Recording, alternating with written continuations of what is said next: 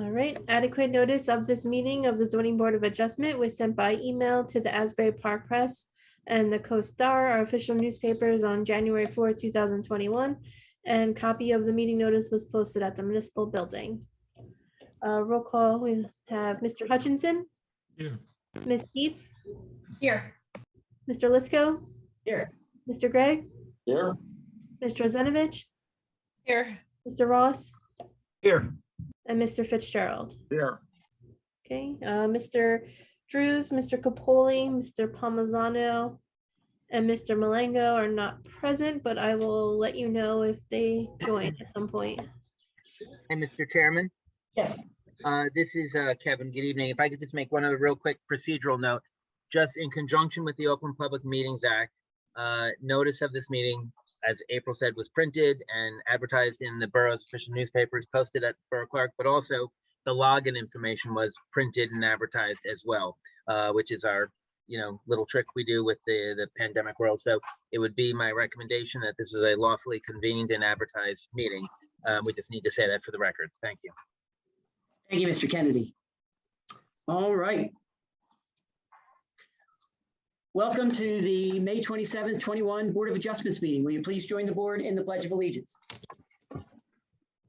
I pledge allegiance to the flag of the United States of America and to the republic for which it stands, one nation, under God, indivisible, with liberty and justice for all.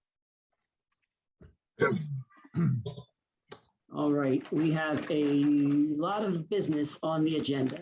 All right, starting off. Mr. Chairman, Mike Malengo is now present. Excellent, thank you. All right, can I have a motion to waive the reading and approve the April 22nd, 2021 meeting minutes? I'll make that motion. Thank you, Mr. Gregg. I'll second. That was Mr. Hutchison, thank you. Yes. Okay, Mr. Fitzgerald.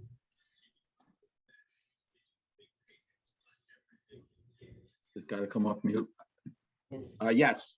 Ms. Dietz. Yes. Mr. Malengo. Yes. And it looks like Mr. Capoli is with you. Yes, he is. All right. Okay, Mr. Capoli, Yes. Mr. Hutchinson, Yes. Mr. Gregg, Yes. and Mr. Lisco. Yes. Okay, can I have a motion to waive the reading and approve the minutes for the May 13th, 2021 special meeting? I'll make that motion. Thank you, Mr. Gregg. Okay. Thank you, Mr. Malengo. All right, Mr. Fitzgerald, Yes. Ms. Dietz, Yes. Mr. Hutchinson, Yes. Mr. Malengo, Yes. Mr. Capoli, Yes. Mr. Gregg, Yes. Mr. Lisco. Yes. Thank you, everybody. All right, next up is the resolution approving the application of Jeff Shapiro at 512 10th Avenue. Mr. Kennedy, did you have anything on that? Sure. That was distributed, and again, that was use variance approval for the expansion of a pre-existing non-conforming use by allowing the installation of a pavilion and gazebo on a lot containing more than one residential structure. That sounds very complicated, but that's the gist of it. And That's it. I think the conditions of approval were that the landscaping shall be perpetually replaced and replanted so that the pavilion gazebo are perpetually shielded from the adjacent uses. Nothing, no physical change to the existing rear structure or rear cottage was approved. The applicant shall arrange for the dry well to be installed at the site, and the details need to be reviewed and approved by the borough engineer, and the dry well to be installed and maintained in accordance with manufacturing standards and other best standards. I think there was some testimony regarding a gas grill and a gas fireplace which may be installed. All such details should be reviewed and approved by the borough's building and construction office. Electrical utilities are to be placed underground. The gazebo shall not exceed 11 feet 8 inches in height, and I think we said any vent installed on that pavilion gazebo is not to exceed that 11-foot 8-inch mark as well. And then I think, Mr. Lisco, I just want to make sure this language is right for you. The pavilion and gazebo area approved herein shall not be converted to actual interior living space or other type of space absent further formal approval of the zoning board. Gazebo the area shall not be enclosed absent further formal approval. And I think Mr. Fitzgerald, we wanted to clarify and amend it to provide that the pavilion approved herein shall measure 14 feet by 20. I think there were some inconsistencies between the plans. So I wanted to confirm, Mr. Chairman, that was, I think your concern was if we gave a building coverage variance that it couldn't be used to basically to carry in. Does that language address your issues, your concerns? It does, yes. Thank you very much, Mr. Kennedy. Can I ask a quick question? This is Holly. So I think I just heard you mention something about event, and did we receive an email earlier today saying that we don't need to have, it doesn't need to have event in accordance with the ordinance? I will defer that to April. April? Yes, Ted said that the construction code does not require it to have event. Okay, then that's a good point. Should I, actually I say any vent installed shall not exceed 11'8". So should I just eliminate that? Mr. Kennedy, I don't know what to do here. The applicant, somebody had asked to make that a condition of the application. The applicant agreed to it. It's not required by code. I don't know exactly what we could do here after that hearing was completed. Is it possible that because it's not to code, we can eliminate that requirement? Yeah, I mean, I think we could, you can't always go the other way, but I think if you wanted to, we could adopt this with the language that says Please turn the computer that way to be able to see us. if required by code, that any vent that they did put would not exceed 11 feet 8 inches. And just say if it's only required, and if it's not required, which it appears not, that would effectively eliminate that condition, which under these circumstances, I'm comfortable if you all are comfortable with that. That's acceptable to me. Thanks, Mr. Kennedy. By show of hands, is there anybody who objects to that wording? I see none. Thank you. And good catch for Holly. Thank you. All right, so can I have the motion to approve the application for, to waive the reading and approve the application for Jeff Shapiro at 512 10th Avenue? I'll make the motion, Mr. That Chairman. was Mr. Fitzgerald. Thank you. I'll second. Thank you, Ms. Dietz. Okay, Mr. Fitzgerald, Yes. Ms. Dietz, Yes. Mr. Malengo, you're on mute. Yes. Mr. Capoli, Yes. Mr. Hutchinson, Yes. Mr. Gregg, and Mr. Lisco. Yes. All right, next up is the application for Dawn Sandamano at 122 20th Avenue. Okay, Mr. Chairman, I sent this resolution late and I apologize, but there are a number of conditions that I just wanted to go over and clarify. This was an approval or a request and an approval to demolish an existing single-family structure and to authorize the construction of a new single-family home. And the conditions of approval included several, and the main ones were to include a note confirming that the applicant shall comply with the half-story ordinance as well as the number of stories ordinance, as no variance relief is granted. And I don't know that we necessarily talked about that, but I think at the hearing there was some, on the plans there were some references to a third story and things like that, but I don't think that there was any variance relief granted, so we'll have that. And I think there was include a note confirming that there'll be no plumbing in the top half story, and the top half storage area shall not be utilized for bedroom or sleeping purposes. I think there were some plan inconsistencies with that.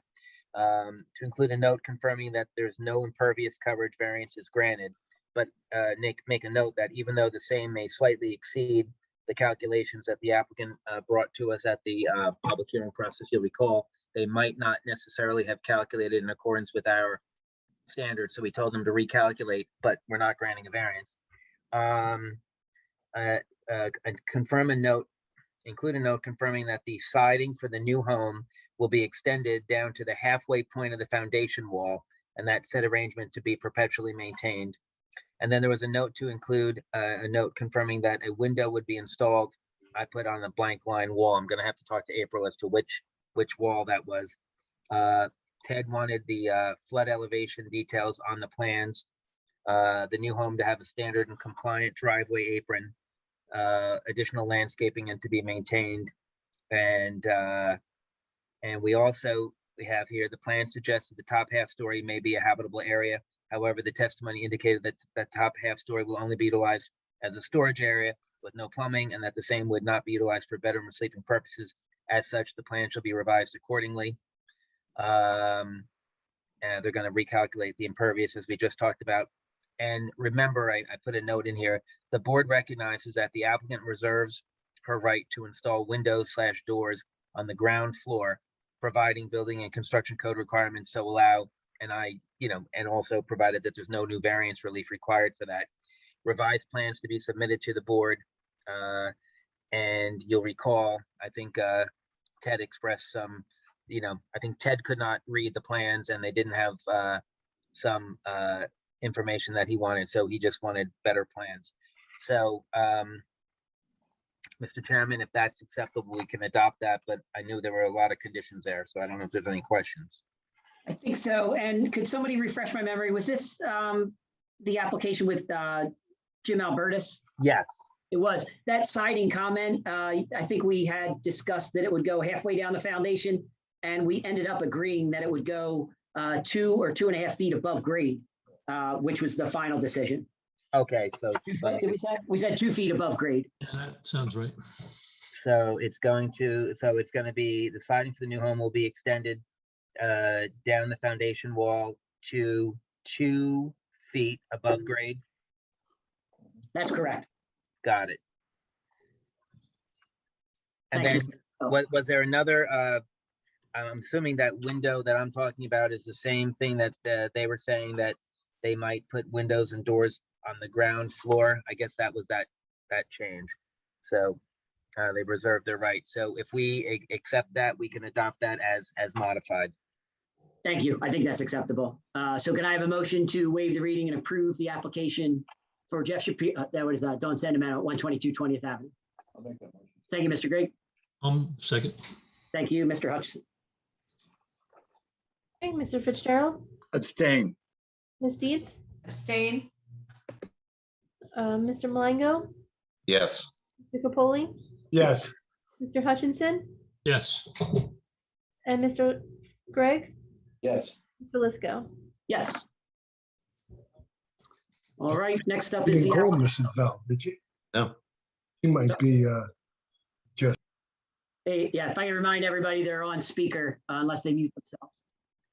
Next up is the application for Sawmill Realty Investors LLC at 900 Ocean Avenue. Sure, Mr. Chairman, this was distributed, and this was basically authorizing the approval of a second-story addition and roof deck on a structure, and the conditions of note included confirming that roof leader shall drain to the grass/ground surface.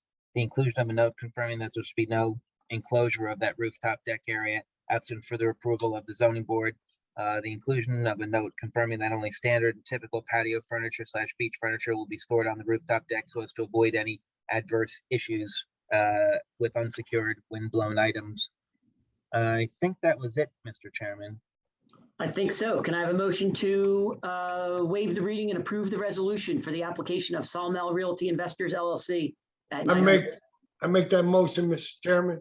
Thanks, Mr. Capoli. Second it. Thank you, Ms. Dietz. Okay, Mr. Fitzgerald, Yes. Ms. Dietz, Yes. Mr. Hutchinson, Yes. Mr. Capoli, Yes, Mr. Gregg, Yes. Mr. Lisco, Yes. and Mr. Ross.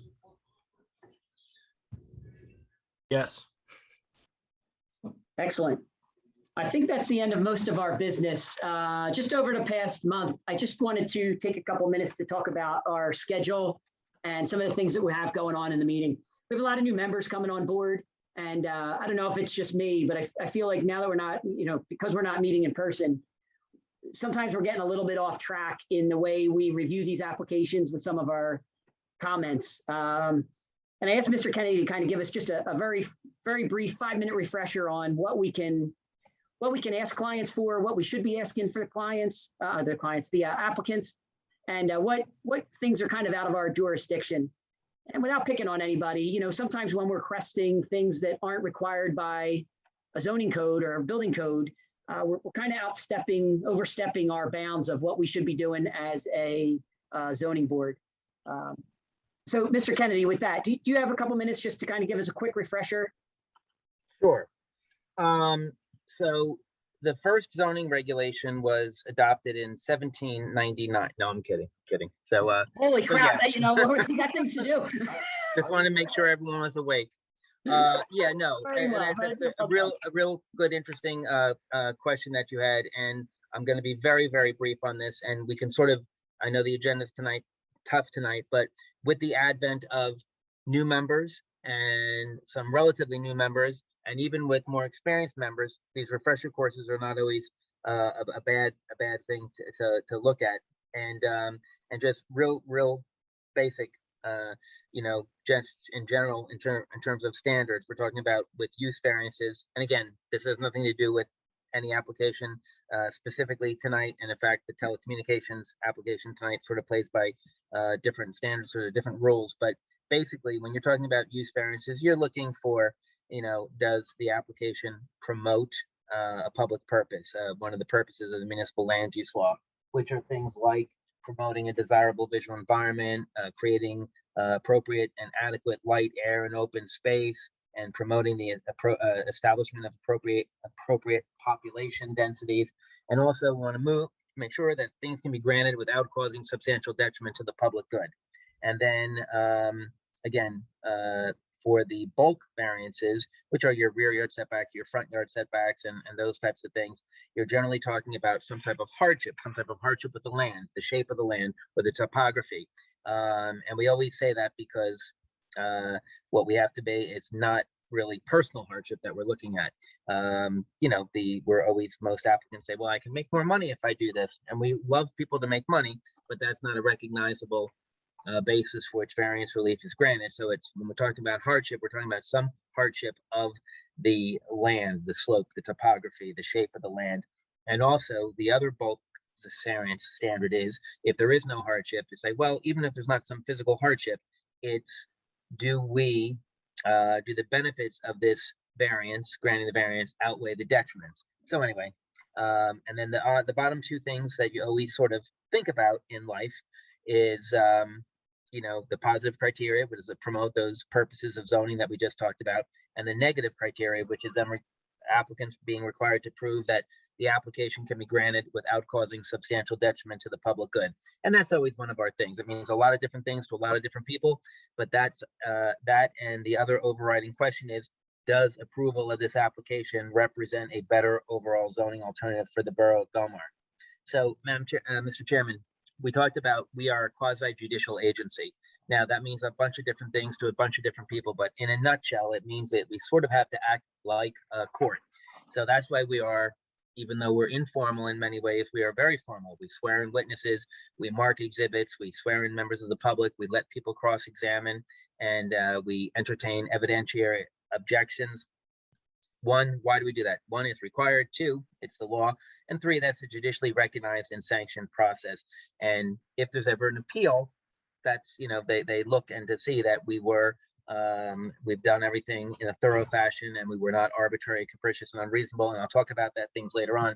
I know we've all talked about timing sensitivities, and we just have to be a little sensitive to the fact that I know if we ever go to court, and hopefully, I mean, we have some things pending currently, but we've been, knock on wood, fortunate that we have not had too much court experience.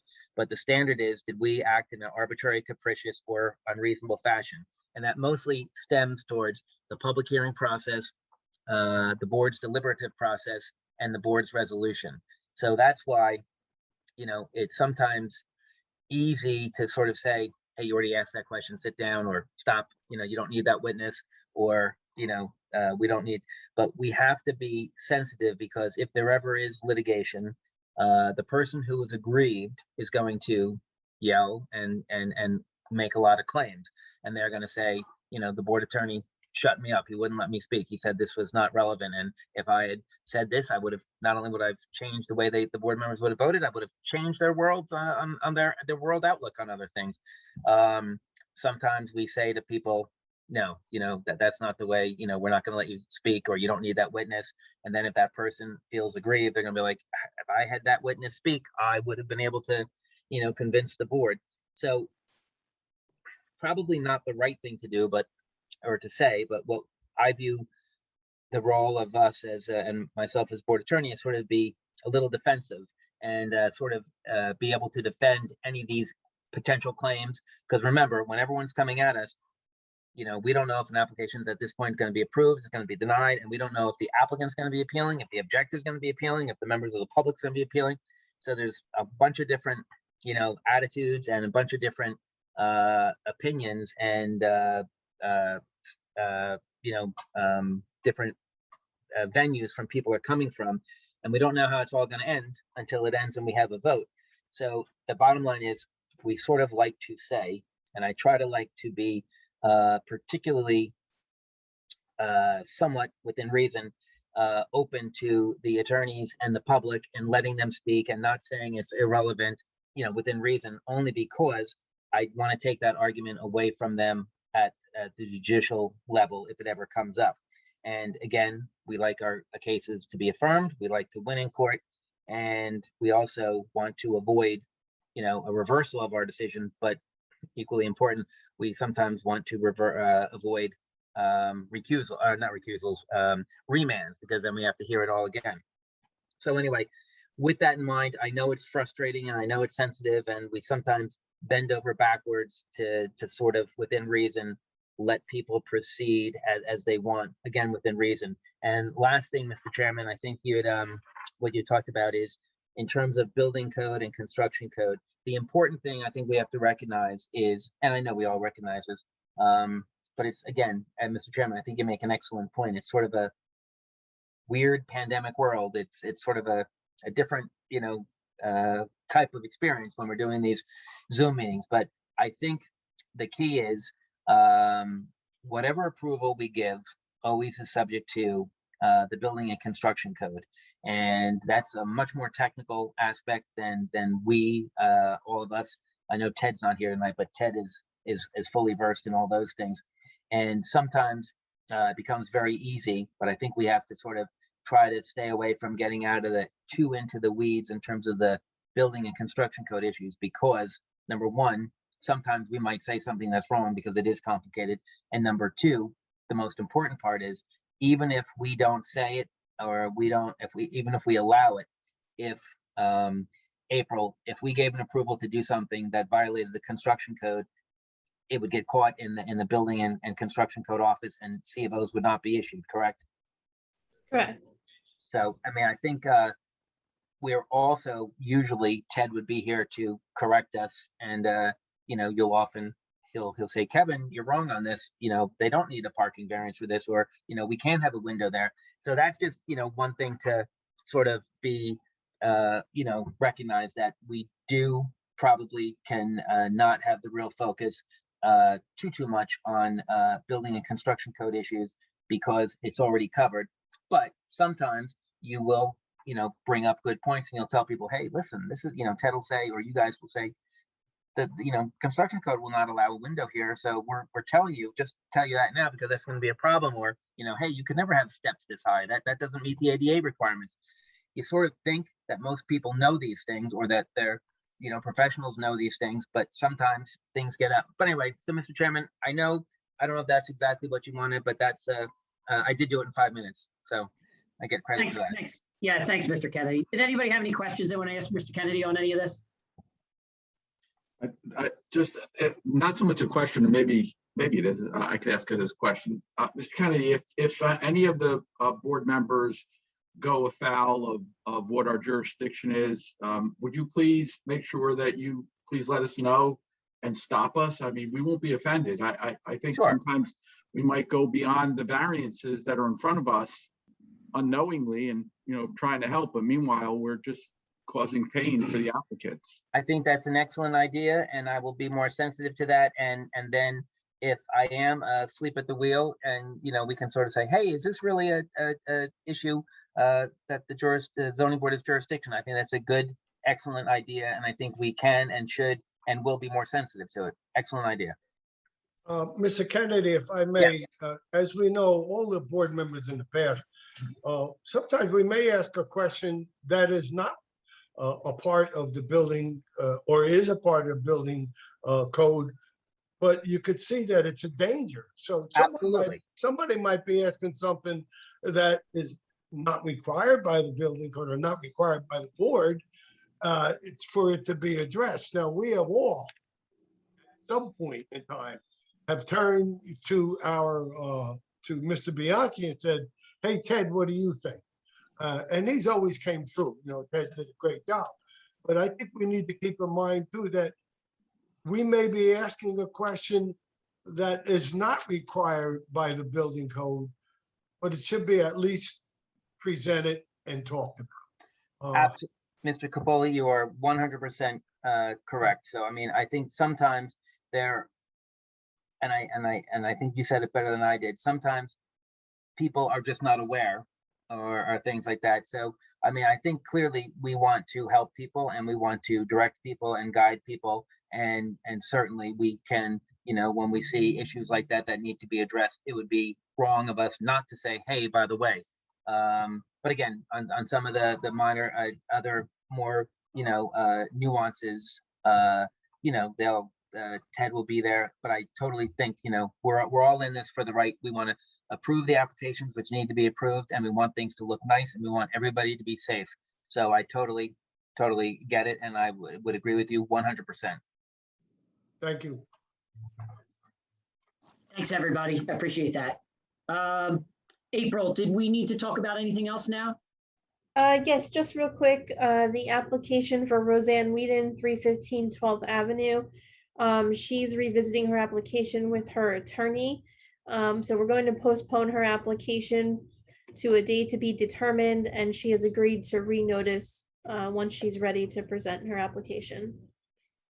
That's excellent. Thank you. Do we need to make a motion on that? Sure. And Mr. Chairman, if I could just ask, April, did we get a consent to extend from her?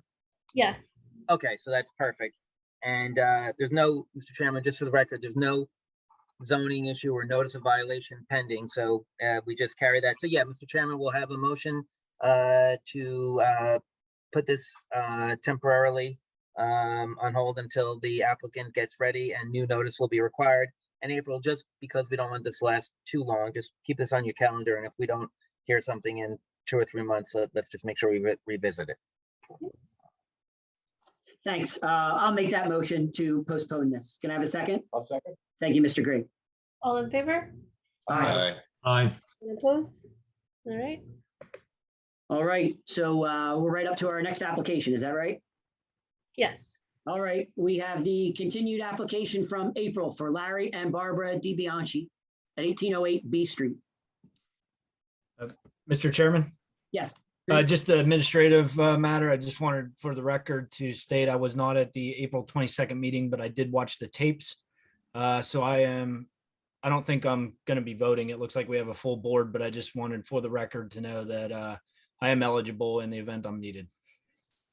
Thanks, Mr. Ross. Great point. I also watched the tape and did sign the note that says I have now I'm eligible to vote on this application. I did as well. All right. Thank you. All right. And actually, so number one, thank you to both of you guys, because that's very important and not always the easiest thing to do and not always the most fun thing to do. And so I thank you and I appreciate it. And it does also give you, if you're ever listening to the tapes, it sort of gives you a reference of, hey, you really have to speak clearly. And, anyway, so we'll mark in Chuck Ross's certification as B1 and John Lisco's certification as B for board 2. And April, is the applicant's team locked in here? I think so. Is there anyone else that needs to be up on the screen for panelists? Do you have the architect? I don't see Jerry unless I don't see it on my screen. The architect? Yeah.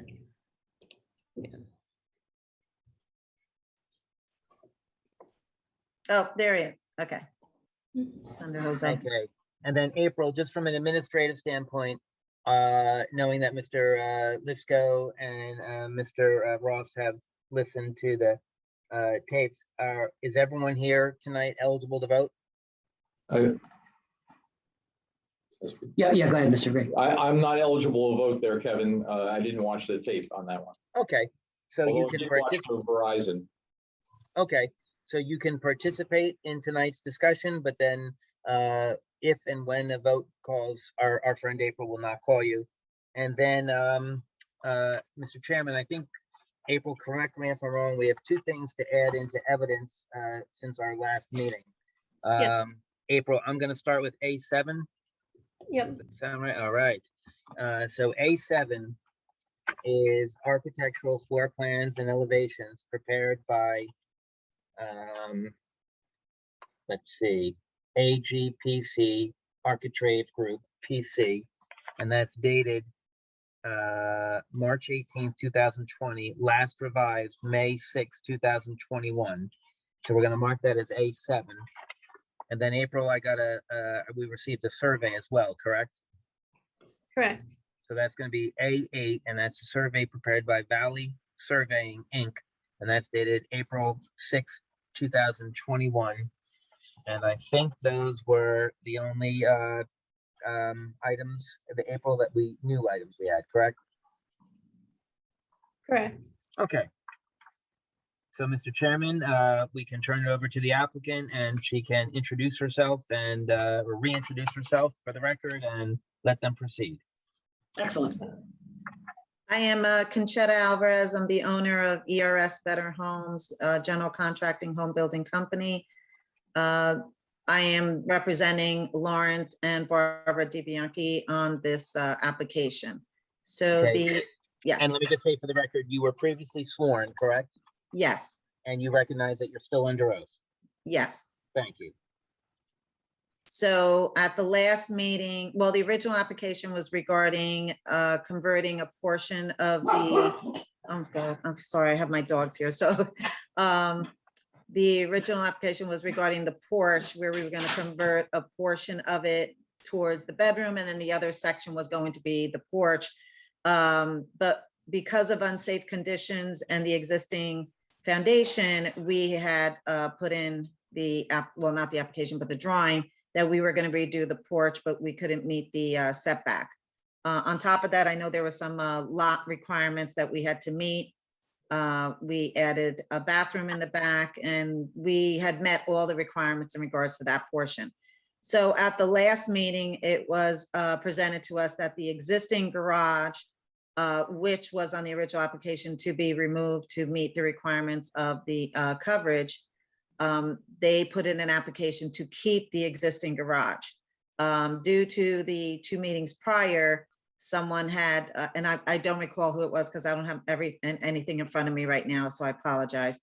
But someone had concerns about the existing garage and the condition that it was in, and felt it should be removed because there was no safe foundation footings there, even though I had represented that the engineer was willing to do something with it. So the option came up with, okay, let's replace the garage, which would be smaller and safer.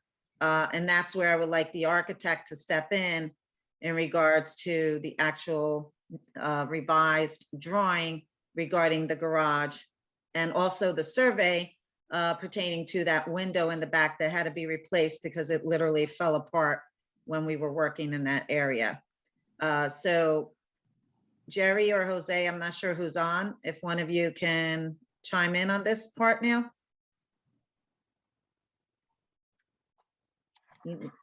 Are they unmuted? They're on mute. Oh, you need to unmute yourselves.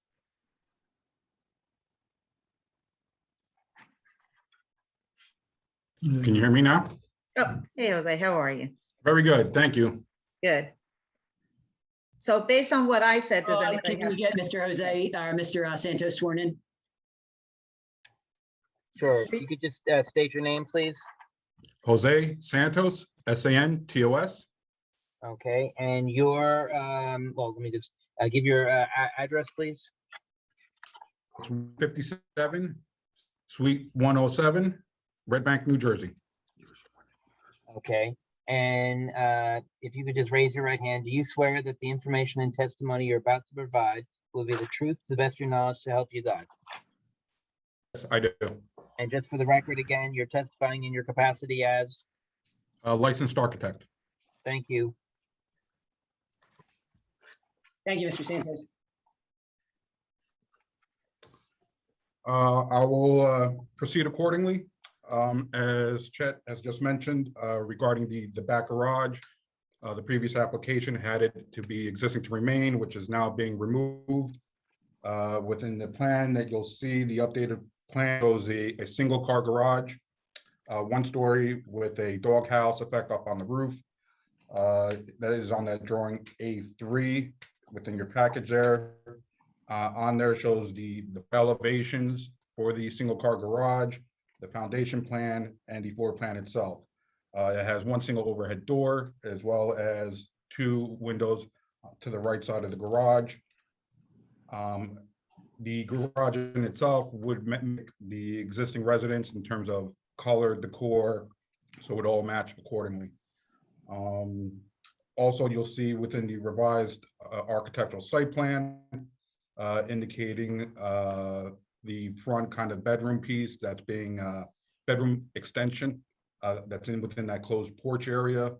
And also you'll see the that now survey now indicates that new window box, and also a new driveway with 2 green strips of grass, as well as 2 areas of concrete strip drive aisles as well.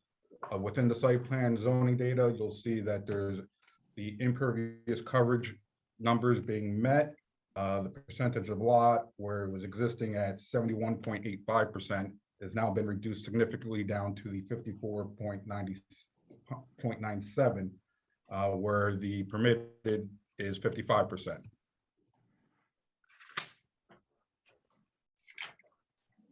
Also, you'll see within the package there, the architectural floor plan that shows the actual bedroom extension into the covered porch, as well as the drawing of the exterior elevations and the doghouse. There also, you'll see on the elevation, there's also a new footing underneath that covered porchway because it's in poor condition. In order to bring it up to current code standards, we have called out for new under that porch area. And check, correct me if I'm wrong, I think you have a survey that indicates a dimension from the back window box of that rear setback to the property line?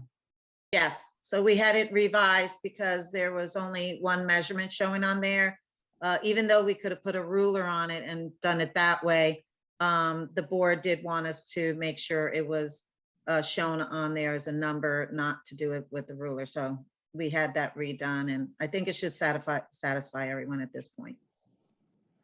Very good. With all that said and being done,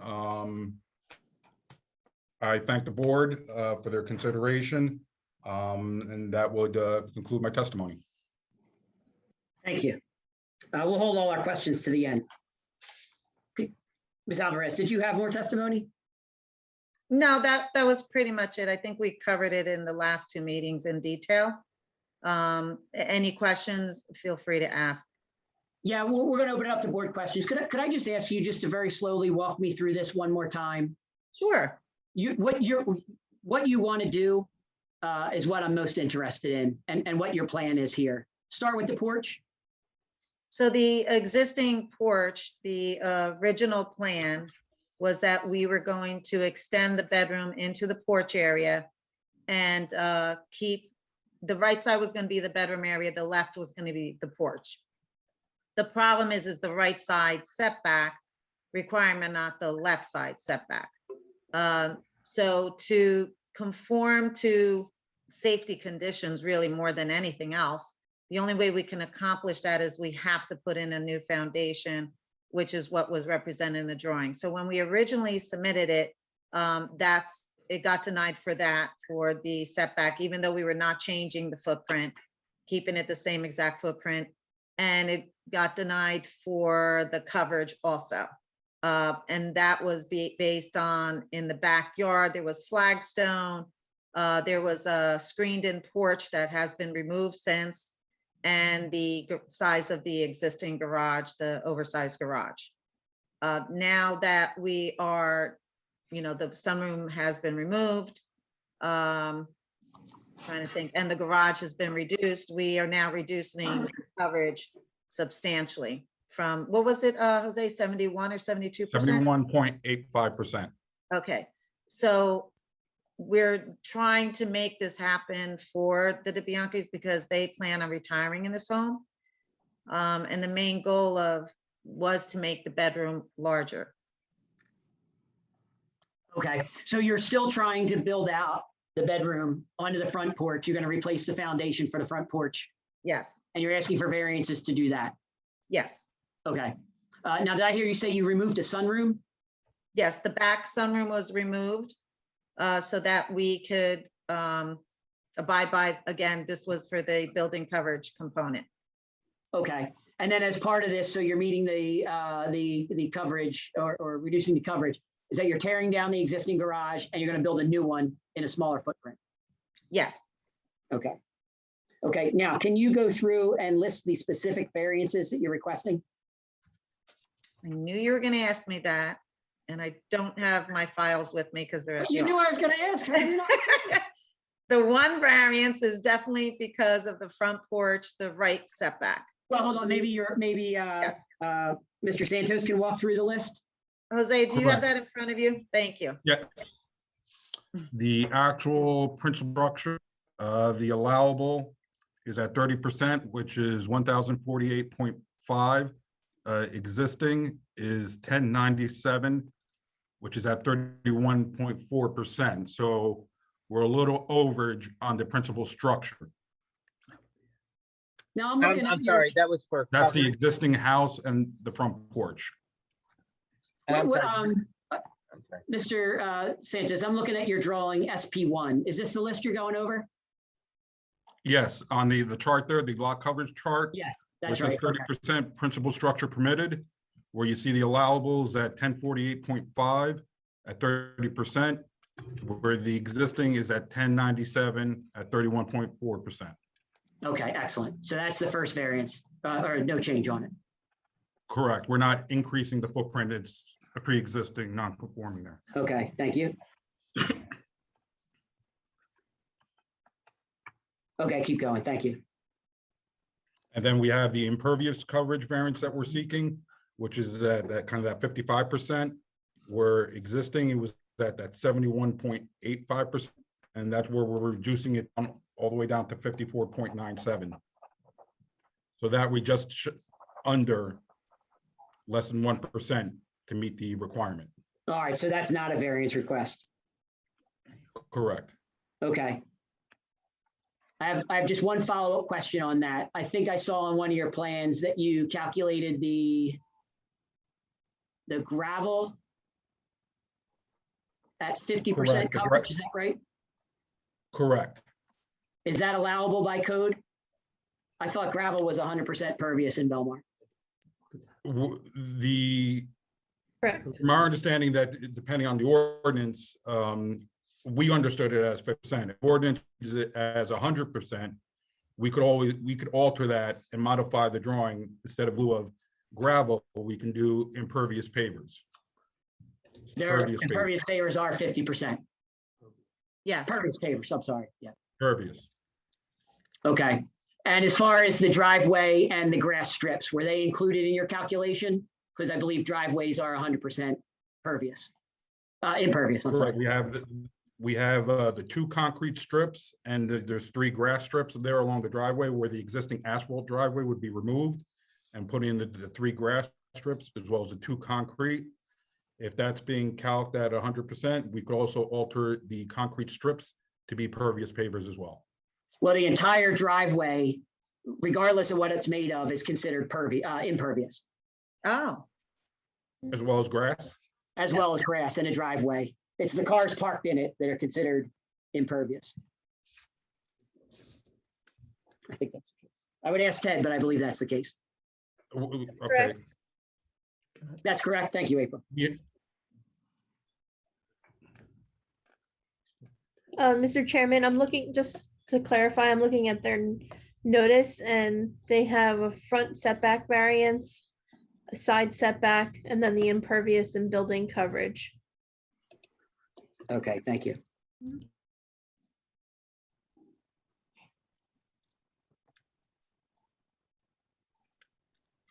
All right, Mr. Santos, I assume you're taking a look at some of those calculations at the moment?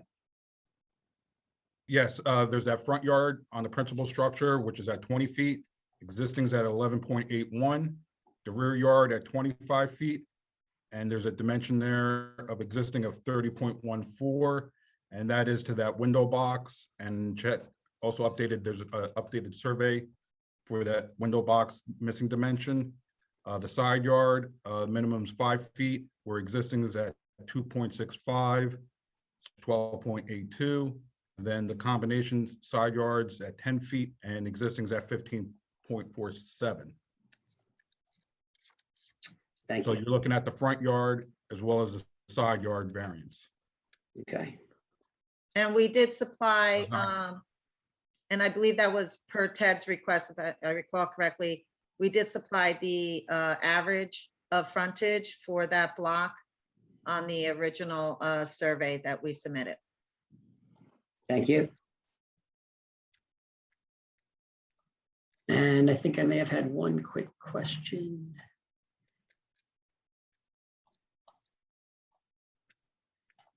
Just before we move on to board questions, I see the measurement from the principal structure to the rear of the property is shown as 30.14. It looks like that's taken from an odd spot to me and not necessarily the closest spot to the rear yard. Is there a reason the measurement was taken on that line? The surveyor has since updated his survey and showed now a dimension towards the, as you're looking at the plan, towards the left side of the window box to the closest point of the property line. Okay, and that is 30.14, or is that a different number?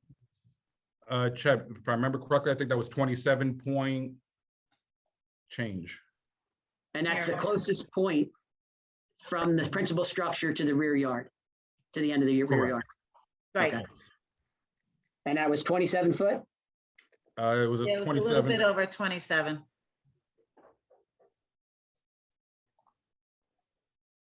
All right. And with 25 allowed, so, okay, that's a variance as well? An No, existing variance? No? Oh, no, I'm sorry, I read that the wrong way. You're right. No, that was, yeah. Okay, okay. All right, with that, I'm gonna open it up to board questions. I'm gonna start with Mr. Fitzgerald. Good evening. I appreciate the corrected plan and the presentation you've given. Could you help me with what the square footage is of the old garage and what the square footage is of the new garage, please?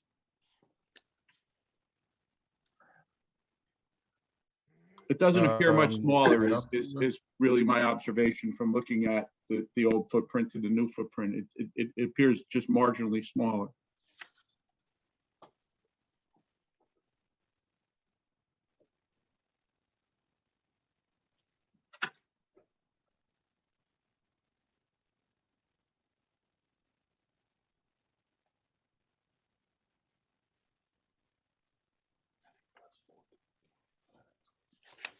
It's 50 square feet smaller. 50 square feet. I know the new one, the drawing, it appears that it's saying it's 277 square feet for the new. at 50 square feet, because on the chart, we have the house and the garage at 1422, and then the new square footage at 1374. I'm sorry, the new garage is 277. What was the old garage? Hang on 1 second. We're just running the calcs here.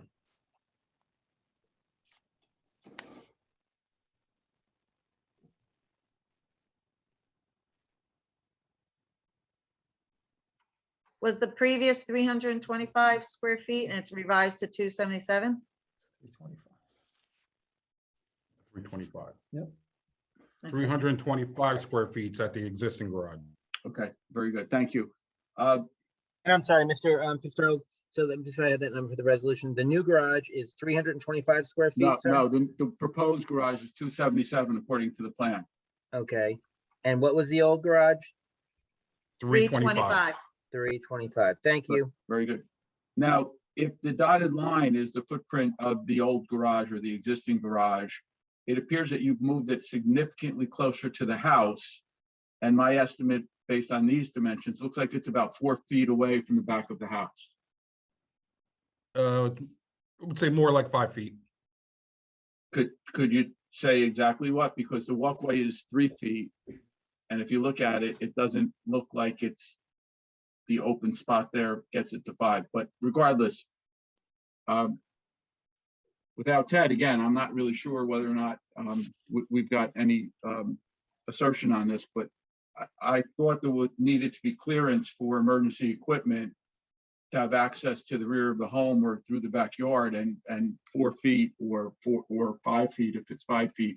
I'm not sure if it meets that guidance, because you did move up the garage much more forward towards the street. Again, it looks like, at least judging from this, at least 3 more feet to the west. So Mark, just so I have this clear, what you're saying is, and again, Ted is not on call, I'm assuming, right? That's correct. Yeah. Okay. Yeah, it's just you appear to be approximately 4 feet. Mr. Santos says maybe it's 5. Let's call it 4.5. The garage is going to be in very close proximity to the rear corner of the house.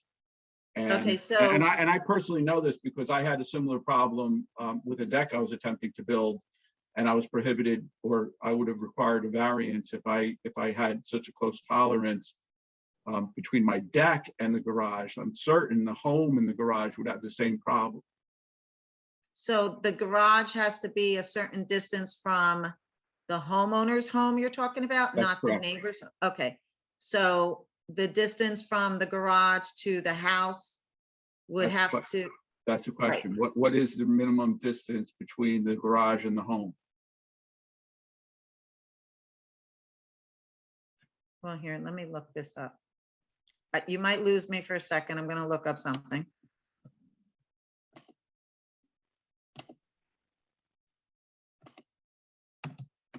If you didn't move the footprint closer to the home, I don't think you would have had a problem, because it would have been we could have lived with a pre-existing measurement and maybe, gone with that. But the fact that you moved it forward approximately 3 feet has created this pinch point between the rear of the house and the garage now that didn't exist before. So rather than remediating the concern about the size of the garage, you moved it forward.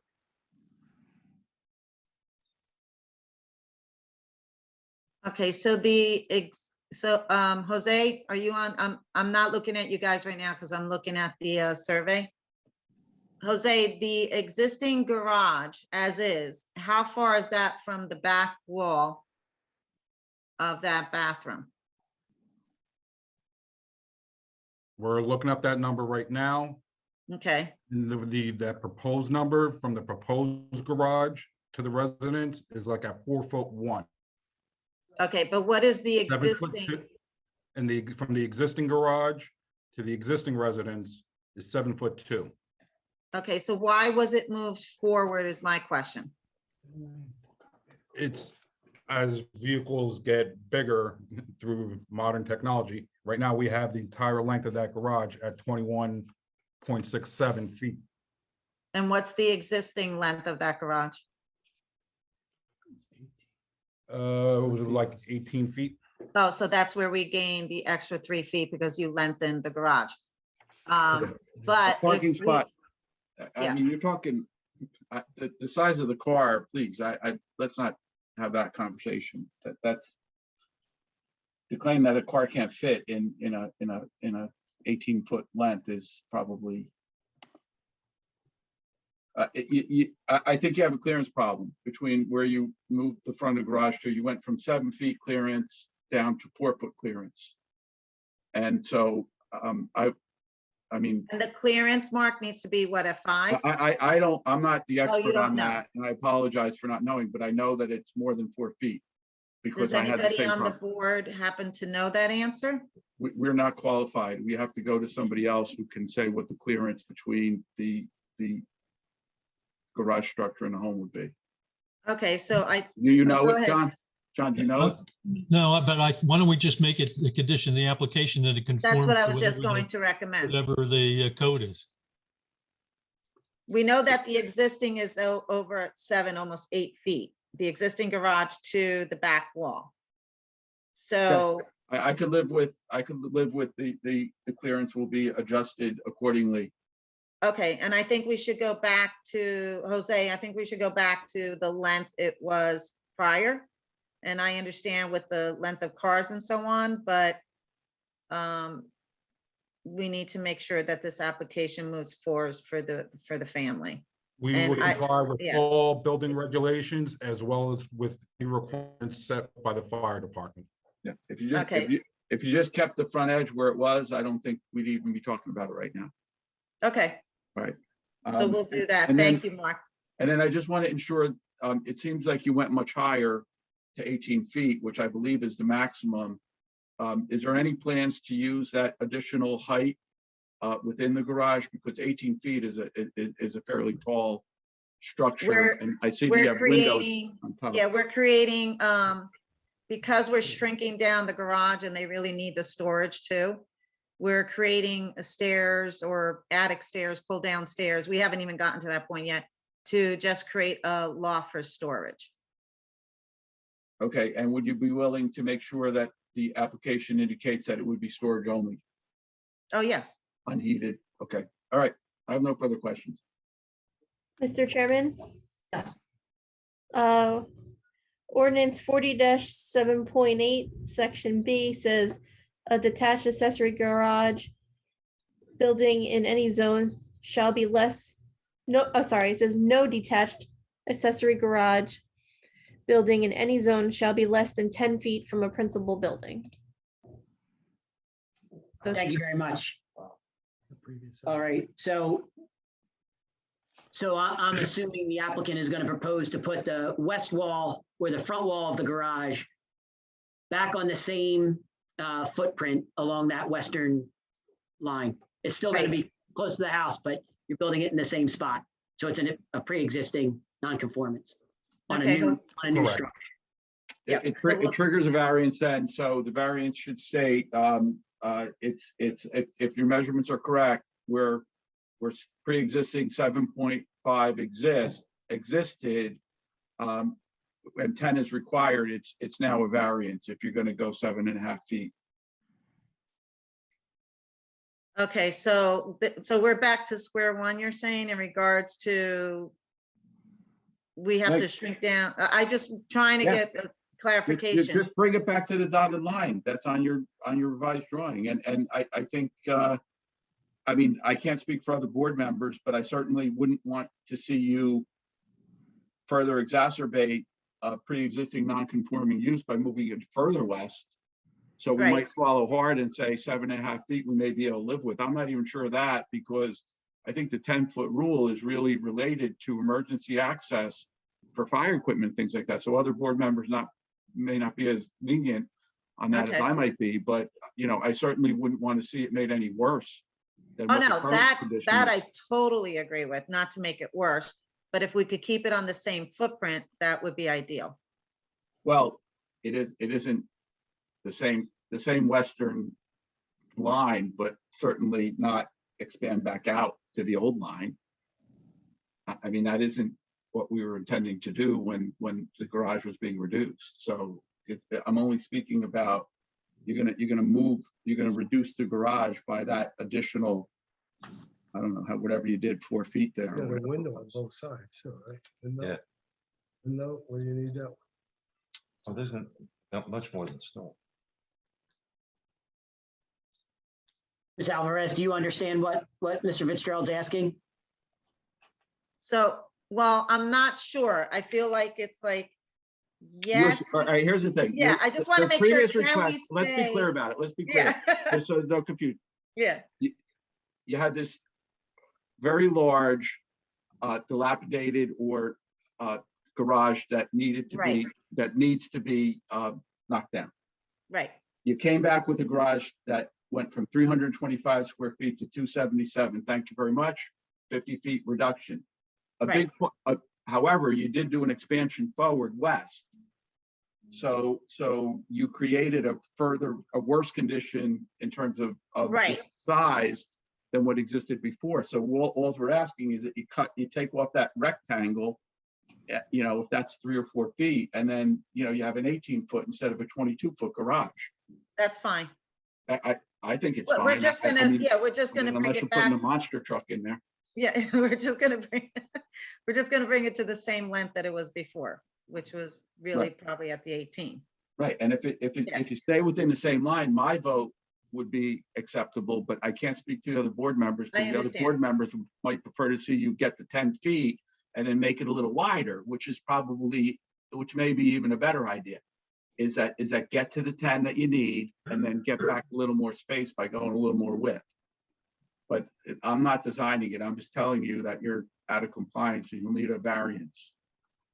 All right, I'm sorry. I didn't intend to take up that much time. I didn't think it was, but I have no further questions, Mr. Chairman. No problem. Thank you, Mr. Fitzgerald. And April was good enough to share her screen. Ms. Alvarez, you understand what we're asking for Oh, here? no, I totally understand where that dotted line is right there. The garage should be brought back to where it was originally. The front of the garage Yes. wall is going to be moved to that line on the original footprint. None of the other dimensions of the garage are being asked to be changed at this time. Okay, And that is my discussing it. Other board members may want to see you do the 10 feet, in which case the shape of it may have to change. But again, I would not want to go any further than what previously existed. okay, thank you, Mark. Was that it, Mr. Fitzgerald? Yes, it was. Thank you very Mr. much. Chairman. Sure. We're going to go to Mr. Merlengo next. Thank you, Mr. Chairman. So just to be clear and continue on Mark's conversation, if the garage is reduced back to the existing line of the one being taken down, this garage will be about 55 square feet less in size. Is that correct? Well, yes, because now we're reducing it even further by bringing it back the 4 or 3 feet, 4 feet. Okay, Well, now, it's actually 3 feet. It's actually, we're bringing it back 3 feet. So okay, now we're I reducing. see it as 4 feet on my plan. Oh, It's 4 feet. hold on. It's 4 feet? So I don't Okay, think it's thank 3 you. feet, I see it as 4 feet. Okay, it's 4 feet. Okay, so we're reducing the garage back 4 feet to the original front line of the old garage. We're reducing the square footage of the garage by 55 square feet. Yes. I'm sorry, I believe it would be more than that because you're going to take off that front rectangle. So it's going to be, it was 55. Now with that additional 4 feet by, 18 foot, 4 feet by, well, 13 whatever the four. width is reduction, it's going to be more than 50 feet, Mr. Malongo. 9, 10, 9, 5, 4. Okay, this garage that we're speaking of that's going to be reduced in size, all the footings, foundations, and structure are going to be new. Correct, yes. Okay, now the garage, as you can see it on the survey that I have, if I'm correct, is 3 feet from the property line. Correct, proposed is 3.01. Okay, so we're not here to call code compliance, but I think that may require a fire rated wall. If you're under 5 feet, I understand it's a fire rated wall. So A that 1 will hour be, rating. that will be picked up, I'm assuming, in the code compliance. Right, Now, that's a construction issue. Yes, just want to make sure that we have it on record that we're going to go by the construction decisions. Which is one of the effects that we did not place any windows along that side of the property. You have, Okay, I see you have a window on the back wall, correct? The window on what I'm calling the south side towards the right side of the survey. Well, the rear of the garage is also 3 feet off the property line, correct? Correct. Okay. There's no windows You along have the a- back. There's no windows along the rear elevation nor the left side elevation. It's just the right elevation, which is the south side, facing in Okay. towards the backyard. Now, what is the height? The overall height is 18 feet to the ridge, correct?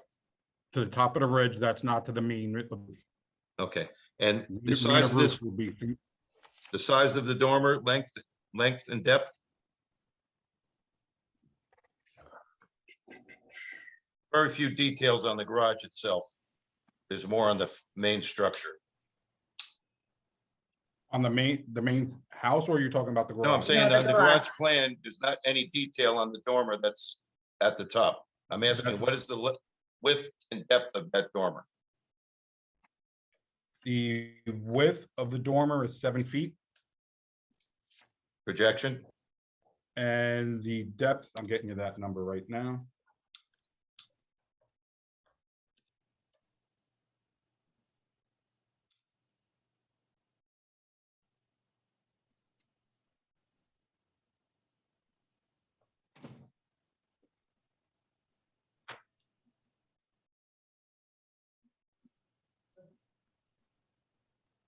That's 7'10". Okay, was there any reason why this wasn't put on the plan for us to review?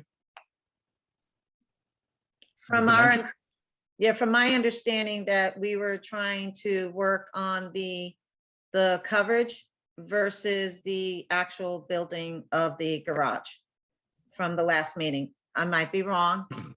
Jerry, you were on the meeting. Are you in on this call too? With Jose? He's in, yes, he's here. What's the question? You were on the previous meeting? Right? Yeah, did you perceive that we only needed to figure out a garage in regards to the coverage versus the actual building of the garage? And that's why we didn't. Well, the look is important to the board as well. That's why we. Wait a minute, I need to Yeah, identify, thank wait, stop. We need to identify who's speaking. I'm sorry, who's speaking? Oh, Jerry, Yes, he was on the myself, Jerry, last meeting. yeah, the last meeting, I spoke on behalf of the All applicant. right, just state your full name, please. Gerard Spinola. Okay, and you were previously sworn, Yes, sir. and you recognize you're still under oath. Yes, sir. Thank you. So the answer to that, Chet, was yes, we were concerned about coverage, but the application must require exterior elevation and look. That's why we put it in. Okay, That's important to the board as well. Otherwise, how do they know what we're going to build? And they Okay. want to make sure that, yeah. So, yeah. well, they were definitely, questioning the dimensions on that dormer on the front of the garage. That's why I was asking. Okay, Mhm. Yeah, that's every right to do so. yep, Okay, so we have a sizable dormer on the front section of the garage. And Yes. everything up in the attic, you're saying will be only used for storage. Correct. And we put that on the drawing, storage Okay. attic above. And the attic will be open framing, or you're planning on finishing it sheet rock? I'm assuming we were going to call it. the I open had it framing. as open framing. Yes, that's what we were going to call it when we get into the Yeah. details of it. Yes. Open So we framing. can make that part of the application. Sure. Okay. No further questions, Mr. Chairman. Thank you. Thank you, Mr. Malengo. Next up, Mr. Capoli. To expand on Mr. Malango's fire rating, you probably need it in the back support of the structure too.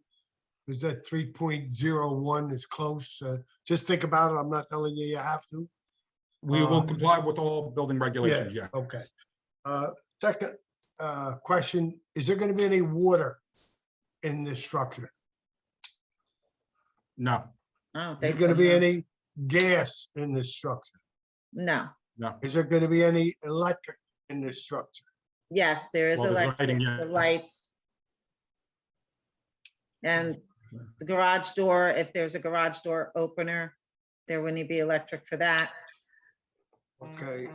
The electric that you're going to be putting in, is it going to be overhead or underground? Believe, I don't, oh, shoot, what was that? It's gonna have to be underground, Jose. Correct. Connecting Underground, to the other electric that's over there on the other side.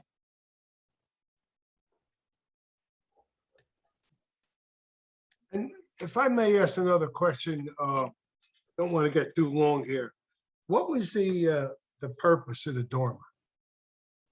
to match the front of the house that has the same dormer, to match the existing residence, to give it more of an architectural cohesive look to the neighborhood.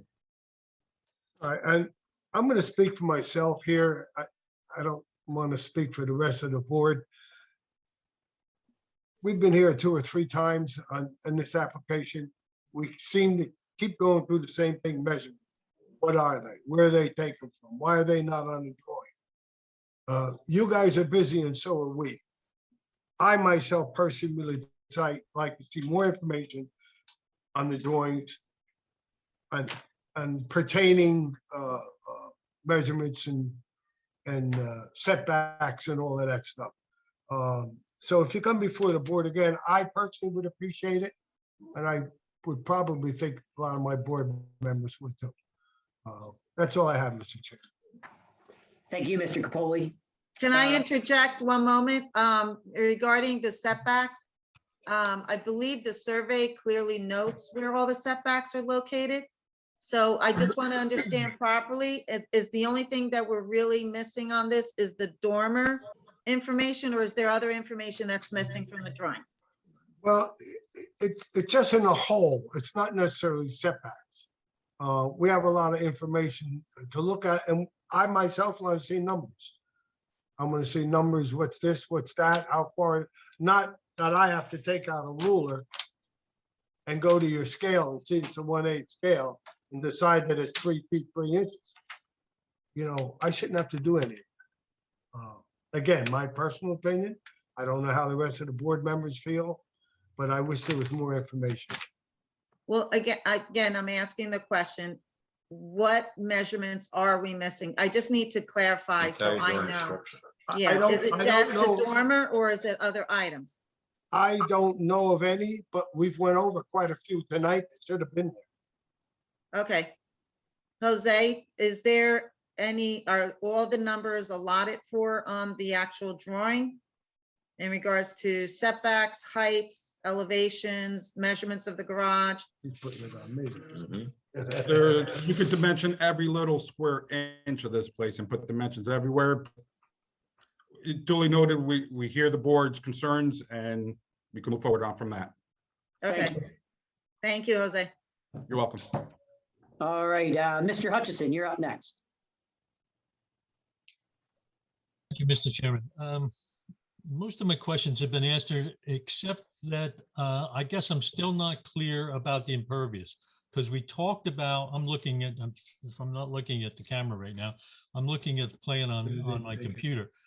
And we talked about, I think Mr. Lisco, the chairman, pointed out that the grass in the center was not there. I don't know what's being proposed now, because it was like, you know, it was stone and then grass and then pervious pavers and things like that. So I don't have a true picture of what the impervious coverage is. And I guess maybe I just missed something. Can somebody illuminate that for me? Yes, on the existing architectural site plan, which you see there on the screen, Right. there's existing drive to be removed. That drive is an asphalt driveway. So that asphalt driveway was completely removed, and then it's noted as new grass areas and new concrete. With the concrete being part of the impervious, we will replace that with a pervious paver. So the grass pervious pavers will replace that concrete strips. So that entire driveway will now become pervious. Except the And grass just for the strip record- in the front will not, in the center, that's impervious because it's part of the driveway. So you don't get credit for a grass strip down the center of a driveway. You only get credit for impervious pavers or grass outside of a driveway. So I guess I don't know what the true impervious coverage is unless it's calculated on what we've talked about here tonight.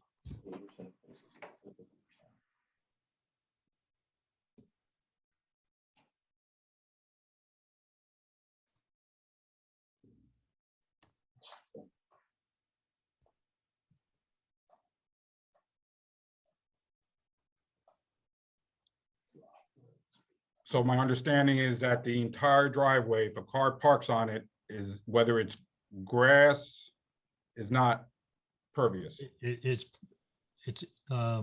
impervious, 100%.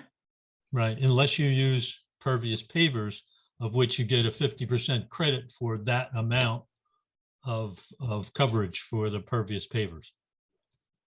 So as long as the two concrete strips and the middle strip is impervious pervious pavers, it will qualify. A grass strip will not. That's correct. If you, As crazy as that sounds, that's our understanding. if you replace Okay, the I'm just concrete trying with to- pervious pavers, you get 50% of that, but that's all. You don't get anything for the grass. Okay, that's. a If you new one for replace the me. whole thing with pervious pavers, of course, that gets pretty expensive. But if you replace the whole thing, you get half credit for that area of the driveway. So I guess what I'm asking is, what do you propose, and what is the total impervious coverage of your application before I vote? We will take the two side strips of grass on the left and right side of the driveway that's noted as grass area, that will maintain as grass area. The concrete strips where the tires roll on, as well as the grass area within the middle, that will be pervious pavers. So the entire driveway will now be pervious paver. Correct. Am I, okay. All right. Okay, that's my only question. Thank you. Thanks, Mr. Hutchison. And just to follow on, the paver patio in the back, is there any proposed change to that? Is that proposed as pervious? No, it's that paver patio is existing to remain. Okay. All right, next up is Ms. Dietz. I don't have any additional questions at this time. Thank you. Mr. Ross. No questions. Thanks. Thank you. Mr. Zanovich. No questions. Thank you. I have no questions either. And Mr. Green. Chairman, Oh, yes. if I could just clarify, I think what was said about the driveway is incorrect. Thanks, April. We could use the clarification. The way the lot coverage definition reads in the ordinance, it says all parking areas and automobile access driveways, whether covered by an impervious or pervious material, is considered impervious. Oh my gosh. The concrete don't count. It's because the car's on top of it. I think that's What's the the point? answer. So pervious pavers is then a moot point right now. That is our understanding in the driveway. Okay. So then she could design her driveway any way she wants, but we have to figure out this coverage. That's right. John, I'm just, impervious pavers in a driveway always get 50% credit. I know, I've never heard of I mean, I not don't getting. understand why that's been like that forever. So, Well, let me ask the group this. I'm asking the board. If they are to figure out this calculation after talking to Ted, and we get it written into the resolution, no matter how it turns out, does that affect anybody's willingness to vote on this application tonight? We No, had a conversation with Ted about that, and he agreed that the pervious pavers was a 50% credit. I think that's the case. I personally prefer pervious pavers for the driveway. And I would request that you did that, although I'm not making it a condition of the application. Mr. Chairman, I would to answer your question, I would be willing to, I'm gonna stick, I think what April's saying is correct. Okay, I think even if Ted opines differently, I think April's reading it from the actual ordinance.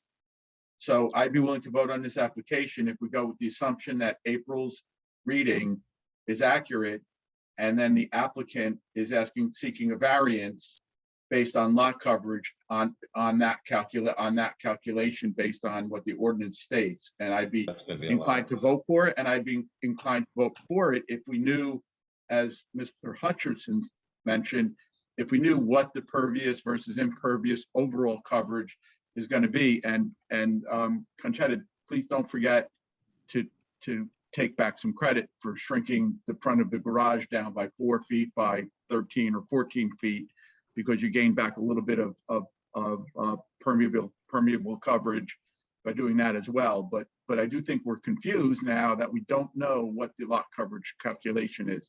So if we could come up with what we think the lot calculation is, I'd vote. So, Jose, I just spoke to Larry and Barbara, and they're fine with doing whatever it is. Oop, I don't know what happened. Okay, so they're willing to do whatever it takes to get this application approved in regards to the driveway. If it has to be the pervious pavers, they will go with that. So if you want to do the calculation based on it, then go ahead and do that. I can get you that calculation. If you just give me a few minutes, I can get that up. Okay, thank you. And then just for the sake of saying it, I'll request that the driveway constructed with pervious pavers is a condition of the application. That is fine. Chairman, I have additional questions too when time comes.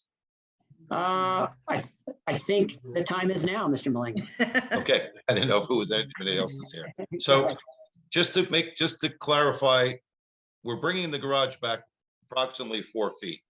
So if we do that, I guess one of the reasons we're always asking for correct dimensions on the blueprints, by doing that, now that we know the size of the dormer that you put on record, that dormer is not going to work.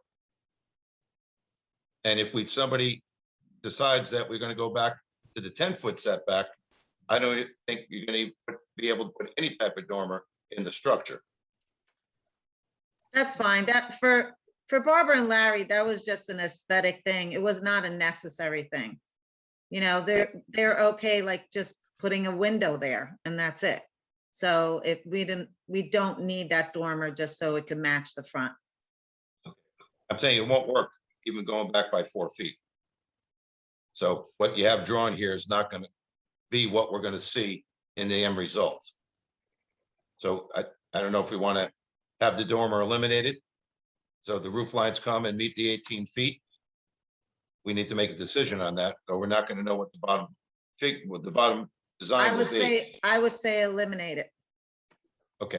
I just had a full-on conversation with both clients and they're in agreement that I have 100% say on this. Pervious, the dormer, we're all good on that. Any other questions? Okay, thank you, Mr. Chairman. Thank you, Mr. Malengo. Mr. Santos, did you come up with a calculation? You still working? We're still working on that. Okay. Did anybody else have any other questions? Mr. Chairman, can I just ask a few real quick questions just for stuff I need for the resolution? Of course. All right, so I just want to, Mr. Chairman started this meeting off by saying, what are you looking to do? So is it, I have it broken down into 5 categories here. You're removing the existing porch. That's still correct, Conchita? Yes, All right, and you're rebuilding the porch within the same footprint? yes, And you are you still partitioning the porch so that part of that porch can be used to make a larger bedroom? yes, And you're demolishing the existing detached garage yes, and construction of a new smaller garage that we just talked about. But is that a general breakdown of what you are looking Yes. to do? Thank you. All right, while we're waiting, why don't we open it up to the public? April, if you could run the public portion. Sure, if anyone from the public would like to comment on this application, click the raise hand button. When it's your turn to speak, state your name and address.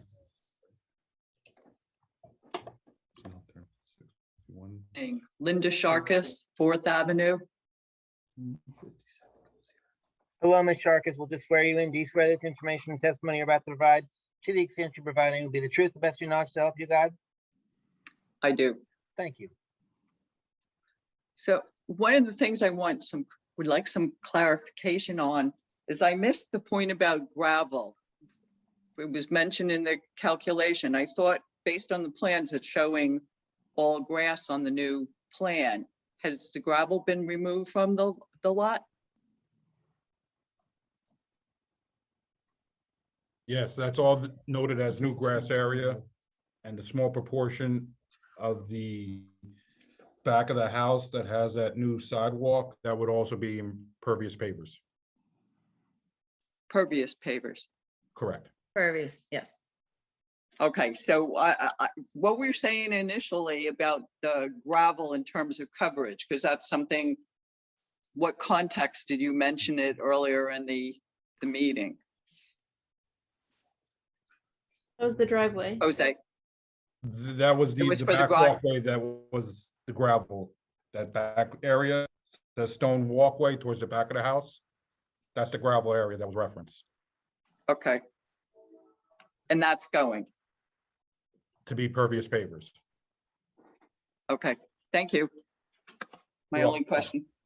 Thank you, Ms. Sharkis. There are no other hands. All right, then we will close the public portion and head back to Mr. Santos. We have putting you on the spot. Do you want us to give you 5 minutes? I got some numbers here on the proposed on that impervious coverage chart. The driveway, the number there that was at 250 square feet will be increased to 486 square feet. Total impervious is at 1,921.5. That's getting increased to 2,157. And the percentage of lot, which is at 54.97%, will now be increased to 61.7%. All right, so just if this is Kevin, the max, so we're talking about impervious coverage. The maximum allowed is, just give me the percentages. 55% is permitted. 55%, and existing in terms of percentage, 71.85. and proposed is 61.7. Correct. Thank you. And I'll just follow up with Ms. Alvarez. Do you have proposed stormwater? What happens when the rain hits the roof?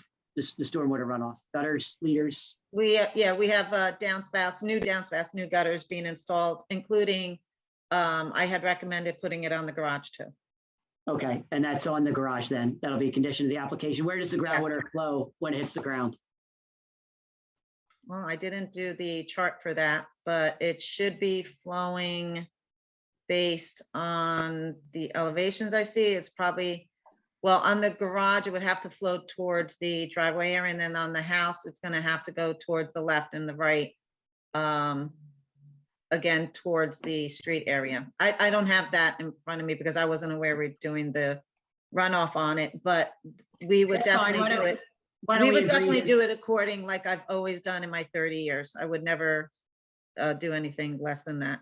Sure. Can we agree that it'll be done to the satisfaction of the borough engineer? Oh, yeah. Okay. And I can supply that at the time of putting in the application on the building. We can put that on there too. Thank you very much. All right, with that, we'll start out, or we'll go back to board comment, starting with Mr. Fitzgerald. Thank you, Mr. Chairman. And, you know, I feel bad about the difficulty, but, you know, I could assure anyone who's listening, we usually don't have these kind of issues with most of our applications. So this one's been quite troubling. I would say I will be inclined to vote for this, assuming that the lot coverages are accurate that were quoted, and I would look for an 8-foot even clearance from the rear of the house to the new garage. And I just would like to be sure that no further expansion north or south would be part of the revised reduction of the frontage of the garage to get that 8-foot clearance. And with that, I would be in favor of the application. Thank you, Mr. Fitzgerald. Mr. Malengo. Thank you, Mr. Chairman. I would agree with Mark. I would like to see at least an 8-foot clearance from building to front of garage. Also, as a condition of the application, we want to remember that the attic space will be unfinished in frame condition. Their dormer will be eliminated. And the total square footage of the garage will be approximately less of 55 to 65 square feet to be determined. If those conditions were met, I would be in favor of the application. Thank you, Mr. Malengo. Can I just step out of turn here and just ask Mr. Santos, is the distance from the back of the house to the former wall of the garage 8 foot? No. It's So actually Mr. Fitzgerald and Mr. Malengo, you're asking them to move it back beyond the existing footprint? Yes. I think it was 7 point something, and I'm just saying we should just call it an even 8 foot so there's no confusion. I mean, if you're building it anyway, I just think the 8 foot just where 10 is required would be what I would recommend. Does that give you an 18, does that give you a parking space though? You need 18 feet for a parking space. It's gonna be short, like probably Yeah, 7 so inches. I think that's, I mean, I'll just speak up. I think that putting it where it was is reasonable. in Okay. my eyes. All right, I'll say keep the existing front line as a pre-existing non-conforming, and I would agree with that. Thank Thank you. And you. Mr. Malengo, do you agree with that? Or are you still requesting that it's No, conditioned? I can agree with that. Thank you very much. Michael. You're welcome. Okay. No more questions at this time, Mr. Chairman. Thank All you. right, Mr. Capoli, no comments either? No, sir. Thank you. So we got Mr. Hutchison next. Thank you, Mr. Chairman. I'm appreciative that you're willing to work with the pervious pavers and bring that down, even though we're exacerbating your proposal a little bit. You're still 10% under what exists in impervious, so I appreciate that. And I agree with Mark and Michael about the existing front line of the garage, the previous garage, to be the front line of the new proposed garage. And I'm in favor of the application in those conditions. Thank you, Mr. Hutchison. Ms. Thank you, Dietz. John. Yes, with all of the considerations given that the board has put forth, as everything else is met, I'd be in favor of the application. Thank you, Thank Mr. you, Ross. Howard. I'm in favor of the application. Thank you, Thank you, Mr. Charlie. Zonovich. I'm in favor as well. Thank you. I too am in favor of the application. Mr. Kennedy, will you summarize, please? Sure. Now, we had a lot of conditions and a lot of them have changed, so be a little patient. All right, so sort of based upon my notes from the prior meetings and things tonight, conditions of approval would be compliance with all promises, commitments, and representations the applicant's development team made tonight and throughout the public hearing process, compliance with any applicable affordable housing rules and regulations and contributions, building and construction code requirements, compliance with that, getting all necessary permits, including any demolition permits. Now, Mr. Chairman, we had at the very beginning in one of the first hearings, we talked about removing gravel and brick in the back and putting it, sodding it with grass. Is that anything, or that's already been done? There is an area of brick to be removed. Okay, And so it's that's also- on and the it's- plans. Yep, it is on the plans now, and I believe it's going to be removed. And then there's an area that's called a new stone walk towards the rear of the house. And that's now going to be pervious pavers. Okay, so then that's, we don't need to put that on. We had, I think we usually say the garage will not be utilized for, as a dwelling unit. And let's see, now this went back, gravel, changed to pervious pavers, and then the concrete strips to be pervious pavers. So we're saying it should all be pervious pavers? The driveway will be pervious pavers. Driveway will be pervious pavers. Okay. And we're going to talk about that clearance between the house and the garage. And I think we're basically, we're going to say maintain it at that, I believe it was 7.2 was the existing. So we're going to authorize them to have the new construction to honor that same 7.2 setback, still require it to comply with any, well, I guess, code requirements, but also the 7.2. Was that my understanding, Mr. Chairman? That's correct. Okay. And the storage only for the top part of the garage, and we'll get to Mr. Malango's point, we'll get some clearance on that. Okay. Now the garage is going to be about 55, 60 feet or square feet. Is it less in size because of we're cutting back that point? And we do recognize there's going to be new foundation and footings. And we talked about may require a fire rated wall if that construction requirements comply. And All right, we're gonna have storage only, open framing for the upper part of the garage. Utilities and garage, we talked about that. No water, no gas, no heat, but there will be electric, underground electricity for the new garage. And let's see. I think before I forget, we had to eliminate the dormer, correct? Yes. Okay. And elimination of the dormer, and we're going to just confirm that they'll revise the plans to include those impervious coverage calculations with the end result being 61.7, and we will have Ted confirm that, our zoning officer. Mr. Chairman, I think we said stormwater and grading and drainage details to the review and approval of the borough engineer. And Mr. Chairman, I think we said downspouts and leaders on the roof of the garage. Yeah, but I think if we just capture it as to the satisfaction of the borough engineer, Got it. that's acceptable. Thank you. 7.2, no further expansion of the garage absent further approval. And attic space unfinished in a frame condition. And one last, just with the garage, is it going to be 55 to 65 square feet smaller, or do we have the new size for that garage after we bring it back a little bit? That should be 53 with. Should be about 215 square feet. 215 square. Approximately. Got it. All right, so Mr. Chairman, I know that was a little haphazard, and but I think those were all the conditions. Does that jive with the board's understanding? It does with mine, yes. Thank you, Mr. Kennedy. All right, can I have a motion to approve the application as summarized by Mr. Kennedy? I'll make the motion. Mr. Thank you, Chairman. Mr. Fitzgerald. Second? Second. Thank you, Mr. Malengo. Okay, Mr. Fitzgerald, Yes. Ms. Dietz?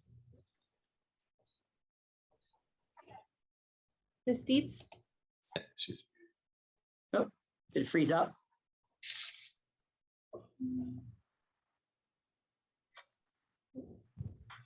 Okay, she might be frozen.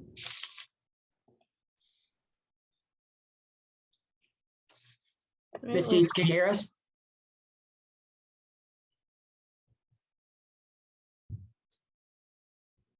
Yes. You just noticed. Say yes. Sorry, I'm back. I don't know what happened, but I lost everyone. Yes. Thank you. Mr. Malengo, Yes. Mr. Capoli, Yes. Mr. Hutchinson, Yes. Mr. Lisco, Yes, Mr. Ross. Yes.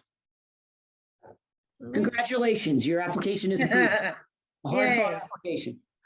Thank you very much, everyone. Okay, Thank wait you. a minute. So I'm gonna go back from the last meeting. We said we were gonna try to and I'm, again, if I Yeah, misunderstood. let me handle that.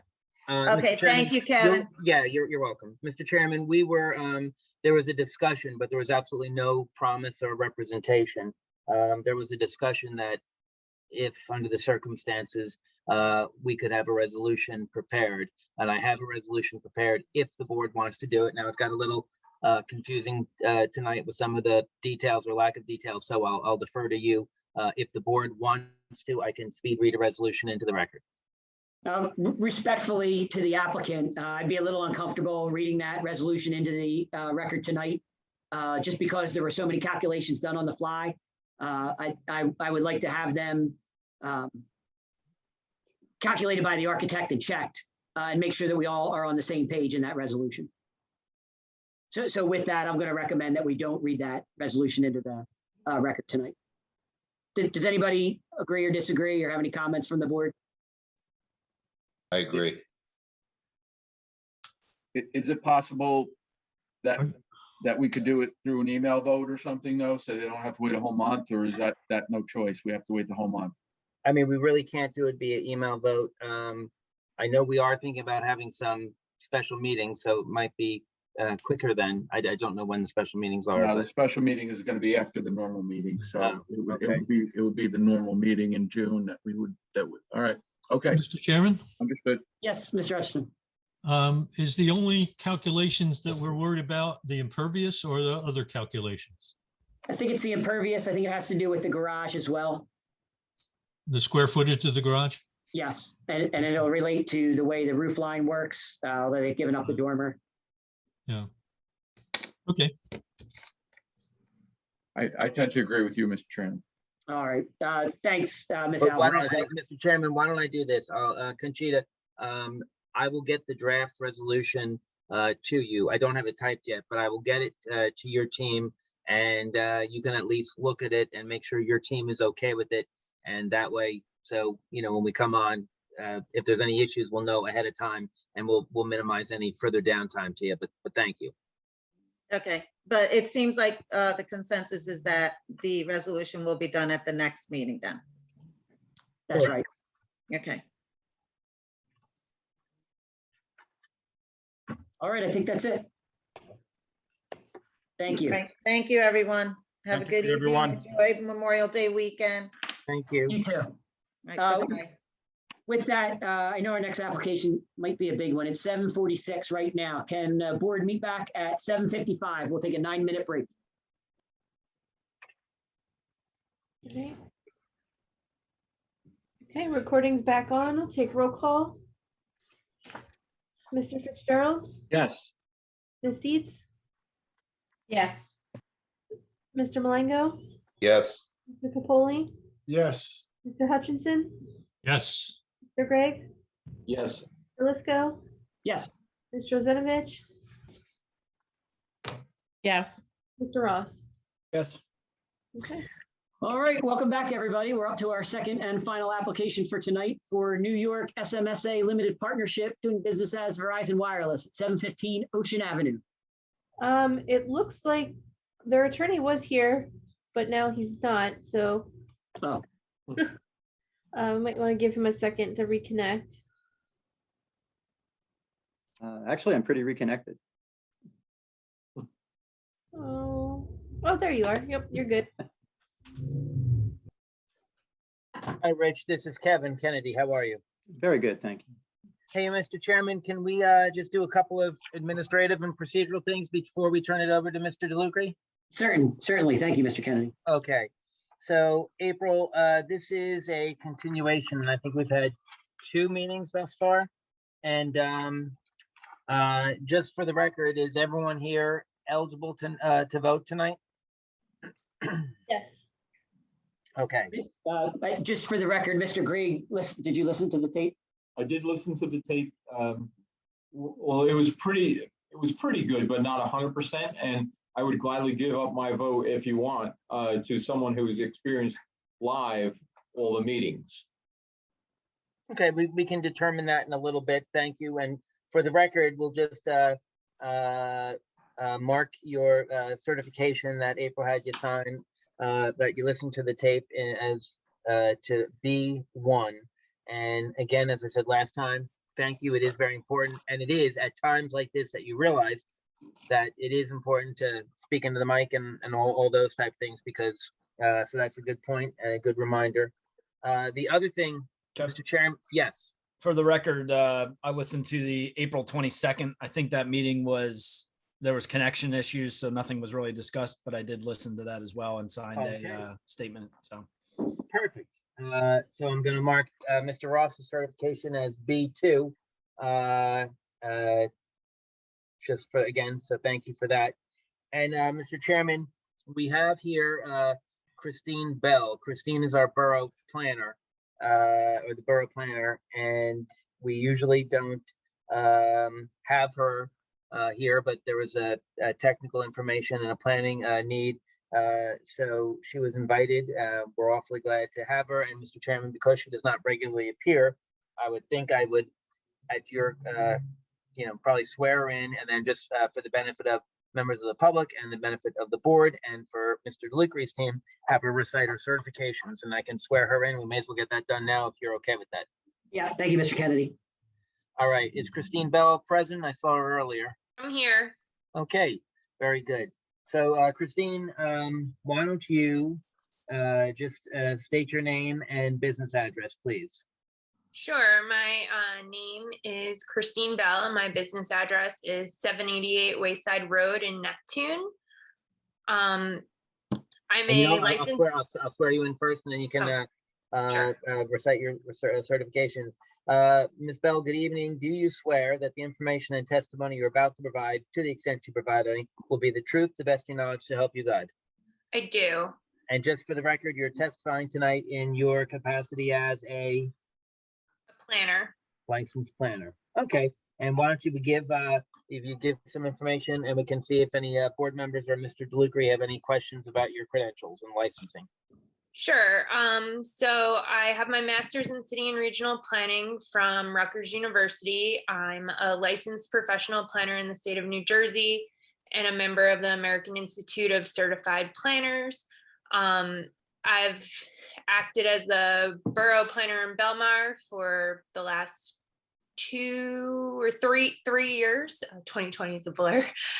And I have, actually come to the zoning board as the floodplain administrator before, a role I also hold in Belmar. I'm zoning board, planning board planner in a number of municipalities, including Bradley Beach, Tinton Falls, Howell. Okay. Mr. Chairman, do you or any members of the board have any questions or comments about her certifications and licenses? No, we'll accept those credentials. Okay, and just for the record, Mr. DeLucre, do you have any questions or comments? No, none. Thank you. Okay, thank you. And April, no new plans or anything has been submitted that I have to mark into the record, correct? Correct. Okay. So, Rich, I guess we just turn it over to you and let you proceed. Well, thank you very much. For the record, Rick DeLucre, Cooper Levinson in Atlantic City, representing the applicant. Let me start by saying it's nice to see everyone for the first time. I'm a longtime listener, first time Zoom. And I want to give credit where it's due to the borough's IT person, John Sabia, I think is his last name, who made this possible. With that, if the board would indulge me in just a moment to recap where we've been, and I know by my count, we have, counting Mr. Gregg, 8 eligible voters tonight, which is great. And I want to thank the board members first for being there, and secondly for those who had to listen to the tape in order to be eligible. Thank you for going that extra distance. The first testimony that we presented was back in November of last year. Then we had a gap of a few months and we presented additional testimony in March of this year. And last month, as noted, because of technical difficulties, couldn't go forward, but we fully expect that we'll be able to finish tonight. We presented testimony from a number of witnesses, but principally from 3 expert witnesses. We have Mike Webster, who is with VCOM Radio Frequency Engineers. Mike is here again tonight, and we plan to have some limited testimony from him. We have Tim Cronk, who's the professional planner with TK Design Associates, and I plan to have, again, limited testimony from Mr. Cronk. Previously, the board heard testimony as well from our site engineer, Colleen Connolly of Scherer Design, who is here on the Zoom tonight, although we don't plan any additional testimony from her. She'll be available certainly for any questions that the board may have. In the course of those 2 hearings, we've marked into evidence 11 different exhibits. And at the March hearing, there were, I would say, probably 2 main areas of concern. One main area of concern focused on, or was the focus of, members of the public who spoke. And that I would characterize generally as health concerns. We have addressed those in our testimony previously. We're going to address those again tonight through Mr. Webster's testimony. The other main area of interest for the board members principally concern the issue of co-location, and specifically the concern that at this particular site, were the board to approve this application, that might lead to or facilitate a proliferation of other antennas and equipment on the same building. We presented testimony before from Ms. Connolly, and she analyzed in quite a bit of detail the design of the building, which is a unique building. I'm sure all the board members are familiar with it. And the relevant part of that unique design is the very steeply sloped roof and the fact that it has one elevated area to the front along Ocean Avenue, which is the site that we propose to occupy in its entirety, which pretty much, well, more than pretty much, we say 100% would preclude anyone else from locating additional equipment on the site using the co-location statutes that we were talking about. The board had also asked whether the owner of the property, Mr. Brian Peters, would be present on this Zoom. I had the chance to speak to him, and I looked in the list of attendees, and I see his name. So I believe he is in attendance, and I thank him for doing that. And one of the conversations that I had, which we'll flesh out on the record if the board wants to look in this direction. But one of the conversations I had with Mr. Kennedy since the last hearing was the idea that the property owner might be willing to voluntarily limit the property from any future co-location, even though, as I say, we believe that it would not be a practical possibility. We've discussed with the owner whether or not he would be willing to voluntarily waive whatever rights he may have to seek co-location or to rent space to others who may seek to co-locate equipment. My understanding is, and I will not speak for him on this, but my understanding is that he's willing to volunteer that, which I think may go a long way to address what the board had identified as a principal concern. Beyond that, as I noted, we have testimony planned just from two witnesses, the first of which would be Mike Webster, who was previously sworn, but certainly can be sworn again if the board would like, and then Mr. Kronk. Okay. And that concludes my opening remarks. Sure. Mr. Chairman, should we bring up Michael Webster? Yeah, definitely. All right. And even though we probably don't have to, just because we now have Christine, Mike, why don't we just swear you in again?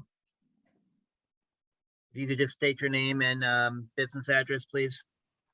Yes, Michael Webster, 2147 Route 27, Suite 102, Edison, New Jersey. And you're testifying tonight in your capacity as? An RF engineer. All right. And just for the record, you swear that the information and testimony you're about to provide will be the truth, the best of your knowledge, to help you God. I do. Thank you. Thank you, Mr. Kennedy. Mr. Webster, good evening. Let me start by asking you, since it's been a little while since we've been before the board, looking back at the testimony you presented at the two prior hearings, is there any part of that testimony that you want to change at this point? At this time, no. All right, thank you. Let's start with the basics. We've talked about the need in terms of Verizon Wireless's service need for this site at the what we call Mama Luke's building. Does Verizon Wireless need this site in order to provide adequate level of service? Yes, they do. All right. Could you describe briefly what the service need is that would be addressed through this site? Yes. The site at 10th Avenue and Ocean Avenue, which Verizon calls Belmar 2, has reached capacity on the frequencies that are currently deployed there. The site at Mama Luke's will offload some capacity traffic from that site, allowing additional subscribers to access the system. All right. Now, in terms of, I'm sorry, Rich, if I could just, this is Kevin, Mike, I'm taking notes. What did you say? The site at Mama Luke's will offload some capacity? Yes. Okay, thank you. Thank you, Mike. Mike, there's been discussion at the previous meetings, or at least one of the previous meetings, about a concurrent application that is being made for the possible introduction of a distributed antenna system, or a DAS, along the boardwalk frontage in Belmar. Are you familiar with that prior testimony? I am. Yes. And I'm not going to ask you to give details about the system, but is that DAS system operational today? It is not operational. To your knowledge, has that been approved yet by Belmar? Not to my knowledge, no. Okay. Let's assume for the moment that the DAS system was to be approved by Belmar. Would we still need the site at Mama Luke's? Yes, we would. Right. Let me ask you to touch on a little bit of the history of other sites in this area. And specifically, you may remember there was some discussion at prior sessions about some potential sites that had been looked at down in the Spring Lake area. Do you recall that testimony? Yes, I do. All right. In general, were the sites in Spring Lake ultimately available to Verizon Wireless? No, they were not. Let's assume, though, that the sites that have been discussed down in Spring Lake had become available at some point to Verizon Wireless. Would we still need the Mamaluke site? Yes. And why is to offload capacity traffic from Belmar to. Sites that far to the south would not have covered Ocean Avenue up near Belmar 2. So anything down there would still require a two-site solution. Okay, I'm sorry, you said a two-site solution? Correct. All right, thank you. Let's jump over now to the issue of health and the concerns that you heard expressed, as we all did, by members of the public who spoke at the last session. You have prepared, and we've submitted to the board as part of this application, an analysis of radio frequency emissions. Is that right? That is correct. And although you may not recall, that was marked as Exhibit A8 back in November. You're familiar, though, with the contents of that report, aren't you? Yes, I am. And in general, does that report analyze the projected and expected emissions from the Mamaluke site in terms of whether or not those emissions would comply with the stated FCC emission standards? Yes, it does. And what were your conclusions in that report regarding compliance? Our conclusions were that the site remains within FCC limits for general exposure with a rating of 3.6% of that limit. Okay, and 100% would be the maximum allowed limit, so you're at 3.6%? Correct. All right, and that's measured for the, as applies to the general public rather than to persons who may be familiar with or skilled in working around these kind of facilities. That is correct. Right. They call that the, is that called the unregulated exposure? This is uncontrolled exposure. Uncontrolled, that's what that one's called. Right. Now, one of the persons who spoke from the public, as I recall, raised the question of whether the fact that 5G technology is one of the technologies that would be available at the Mamaluke site, whether that negated the findings about compliance with the FCC standards. As the standard is written, no, it does not. To evaluate emission limits as the standard is currently written, the only thing that's taken into account is the frequency in use and the power being emitted from the antenna. The technology is not a factor in the emission standard. Okay, now, so it's clear. Are you saying that the technology that may be used at a given site, be it 3G, 4G, or 5G, has no bearing on the compliance of that site with FCC emission standards? Correct. Thank you. That's all I have for Mr. Webster right now. Thank you. Typically, we hold all our questions to the end, but we do have Christine Bell here. And I was going to ask if she had any questions now, or would she like to hold her questions till the end? Sure. I think it makes sense for me to ask some of my questions now, just to gain a better understanding of the project from a planning perspective. So I read through the RF analysis and report dated July 1st, 2020. And I certainly am not an RF engineer, but trying to understand this from a planning perspective, you speak about how you plan out the cell locations as a grid. And you do provide two figures that show the volume data for both that 10th Avenue location and then the location on West Maplewood Road. And I was just wondering, you had stated that the volume you had reached the volume limits at the 10th Avenue location. Because it's a grid, do any of the other sites, like the West Maplewood Road site, take on some of that capacity, or is it just all located from the one site? In the instance of this proposed site, we would only be offloading traffic from Belmar 2 on 10th Avenue. So, but right now, I'm asking right now, so if someone was at Mama Luke's now and the 10th Avenue tower was overloaded, would they get capacity from the Maplewood Road or another site, something like that? No, they would not. They would not, so it would No. just, okay. Christine, could I interrupt? What does that mean that they wouldn't get service from another area? Does that mean they don't have cell service? They would have cell service, meaning they would still show bars on their phone. But when a site reaches capacity, the site cannot schedule the users to actually use the signal that they're seeing there. Would somebody be able to make an emergency call in that situation? Emergency calls would preempt, yes. So they would have emergency services? In most cases, yes. Thank you. I'm sorry, Christine. No, that's okay.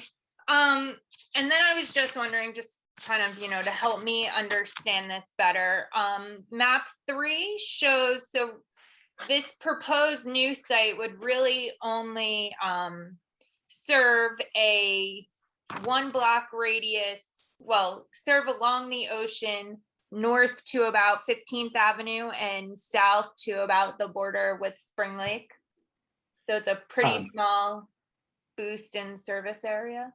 Correct. It's being targeted to offload traffic along Ocean Avenue and along the beach. Okay, yeah, because your map does show that really it seems like the only time you're exceeding those volume capacities are during the summer months, right? Correct. Okay, that's my only questions right now. I might have more later. Thanks. Mike, can I ask you to expand on that? When you say Belmar 2 has reached capacity, can you describe what capacity means and how that's measured? Because I can't imagine it's more than a couple weekends when everybody's down, or is it through the whole year, or how is that? What's the definition of capacity? Capacity is measured in what they call forward data volume, which in LTE or 4G technology is measured in megabits per second. And based upon a site's radius and the number of people on the site, the total capacity will vary a little. We do have estimated numbers in the report. I don't have it right here in front of me. I can find it. But every site, they have a threshold number that if they reach that number, they start to look to offload traffic to other sites by getting capacity sites built off of that sector. And then this one, Belmar 2 doesn't have other capacity sites? No, Belmar 2 covered south from 10th Ave down to the border of Belmar and into Spring Lake, as it was built when this report was originally written. Okay. And then when it's reached capacity, if they can still, if there's still emergency services, what takes up that capacity? There's still people that are on the network. So as people are using it, voice calls will get choppy, data sessions will get slower. So people will still be able to access the system, but it'll be intermittent. You might have it 1 second, you might not have it the next. It becomes a bottleneck. Do you have just one more question? The maps show sites further west in Belmar, but are there any other sites, north in Avon or south in Spring Lake, closer to the ocean, like the Belmar 2 site? The map that we had that showed neighboring sites was map 1 in that report. And in the area that we studied, no, Belmar 2 was the closest to the ocean.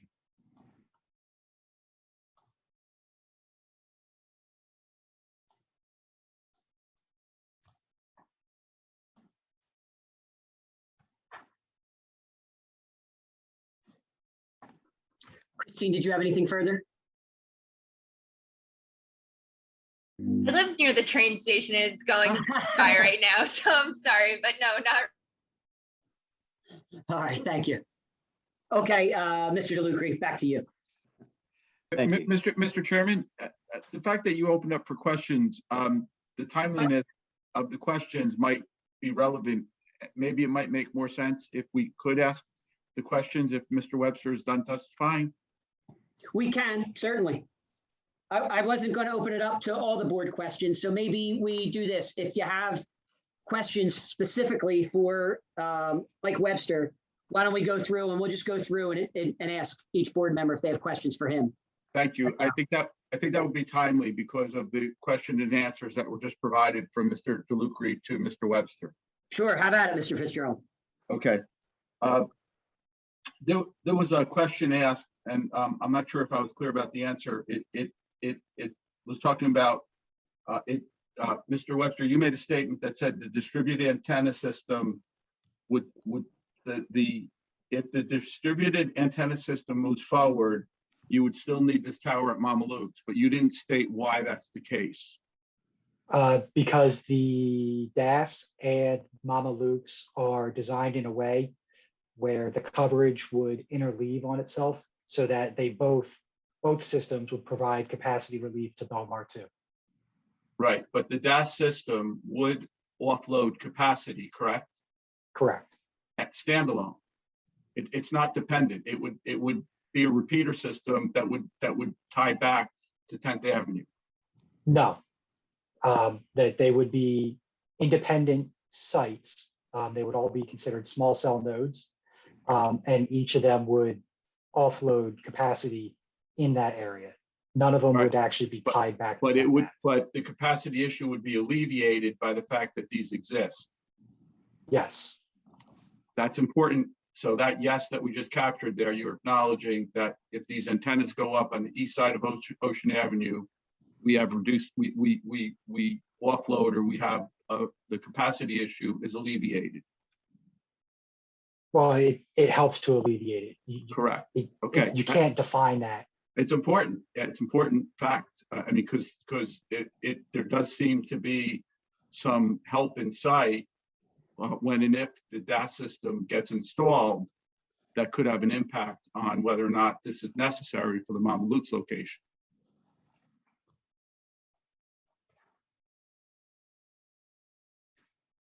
Okay. All right. Then the next question is, if the town were willing to, in advance of the longer term distributed antenna system that you described, allow a tower to be put up on an interim basis until the DAS system comes in, or instead of the Mama Luke's application, allowed one of those DAS antennas to function in the capacity that you described, wouldn't that also obviate the need for this antenna at Mama Luke's? The DAS system as applied for was built with Mama Luke's in mind. So if Mama Luke's was not approved and installed, there would be no capacity offload in the area around Mama Luke's and 18th Avenue. Mr. Webster, maybe I didn't ask the question the right way. If across the street from Mama Luke's, the town allowed an antenna to go up that would serve the same purpose that you're describing, would that obviate the need to put a tower at Mama Luke's directly across the street, or maybe a street further north or a street further south? Mama Luke's, as designed, provides more capacity offload than those small cells would. I'm not talking about the small cell. I'm saying you would build across the street what you're proposing to build at Mama Luke's. What I'm saying is what we're proposing to build at Mama Luke's cannot fit in one of those street furniture light posts that are proposed in the DAS system. Those light posts have not been engineered yet. I've seen the construction drawings that had some proposed dimensions on them, which I thought were part of the application for them. That's there's some consideration to build more generic posts that potentially could accommodate beyond Verizon's needs I don't have any knowledge on that. so Okay, I but I can't just want to opine make sure that we're clear about this because there are options that are available if you're willing to work with the town to try to accommodate reasonable requests that the town might be willing to install an antenna on the east side of Main Street and handle this issue that you have and obviate the need to move forward on the private property request that you have.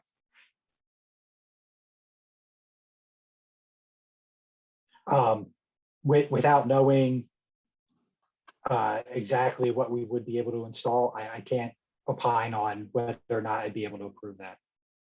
Okay, and then my last question is the capacity data that was cited, was that based on the summer of 2020 capacity where the problems showed themselves? Our report that we issued in July of 2020 had data from summer of 2019, and the report that we issued in that we revised in January of this year had data from last summer in 2020. Was the data worse or better in 2020? It was very similar in 2020 as it was in the year prior. I find that very difficult to understand because our beach capacity in 2020 was significantly higher than 2019. And while your data would show it as very similar, it just begs credibility a little bit because we've had about a year in terms of attendance, even in spite of COVID. So I would think that your capacity issue would travel equally with our beach attendance that we saw summer over summer.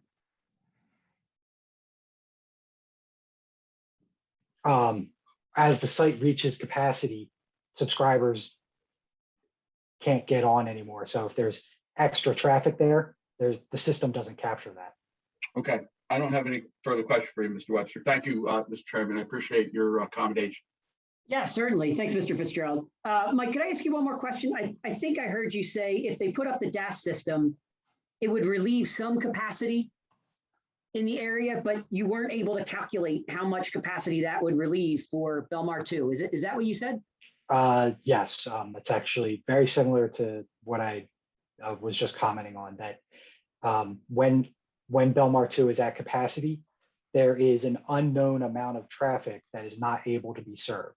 So by adding a site to the system, I cannot tell you how much traffic will actually be on that site until it's live and we actually see what it's doing. Because we don't know how much it's actually blocking. So we could be talking about a very few number of people with choppy or intermittent data service. You just don't know how many people there are, and that's what this antenna is for? Based on the data that we see and how long that it reaches capacity, we don't believe that it is a small number of people. We believe that the site is needed to relieve capacity along Ocean Avenue. I might be missing it, and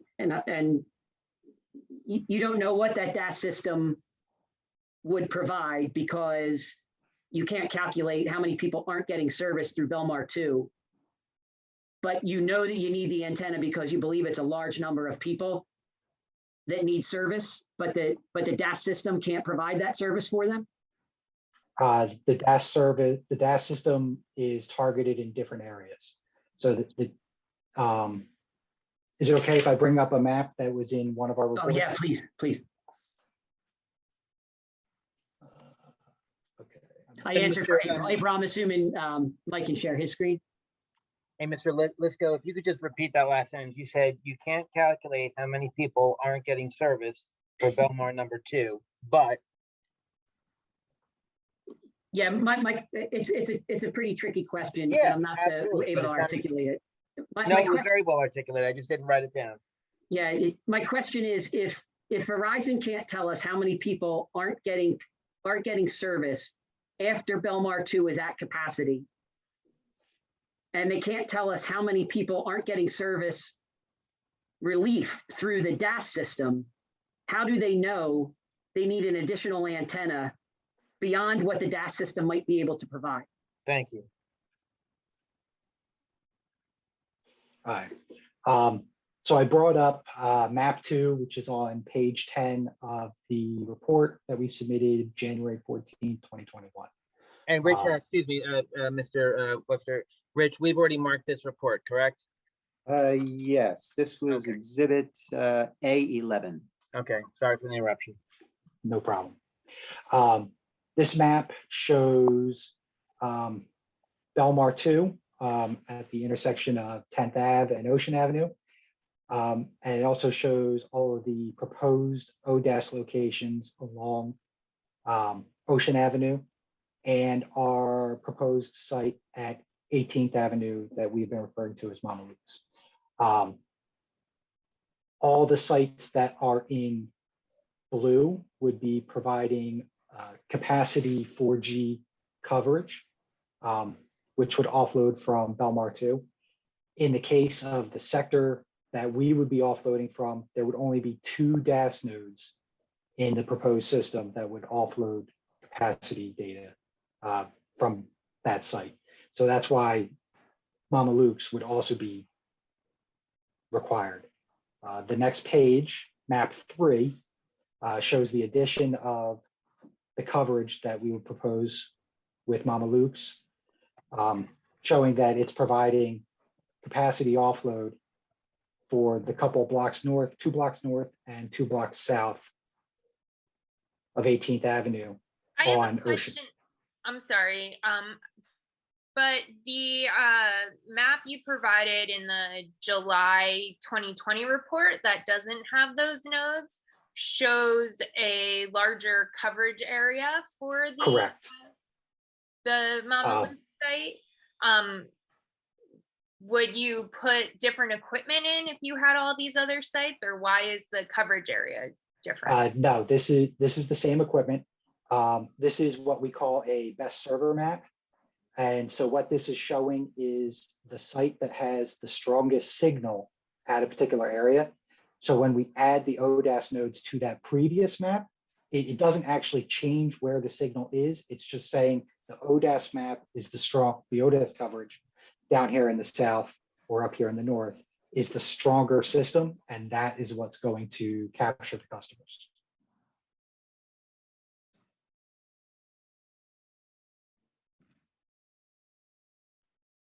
Would you be able to put more of those DAS antennas in front of the Mama Luke's location to gain additional capacity? Why is there only 2 there?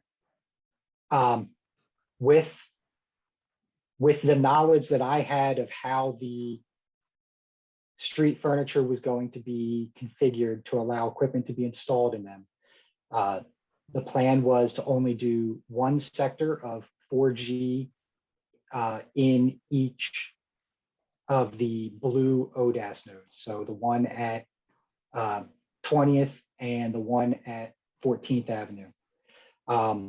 If we did a node at 18th Avenue, it would be proposed to be the same thing where you would only get a single sector. The equipment that we're proposing at Mama Luke's would provide 2 sectors of traffic, therefore offloading twice as much capacity from Belmar 2. But you don't even know if you need that capacity yet. One node might give you the capacity that you need.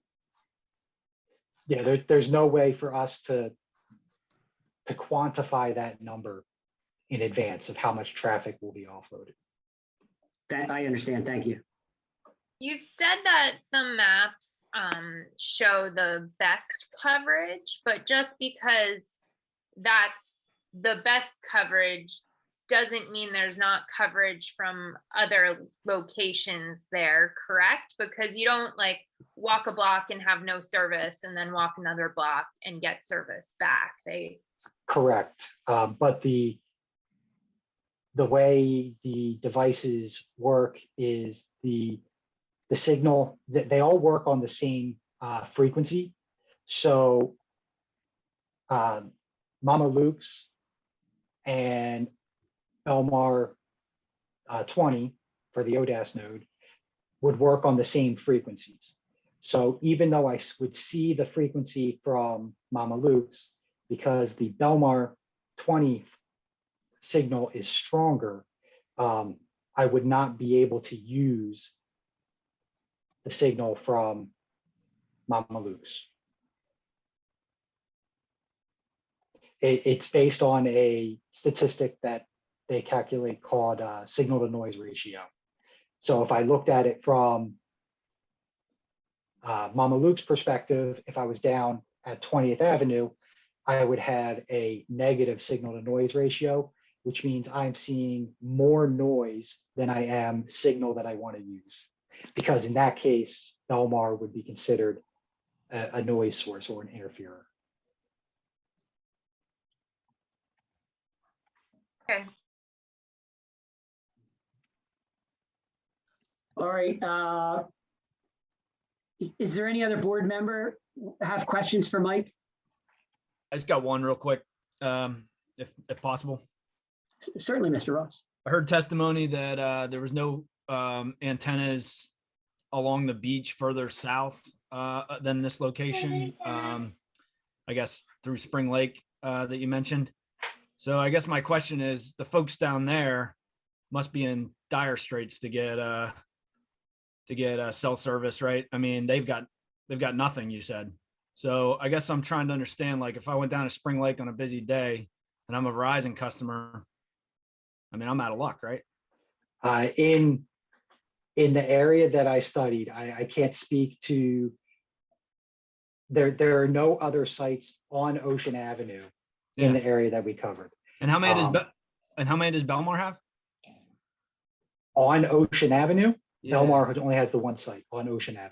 Yeah, the one on the site 2, right? So we've got 2. Yeah. Okay, I'm just trying to understand, like, why all this stuff gets dumped in Belmar when you've got this huge area down there that you said has nothing. So I was just curious what the logic is there for coverage.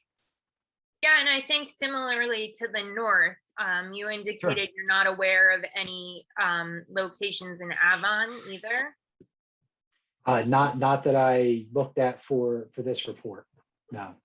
I'm just trying to understand, like, you need all this stuff in Belmar in order for it to work, but you don't need it in Spring Lake or Avon right now. Is it just explain that a little? I'm not able to say whether they do or do not need it in Spring Lake or in Avon. I have not studied those areas in preparation of this report. So I know, this is a D1 use variance, but as one of the conditional use requirements in the Belmar ordinance, it requires an inventory of all existing sites within 1 mile of the border of Belmar. Did you perform that type of inventory? The inventory that we performed was table 1 in the report that we submitted in January. Mr. Webster, if I may ask you a question, and my colleague also, Mr. Ross, also asked the same question, and I wrote it down as a note. As you go north, Bradley Beach, Avon, Asbury Park, why Belmar? I didn't say that there was or was not anything there. I said we did not study those areas as part of this report. I can't tell you, outside of the confines of the site inventory we did for this report, I can't tell you exactly where sites are. And the other question I have on your map there, where you indicated you had different colors in some of the dots.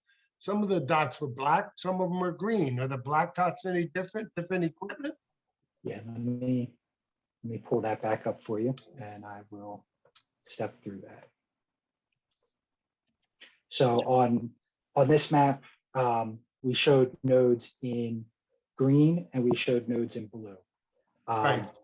The nodes in green were being proposed as 5G DAS nodes only, and we're only going to cover 5G. Their 5 gigahertz and their 28 gigahertz license bands. The blue nodes located at 7th Avenue, 14th Avenue, 20th Avenue, and I believe there's also one that's off the top of the map here at 3rd Avenue. We're also going to have equipment to offload 4G So 700 megahertz, 850 megahertz, 1900 megahertz, and 2100 megahertz. You know, I know myself and the board members, we're all very concerned and the question comes up and it'll probably come up 10 more times. I just don't understand why Belmar, when there's so many other towns that you could have tried to do this with. I do believe Belmar is the only town that you've tried it. No, I know that they have done systems along the beaches in other towns. I cannot particularly comment on what towns they are or not, because I have not researched that. But I know that they have been targeting beach communities. So table 1 and map 1 in your report list sites in or near Belmar, but it doesn't give a geographic area, and map 1 doesn't even show really anything north of Belmar. It's just sites in Belmar and a little bit to the west of Belmar. So you don't know if you looked at anything greater than what you have in this report. You didn't look at the area outside of Belmar more than what's listed.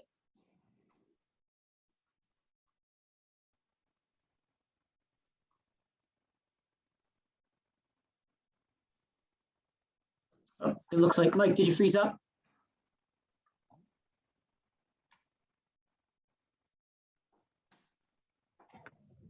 Let's give Mike a minute. I think his computer just froze up.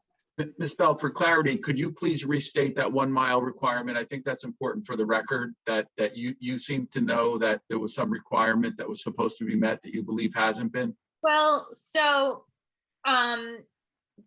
Belmar's conditional use requirements, which this is, he's not applying for a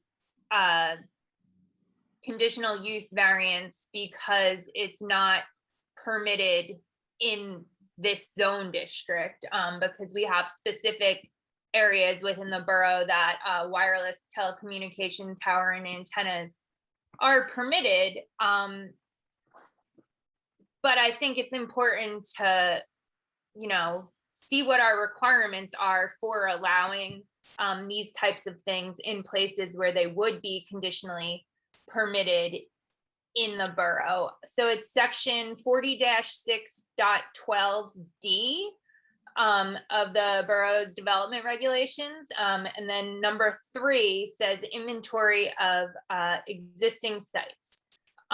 Each applicant for an antenna and or tower shall provide to the borough as part of the application an inventory and technical data, i.e. coverage area, of all existing towers, antennas, or sites approved for towers or antennas that are either within the jurisdiction of the borough of Belmar or within 1 mile of the border thereof, including specific information about location, height, and design of each tower.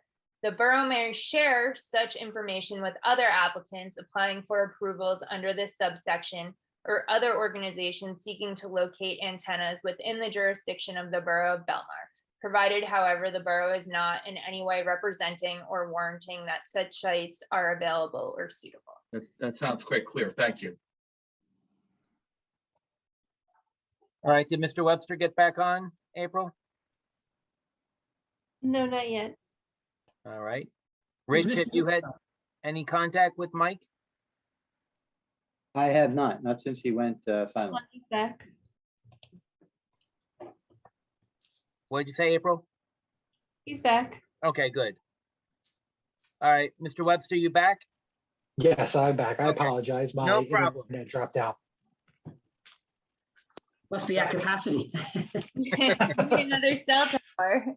That's a Comcast problem.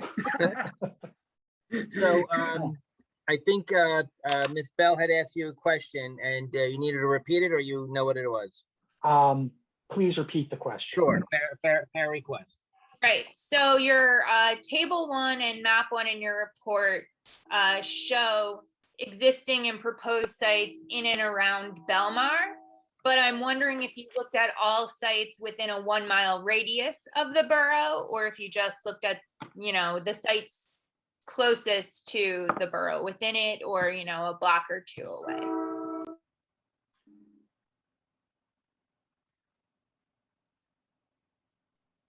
That I cannot be sure. It covers a 1 mile boundary around the township of Belmar, but that's something that we could verify, and I can have Rick submit a revised table if needed.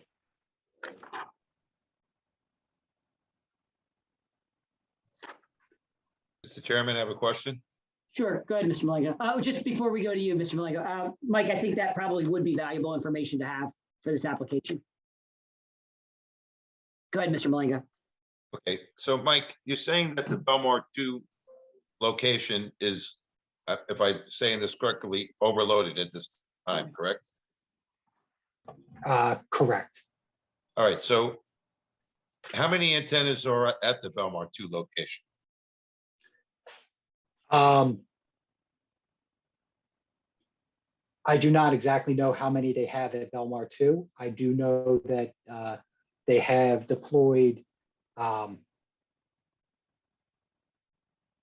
the 4 frequency bands that typically deploy 4G, and they've also deployed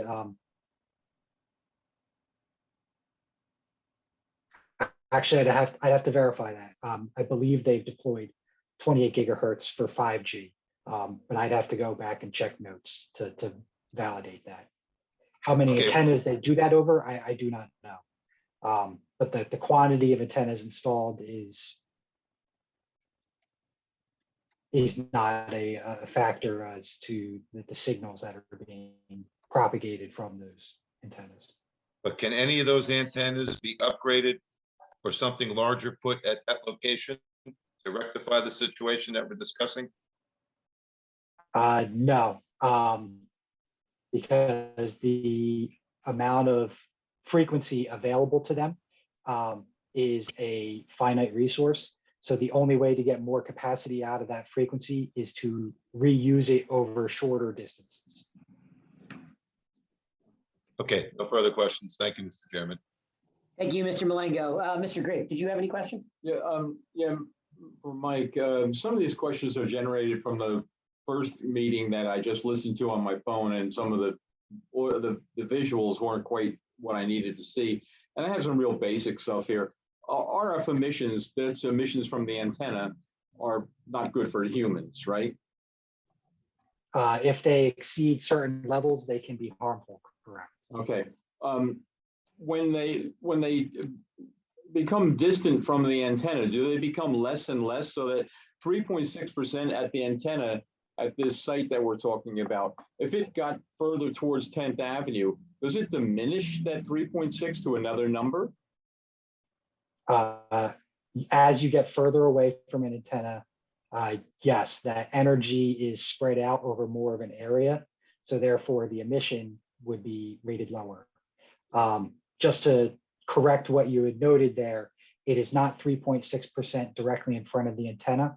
It is 3.6% at a estimated location on the building next door, where a person would reasonably be standing on the second story. I understand. So that if these areas then overlap each other, do you then have to add these numbers together to get the proper reading? In the case of how quickly the emissions drop off, a usable signal level for a device can be relatively low. So the emissions for one site typically do not carry all the way over to another site where you would have a meaningful change in the emissions percentage reported. So there's no point at which the 3.6 that was measured somewheres, when it overlaps from the Belmar 2 antenna, it becomes a greater number. It never becomes a greater number. At that distance, Belmar 2 would not provide any meaningful change in that number. Okay, you made reference to something called alpha sector, which I lost on that. It said something about from 10th Avenue Long Ocean. Is that south of Long Ocean? And what is alpha sector? Now, the Alpha, they typically reference a Greek letter for the sector names. Alpha is typically a sector that will point northern in the northern direction. And then you go clockwise around the site. So in the case of what I was discussing, the Alpha sector, that would be north along Ocean Avenue. And Mama Luke's would offload capacity from the Beta sector, which is facing south of 10th Avenue. Okay, and also at one point, and it wasn't, I don't think at the first meeting, it was a subsequent meeting, somebody had said that this antenna from Mama Luke's only goes south, east, and north. And then in the next testimony, somebody said it was omnidirectional, which to me means it goes completely around it. Which is true? No, the antenna is not omnidirectional. Okay, so it's an error there. It is a canister antenna. That antenna is capable of 3 sectors of input. But in the case of what is being deployed here, they are only using 2 of those 3 sectors. And those 2 sectors are going to be oriented northeast and southeast, only towards Ocean Avenue and the beach. So the sector that would face west out of that antenna is not used. It does not emit anything to the west. No, it does not. Okay, I think that's all I have for you right now. I have one more question, actually. The coverage maps you said show, so the map 2, for instance, shows the areas of coverage Belmar 2, the Belmar 2 site is currently the best provider for. You said there is an unknown amount of traffic over the volume capacity now. How do you know that this location, since it is only a small kind of booster area, how do you know that this location is where the demand is? How do you know it's not, further north in the Belmar 2 area or further south or further west? It's one that they know from traffic studies that they've done and reports that they get to their customer service lines. Generally where their high usage areas are. And when they're doing their site selection, they take that into consideration. In this particular case, it was also being built in conjunction with the ODAS. So the nodes selected for the ODAS and where Mama Luke's was being targeted were all chosen together so that each would serve relatively the same amount of geographical area, roughly 2 blocks in Belmar, when all was deployed.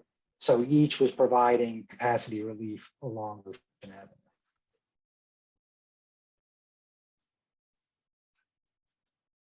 Can I follow up on that? And I apologize if you've given your answer and I just didn't understand it. But in your report, wasn't the traffic study done just for Belmar 2? The traffic study's done for the Alpha sector, which would be north?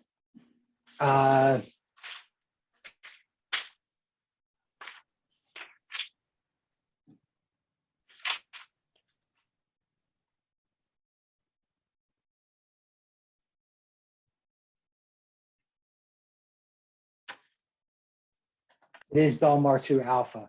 On this one,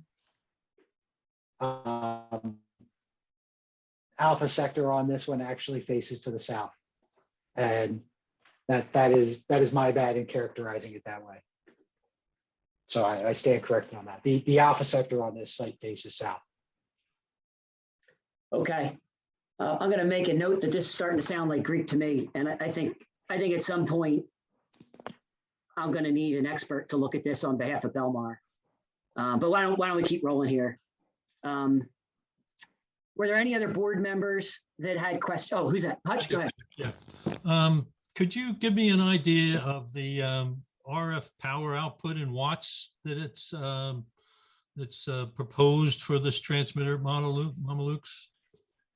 Our emissions report has a list of all of the expected output powers from each antenna.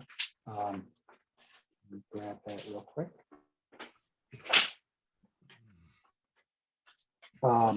So tables 1A, 1B, 1C, 1D, and 1E summarize all of the, and those are pages 1 through 3 of our RF emissions report dated November 9th, 2020. For 1900 megahertz, they are proposing 424 watts. In 2100 megahertz, it's 444 watts. In 3.5 gigahertz, it is 61 watts. In 5 gigahertz, it is 2.4 watts. And in 28 gigahertz, it is 609.5 watts. We're basically talking about around 1500 watts output, which is a substantial.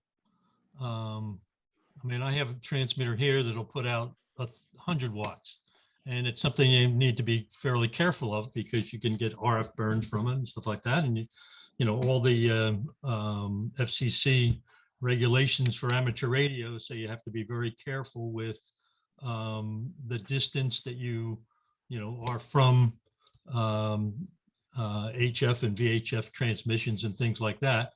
And UHF transmissions, which you are using here, is actually gigahertz transmissions are even more problematic for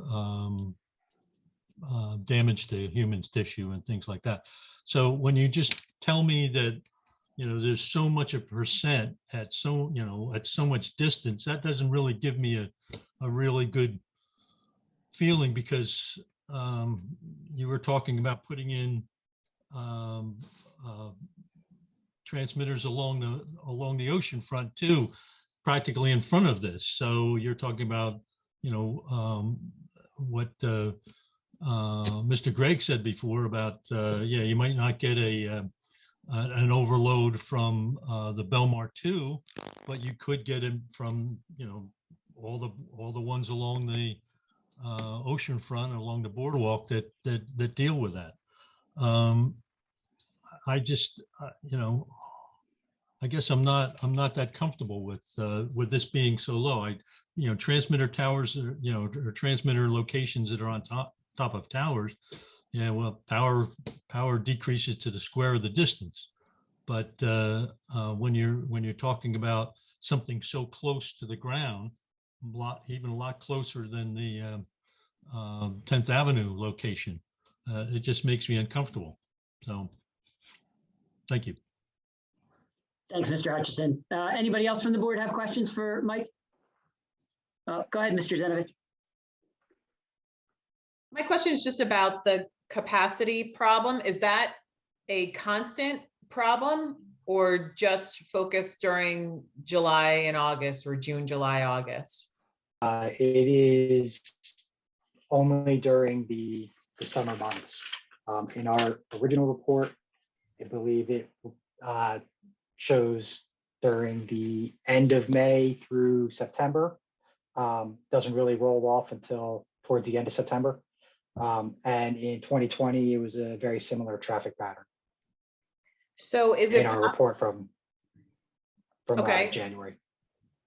So is it possible for this tower that you're proposing for Mamalukes to only be present during those months to specifically address that capacity problem, or for it to be turned off in the other months? Because wouldn't that reduce the RF emissions and anything else, whether it's unsightliness or anything like that? That's my only question. I would have to defer to Verizon. I can't speak for them for saying that they can or cannot turn the site off. As far as if turning it off would reduce emissions, yes, turning it off would reduce the emissions. And as far as the unsightliness, it would have to be deconstructed, but I'd also have to defer to another expert. Is there anyone here Yes. who is present on the call with us or on this meeting with us who might be able to chime in? Oh, this is Rick DeLucre. There's no one who will be able to make a snap decision on whether a given site could be powered down for any portion of the year. So that would not be possible to get that answer. In terms of the appearance of the antenna, the record does include the photo simulations exhibit. Don't recall which exhibit number it was, but that is part of the record that came to the board. Yes. I mean, one can judge aesthetically if they feel that that's, an unattractive presentation. We've had testimony from our planner that it's not, and that we would agree to, stealth it and to color it in a fashion that was consistent with the exterior of the building. Yes, I do recall that testimony previously. And that wrap that was originally proposed is still not available commercially? That's true. Okay. Okay. I don't have any additional questions. Thanks. Thanks, Mr. Zanovich. Anyone else? Ms. Dietz, go ahead. Yes, I just was curious to know if there's a difference of capacity between using the 4G and the 5G. Does that take up different amount of capacity from each site? 5G is a technology that will encode data differently, that will allow them to get more capacity out of the same amount of frequency that it's deployed on. Right now, it's primarily being deployed on new frequency bands. It will most likely will not get deployed on frequency bands that 4G is on until there is a market base of devices that their customers have. Otherwise, it'd be stranding their existing customers that don't have devices capable of that yet. Right, but that's moving in that direction, right? So over time, we'll have fewer 4G users than we'll have 5G. Correct. And so what does that mean moving forward with what's being proposed with the ODAS and as well as the Mamaluke site?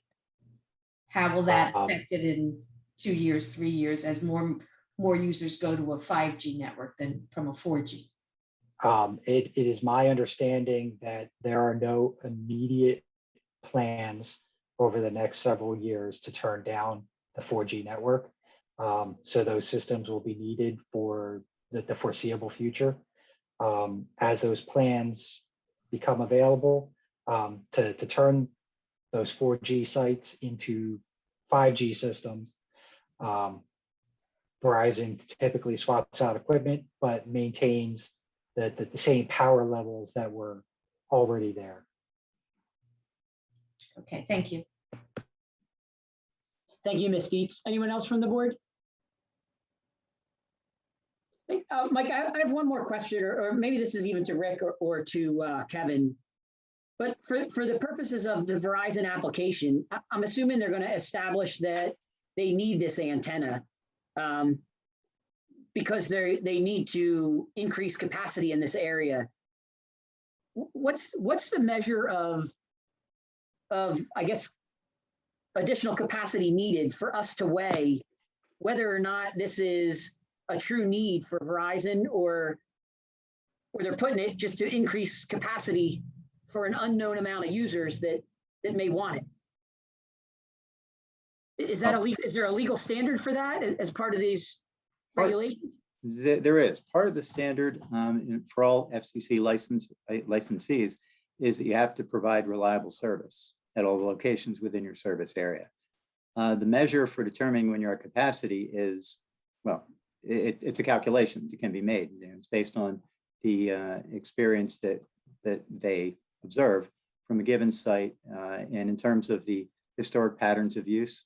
So if you have a site like Belmar 2, where albeit seasonally, but you have a steadily increasing demand in the area served by that site, such that you know that it has reached its physical capacity. As Mr. Webster said, you don't know how much more demand is out there. You don't know how much simply never showed up because it had already reached capacity.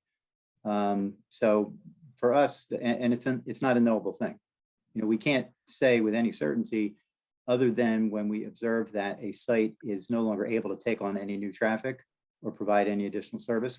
We can't say how many potential customers or how much user time or speed of service, has been compromised or has not been met. So for us, that definitionally is not going to be a reliable level of service. But and if So I could, what's- I'm sorry. I was going to say, what's the definition of reliable service?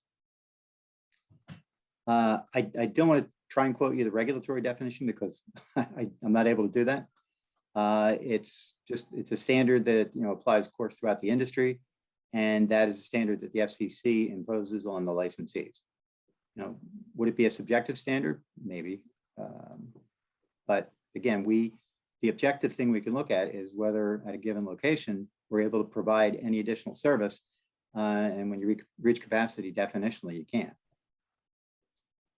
And you need to find some other way to provide it within that same general geographic area. And then would it be the same for a day compared to 3 months, compared to 6 months? If you were at capacity, does that represent unreliable service if you're at capacity for 1 day? No, there's, it's again, somewhat subjective standard, but when we look at, and it's true, I think of all the carriers, when they're looking at a given site and the history of the use and the capacity demands, you'll often have days, maybe a holiday if you're on a shore location or even non-shore locations, or other times when you're going to go past capacity, the demand's going to be higher. But we're looking at basically consistently above capacity or at capacity and long-term use patterns. If you see demand climbing in a given location, you can generally safely predict that the demand's not going to go down, simply because that's been the pattern throughout however many years now with wireless communications generally. Because there's always more devices that can be used more ways by more people. They become more prevalent, and demand sort of is inevitably going to increase. And then you have these particular spots along the shore where you're going to have that extra seasonal spike because your population increases by some factor. And this is only Verizon customers, right? Well, yeah, but that's true of all carriers. I mean, whoever comes in, they can only serve their customers.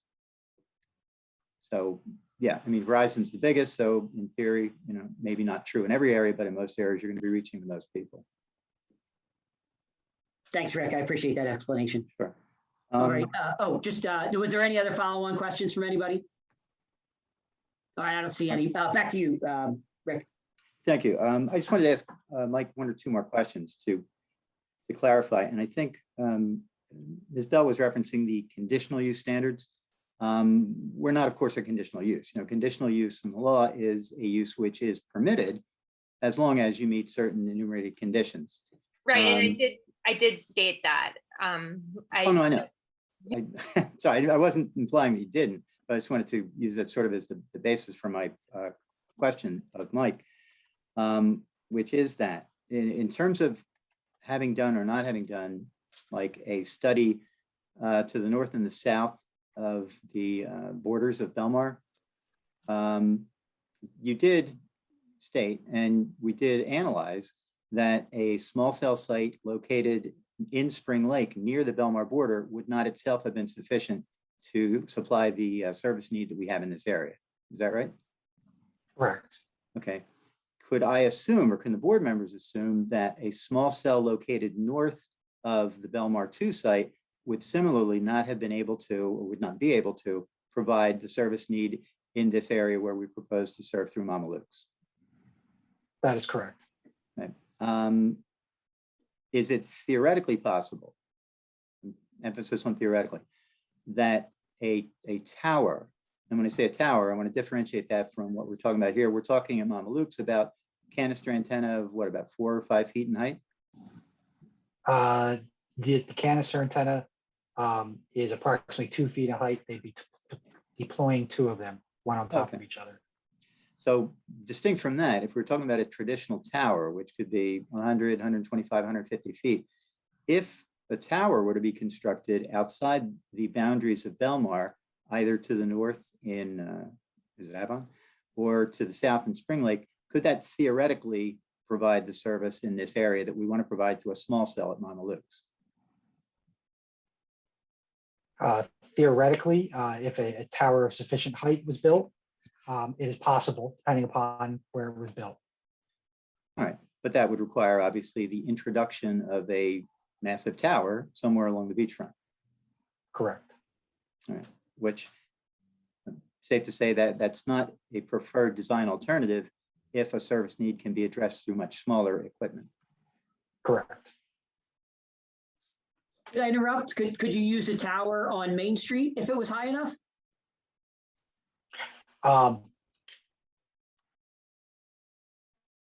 It would have to be evaluated. I can't say yes or no.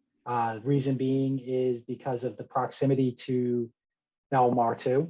The reason the coverage of these small cells is so small because they're trying to offload targeted areas.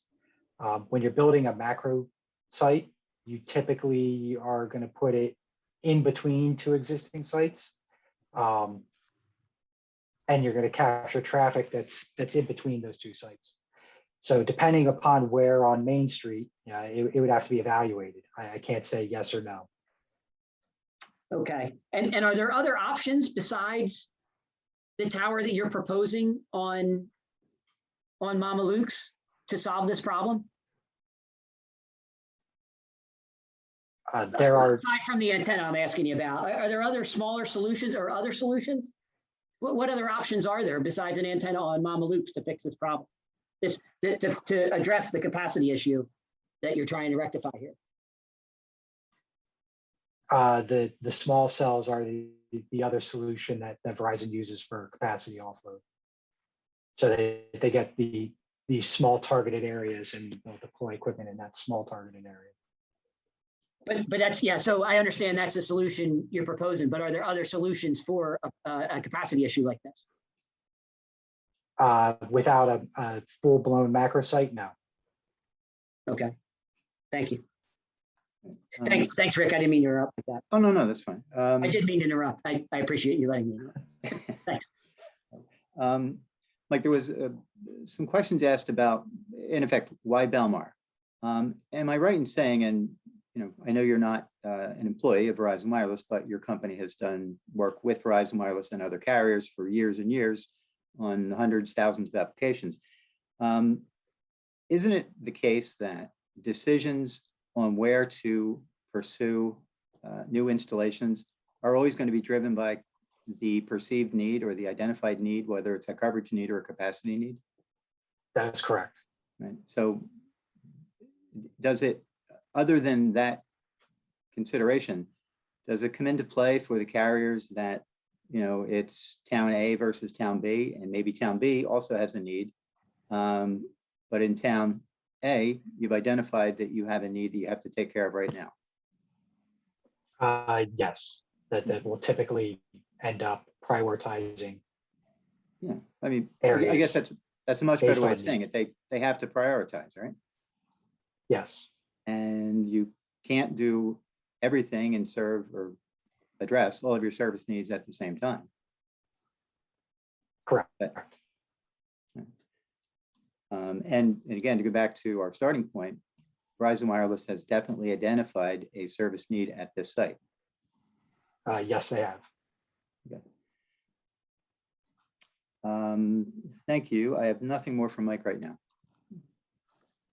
Chairman, I have one more question, please. Sure. Okay, so Mike, the tower that you're considering on top of Montelukes, does that service any of the Spring Lake area? No, Or it that does not. service only Belmar?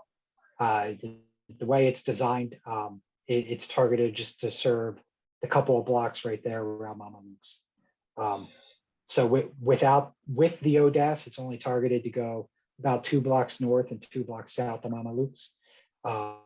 If the ODAS does not get built, it would look very similar to the report that we testified to in November, where the coverage from that site will most likely travel further down Ocean Avenue, again, near the border of Spring Lake. But I can't say for certainty you're gonna get reliable coverage in Spring Lake from this site.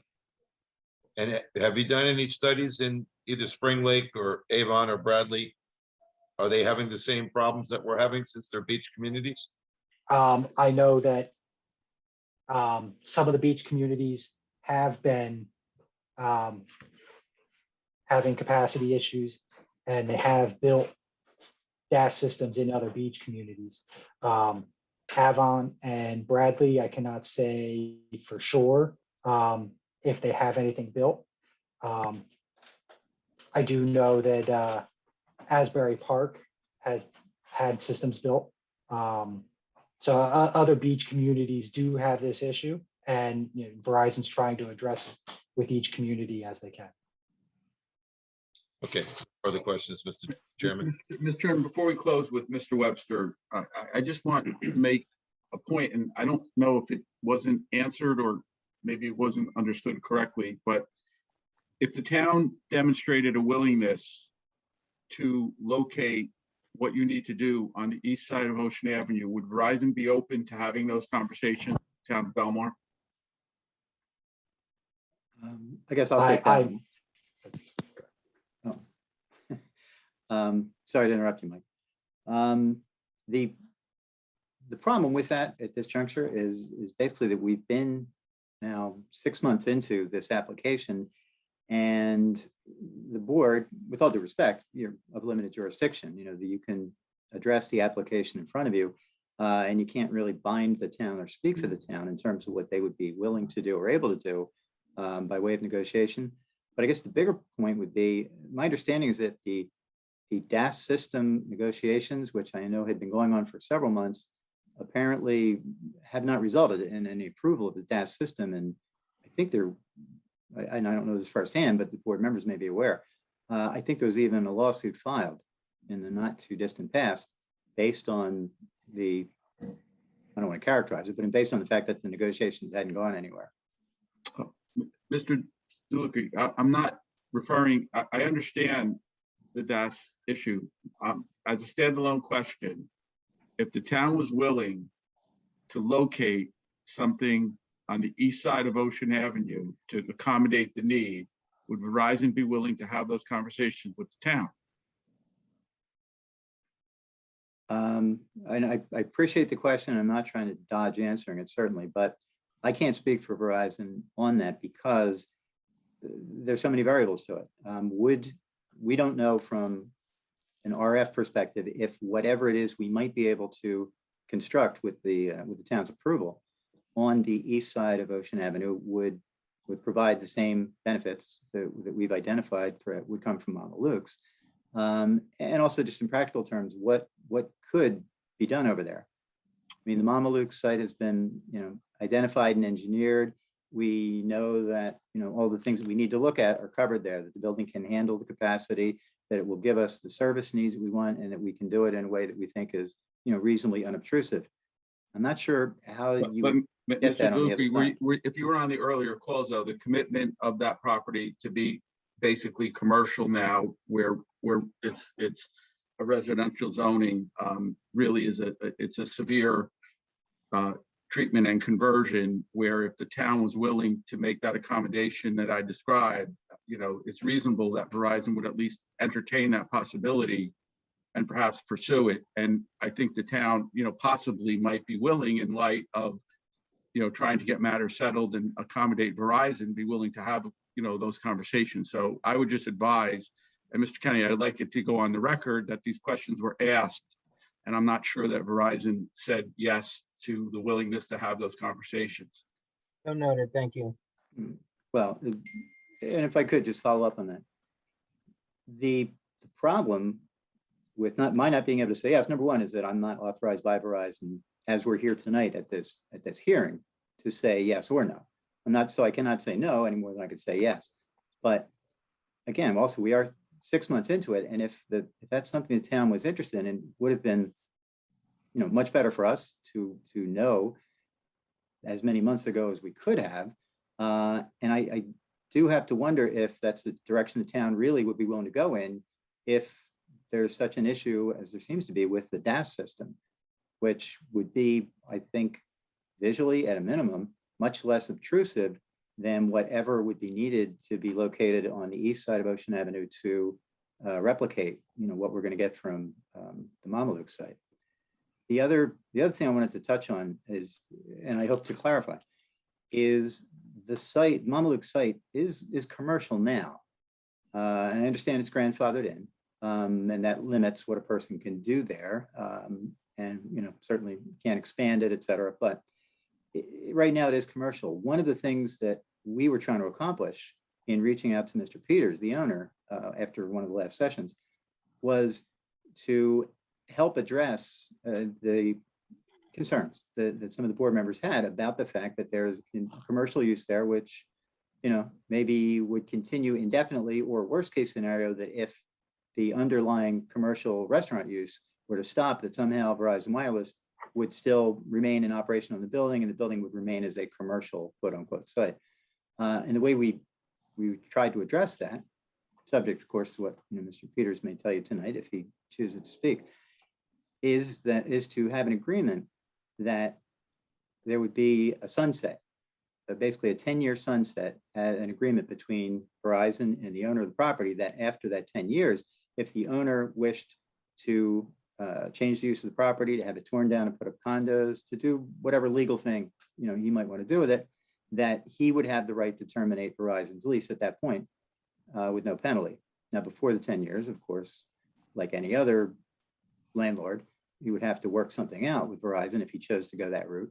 But we can do that 10-year limitation, which I think does go a distance toward addressing the worry, if it's a worry for the board members, that this, if approved, these antennas might have a 30 or 40-year lifespan, even though the underlying building might not continue to be used for commercial use, or worse yet, that the fact that we're there would prevent the building from being used for some other residential purpose. So I think we can address that, and I think that would address that, separate and apart from other questions. Thank you. Go ahead, Mr. Grigg had a question along that line. Mr. DeLucre, along that line, if this building were to be damaged or destroyed, say completely, what kind of arrangements would they have with the landlord, the owner of the building, and you with your lease? I would hate to see just an antenna put up on the site at the height that you need with no building there. I don't know why. I'm wondering what would happen then. It's a good question. But what would not happen is our antenna and nothing else being on the property, because the approval, if we get an approval that we got, would be for a very specific installation located on the roof of the building. And if the building is no longer there and can't be rebuilt or isn't rebuilt, maybe legally it couldn't be rebuilt, maybe the landlord would at that point make a decision not to rebuild it. Either way, if the building is gone, we're gone. There may be issues that need to be resolved at that point between Verizon and the landlord, but that's between them and doesn't tie the hands of the borough in any way. Okay. And Mr. Chairman, I have one more question, please. Sure. I'm just trying to understand Belmar 2, which you said the capacity is loaded. What did you, Mike? So there was no study done on Belmar 2. We don't even know how many antennas are up there. We don't know if any antennas can go there and upgrade the system. You have all the studies done on Mamaluke, what it will do, what it will provide. Why was there no studies done on Belmar 2 to know exactly what equipment is there and if any of that equipment could be updated? Let me clarify what I mentioned earlier. The existing systems that are at Belmar 2, replacing them with other antennas or other transmitters does not change the amount of frequency available for Verizon to use at that site. Therefore, just by swapping out antennas or transmitters doesn't gain them any additional capacity at that site. That's why they need to find other locations to target new sites to offload that traffic at, because they can reuse that frequency at another site. But what you're saying is at that site, there's no room to add any additional antennas. That I do not know. I can't comment as to what we are or not allowed to do, or what we are or not able to do at that site. I don't But have any history. if additional antennas could be added to that site, would that resolve the problem?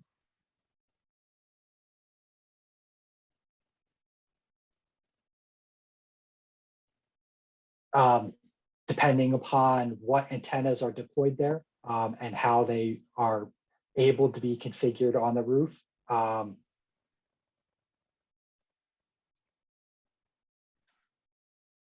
They may be able to get some more targeted coverage from antennas down Ocean Avenue or down to a different part of the town.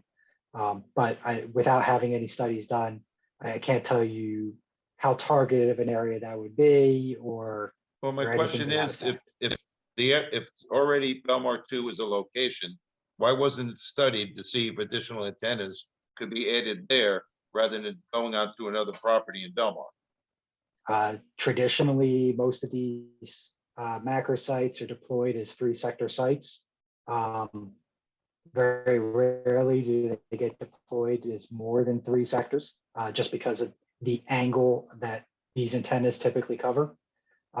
So because of that, once a site has reached 3 sectors, they typically move to a new location to offload traffic from another location in a targeted facility. But potentially it could happen. There are some sites that, yes, I know are 4 or maybe even 5 sectors. It has happened in the past, yes. Okay, no further questions, Mr. Chairman. Thank you. Thank you, Mr. Malengo. And Mr. Zenovich, did I see you had a question? I think it's more just a question, I think to Mr. Webster, from a question that Mr. DeLucre had asked him to kind of confirm, I think, about either the gap or the capacity problem. And I've gotten a little confused, but I feel like Mr. DeLucre's question to Mr. Webster was like definitively trying to find out or state, that there is a gap or a capability problem. But if our problem here is confined to 3 months out of the year or 4 months out of the year, does that equal a true gap? Can the gap be, I know someone had like the other extreme a while ago in the conversation, does 1 day equal like a gap of not having enough capacity? But this isn't even half of the year or every other day. This is 3 months, 3 months during the year, and probably just really on given days. So does that, and I guess maybe what is the legal standard? So does this fit the legal standard for that, to determine that a gap does exist?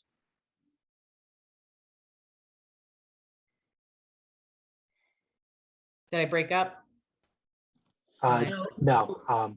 Okay. I'll defer to Mr. DeLucre as to what the legal definition of a gap is. I know that the way that we use it in our report, a gap can be defined either as coverage or as capacity.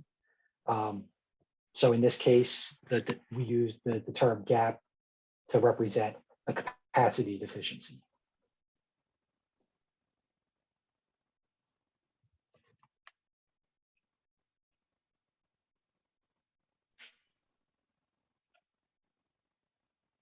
Right. The other piece of that is that the carriers are the ones who have to identify when they have inadequate service. And if you want to call it a gap, measured either as an area, a physical area that's not covered at all, or an area that's not getting sufficient capacity coverage. And it's a common sense kind of thing to an extent, because you don't deploy your resources in places where you're going to get a minimal service benefit. And here, which is common along the shore, you've got, granted, a shorter span during which you're at or above capacity, but it's an area of very high, very intense use during those months.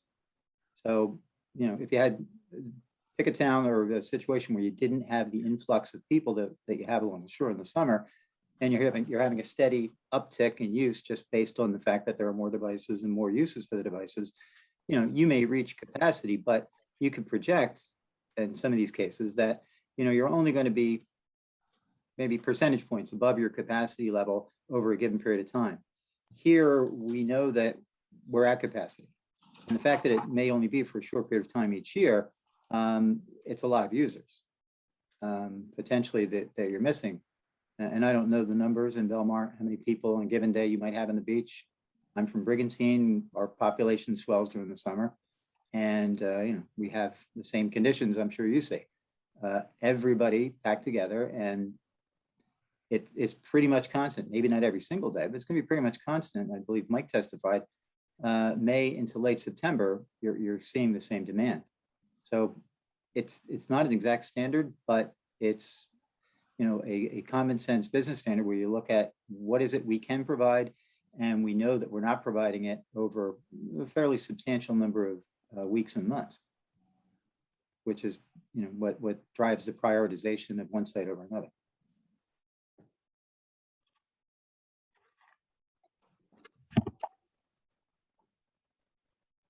Okay, thanks. I don't think I have any other questions. Anyone else from the board? All right, Mr. DeLucre, thank you. Thank you. No other questions for Mr. Webster at this point? I have no more for him. Okay, I imagine you're going to call your next witness? I am, but I think it needs a little introduction, maybe. You know what, Mr. DeLucre, can I just say one quick thing? Mr. Chairman, just for the record, and getting way ahead of myself, I know we didn't open it up to the public yet, and I know you had said, Mr. Chairman, hey, maybe I need some outside help. So just in that, Rich, I just want to make sure that we're not dismissing Michael Webster yet, that he still has to be available for public and maybe future. I just want to just put that on the record. Well, that's understood. Thank you. Okay, great. Thank you. Which actually ties into what I was going to say about our proposed second and last witness, Mr. Kronk. As you know, he's our professional planner, and our purpose in having him here, at least in part, was to have him, for the record, restate his conclusions as to how the site satisfies the applicable legal standards for the relief that we've requested, which, you know, to the extent if that was shaped or changed at all by any of the testimony that happened tonight. We can still do that, but if the board ends up planning to bring in or deciding to bring in additional witnesses, expert or otherwise, then, you know, obviously we would reserve the right to have Mr. Kronk again revisit his conclusions. And Mr. Chairman, it would be my opinion that would be obviously a very fair request that we would, you know, address that if that situation unfolds. Certainly. Thank you. Mr. Kronk. Yes. Good evening. You are, of course, still under oath from your last appearance before the board. Yes, I am. And the board was familiarized with your professional credentials at the last session, or actually the last two sessions. Let me just ask you one Rich, let me just, if you could just state your name and address for the record, sir. Yes, Timothy M. Kronk, K-R-O-N-K. Business address, P.O. Box 465, Mendham, New Jersey. Okay, and your previous. So, Mr. Kronk, you know what, Rich, let me just, I'll swear him in again just because we swore the other person in. You swear that the information and testimony you're about to provide to the extent that you're providing it will be true to the best of your knowledge to help you God. I do. Thank you. And you're testifying in your capacity as a professional planner, correct? That is correct. Thank you. Thank you. Mr. Kronk, you've been with us throughout the entirety of this Zoom presentation. Is that right? I have been here for every minute of this application since we started last year. Right, and as I recall, you had previously expressed to the board your opinion as to whether the application met the applicable legal standards for the relief we requested. Is that right? That is correct. And what was your conclusion previously? My previous conclusion was that the application by Verizon Wireless did satisfy the statutory criteria for the grant of the D1, D6 use variances, as well as the bulk deviation for the front yard setback. And that the additional testimony that has been provided since my initial analysis took place in the form of the additional radio frequency testimony, the radio frequency compliance testimony, and the site acquisition testimony only went to reinforce my original conclusion regarding this application. Just so it's clear, Mr. Cronk, when you say the testimony, are you referring not just to Mr. Webster's testimony, but also to the colloquy between board members and our experts and myself, and the presentation by the board's expert planner, Ms. Bell? That is correct, yes. Thank you. That is the entirety of Mr. Cronk's testimony. Thank you. Did any of the board members or Ms. Bell have any questions for Mr. Cronk?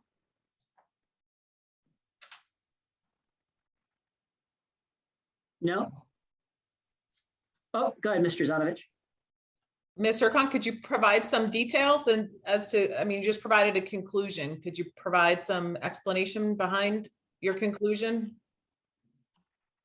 Sure. I had finished my testimony at a prior hearing and it was rather lengthy.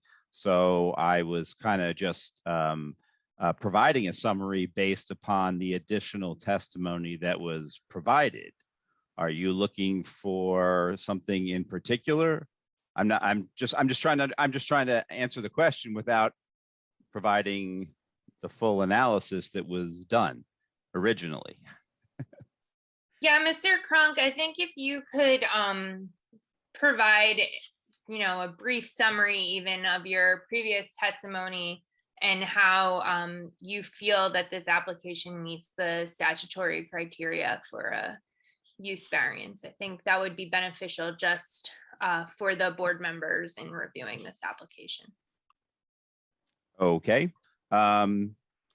Applications by Verizon Wireless. Verizon Wireless is a licensed FCC provider of wireless telecommunication services in this portion of New Jersey. We are on a location that is a particularly suited location for several reasons. First and most importantly is the radio frequency testimony that we have heard. Currently, Verizon Wireless does have a coverage deficiency in this portion of Belmar, and the radio frequency engineer has testified that the location of Verizon Wireless antennas on the subject property at the subject height would alleviate the coverage deficiencies that they are currently experiencing. The site is also particularly suited for two interesting nonconformities. Number one, the height of this building is one of the taller buildings in the area. So by locating on the flat rooftop of this structure, they are able to get the antennas to an elevation for this line of sight technology that can actually see over the shorter buildings in the area. So the actual height of the building, even though it is a nonconformity, is actually one of the things that makes this site particularly suited, is that additional height that can be achieved from the top of this structure. The site is also, as you're aware, a commercial use. This use is not permitted in the zone, and even though we're in a residential zone, the commercial nonconformity here is another reason that the subject property is particularly suited. Of course, this use is analyzed using the four-step SECA balancing test. In the SECA balancing test, first, we identify the public interest at stake. Second, determine what detrimental effects would ensue from the grant of the variance. Third, impose reasonable conditions to help ameliorate the negative impacts of the application, and fourth, to perform the actual balancing test between the positive and negative aspects of the application. With regard to the positive criteria, of course, this is a use that is become integral to our society. Started out, it was, kind of a novelty, personal thing, but it has become integral to our businesses. It has become integral to public services, police, fire, emergency services, roadside services. All those things are aspects of what we rely on for wireless telecommunication services. With the second step of the SEEK analysis, we focus on the negative aspects of the application. And as I testified to and presented the photo simulations, the photo simulations were done to provide what is the major negative aspect of this type of application, and that is actually the visibility. As we moved along to the third step of the SEEK analysis, I think our discussions regarding ameliorating conditions pretty much focused on the concealment of the antennas in different types of film. Our original application was for a mirror type film that is no longer available. So we did present different color swatches that would be acceptable as a condition of approval. This evening, I guess that may have changed a little. We do have another reasonable condition that we could analyze under the SEEK analysis, and that was related to the property owner's agreement to allow this use to sunset, or that it's not really a condition yet, so I just want to be careful on how I phrase it, Mr. Delacree. That the alleged condition. We got it. Yes. The offer is on the table to make it a condition. How's that? Okay, That the wireless telecommunications use would not assist in perpetuating the continued existence of the non-conforming commercial use in the residential property. And the property owner also agreed to not allow any other carriers on the roof or on the building to alleviate some of the concerns about multiple carriers ending up here. So those are two new aspects of the SEEK analysis that were presented this evening. And under the fourth step of the SEEK analysis, we do perform the actual balancing test, where we're balancing the promotion of the general welfare through enhanced telecommunication services against the negative impacts, i.e. primarily the visibility, and with the ameliorating conditions, and determine whether on balance, the board can grant this variance without a substantial detriment to the public good. The standard here with that negative visibility is not whether it can be seen. The standard is, does this visibility, when balanced against the promotion of the general welfare in the ameliorated conditions, rise to the level of a substantial detriment? And I certainly do believe the board will find that this application can be approved without rising to the level of a substantial detriment.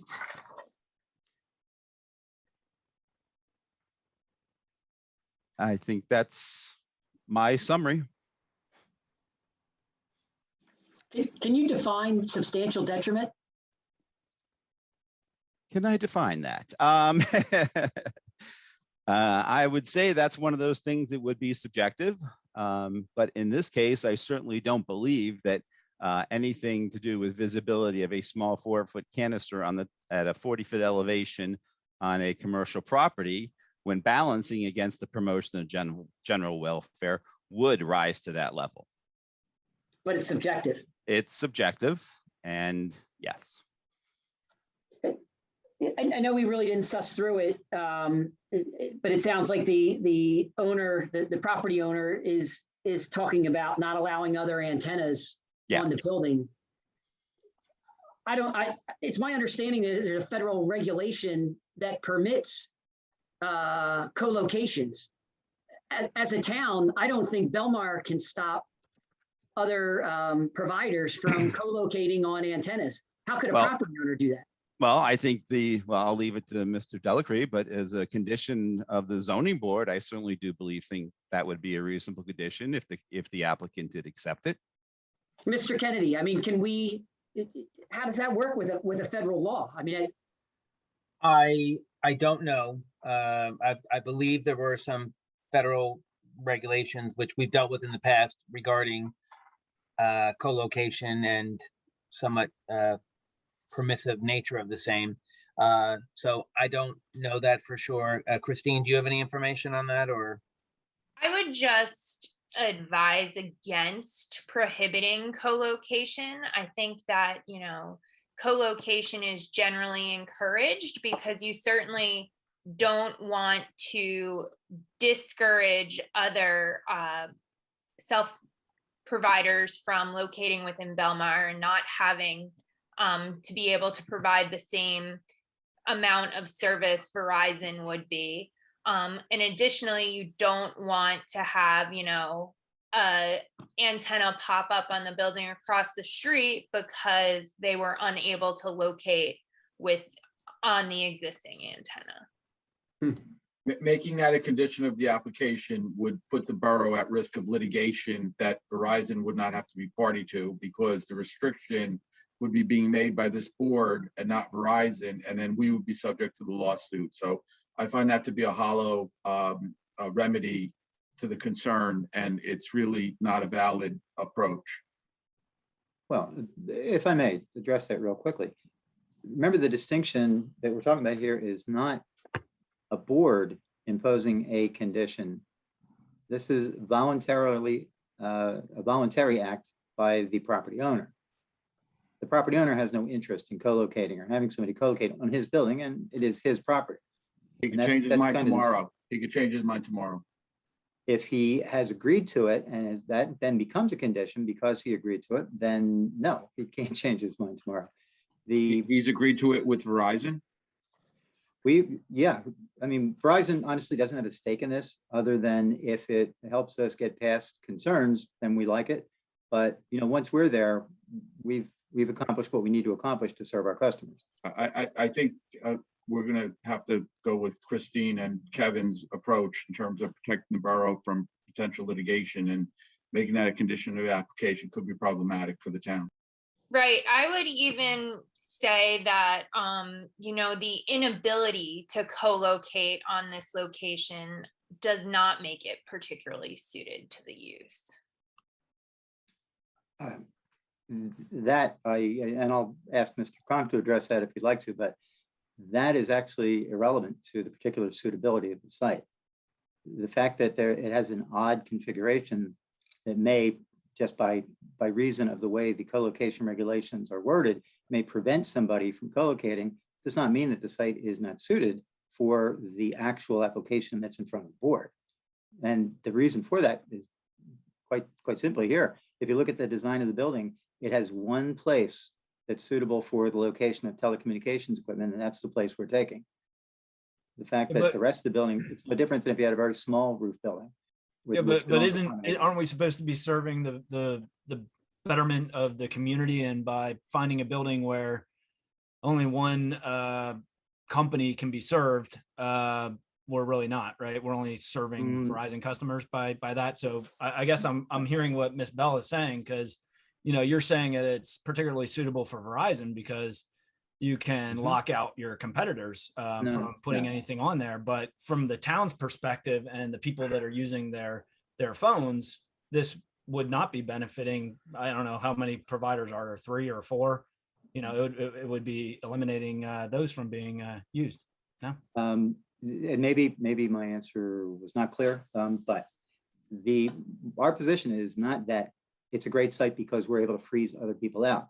The issue of co-location was never brought up by Verizon, it was brought up by the board, and was brought up in the context of concern that people would be co-locating there. And Ms. Bell has pointed out, and Mr. Kennedy as well, valid reasons why a town, as a matter of policy, might want to encourage co-location. But we looked into the possibility of doing something voluntary on the part of the owner, specifically because the board had concerns about whether there could be co-location, which in turn was what led us to analyze the building and present the testimony that, not because we chose this building for this reason, because we didn't. The building was chosen because it was the tallest building in an area where we needed it to be. But the fact is that the building, because of its odd configuration, in our analysis, wouldn't support co-location anyway. So the fact that it's not an issue at all, as a matter of policy, being pro or anti co-location, this site works because of where it is and how tall it is. If we had a building comparable to it, that had a different configuration that would serve the same need, that would be in play. But from the testimony that was presented at the two prior hearings, we did an exhaustive search. There simply isn't a building anywhere located that's as tall and that has the same profile along the beach in the area that we need to serve. So co-location really was never an issue for us. And it didn't drive Verizon's decision where to go or not go. And whatever the board feels about co-location, we're kind of fine with it. No, We'll I try agree. to address it. It is an issue, I guess, but if we're unable to put a condition legally in place and it seems like we wouldn't be able to, or it wouldn't be enforceable, then, it's still an issue. And then it brings into question the suitability of the area. I guess I just wanted to ask the question. So I got my answer and I'm good. And I'm interested in to hear, what other members and the public, especially, I'd really like to hear some public comment if we can get to it tonight. But Mr. Kronk, I just have one question for you. In talking about this particular location, you said that it would eliminate a coverage deficiency, but I think this is very similar to a question I asked Mr. Webster earlier. He stated that there was an unknown amount of traffic. So how do you know this site will eliminate the coverage deficiency? I'm not an RF engineer, so I am relying on Mr. Webster's testimony that there are, based upon their analysis, that there is traffic that needs to be offloaded and that this location would work from a radio frequency perspective.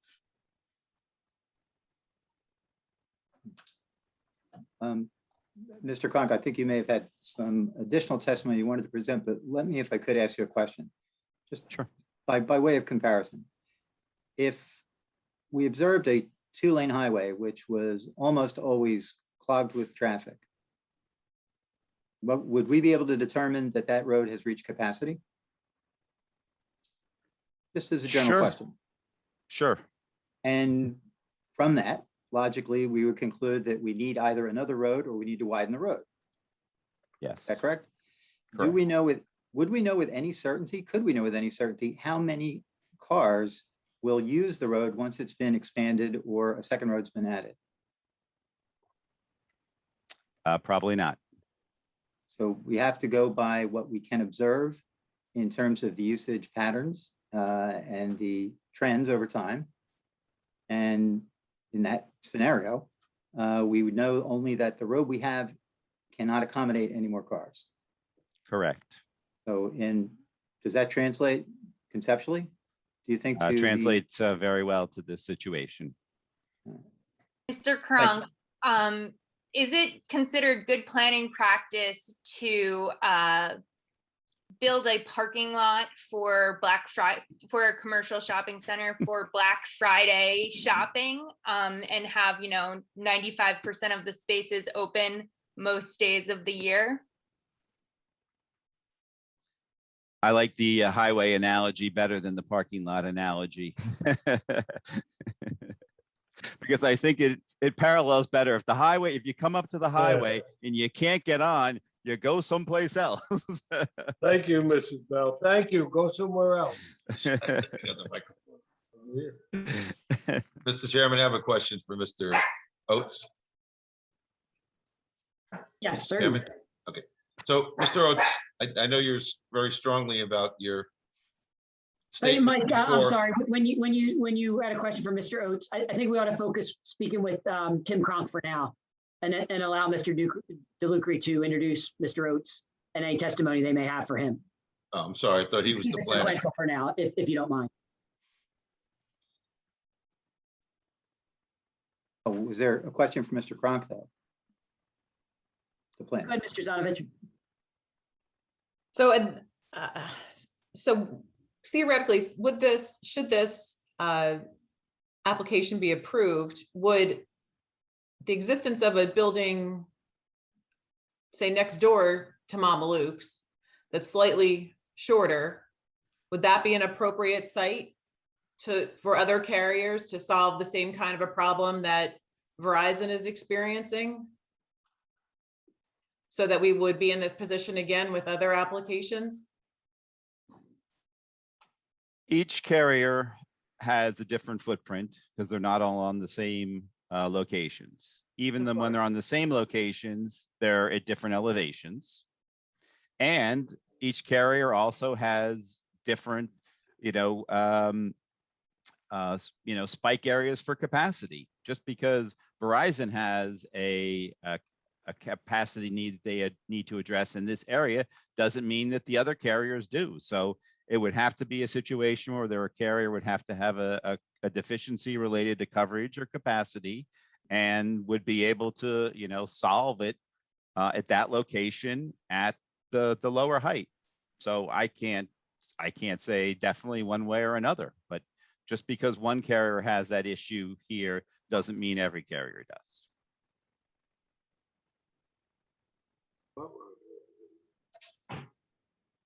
I don't get it. And I understand that. And if they do, just hypothetically, would it be, well, I won't go down that question. Okay, I'll move on. Okay, no, let me more- just follow up one thing on that. And actually, if another carrier came here and had a similar situation, the first thing that carrier would need to do is go back to your ordinance, review the 2 permitted locations, and make sure that they could not use those permitted locations before they ever came, out to this area and tried to justify a use variance.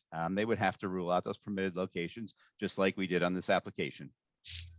Could I interrupt? I thought Mike said that they hadn't reviewed other locations such as Belmar 2 or possibly a tower on Main Street.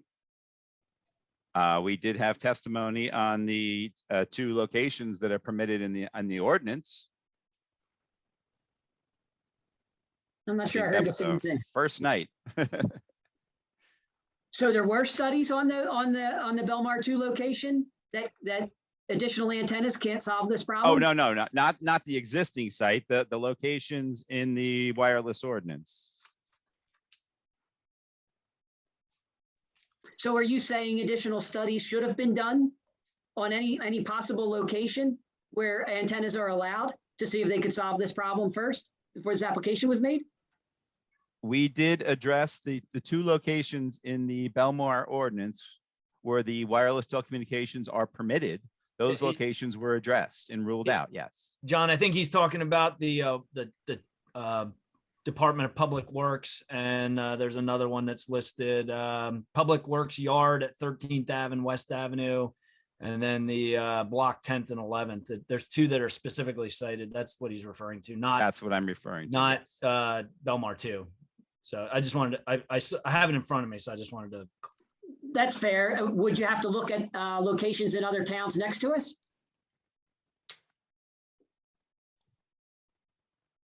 If there was a, yes, I believe we did have testimony regarding other tall structures in other municipalities, yes, that were addressed. Okay. Thank you. Mr. Zenovich, I jumped right in when you were talking. I apologize. Okay, Mr. Cronk, I have one more question. So you talked about substantial detriment and you applied it to visibility of that, the tube that The canister, yes. Canister, Yes. thank you. Which is the So- primary negative impact associated with this use, yes.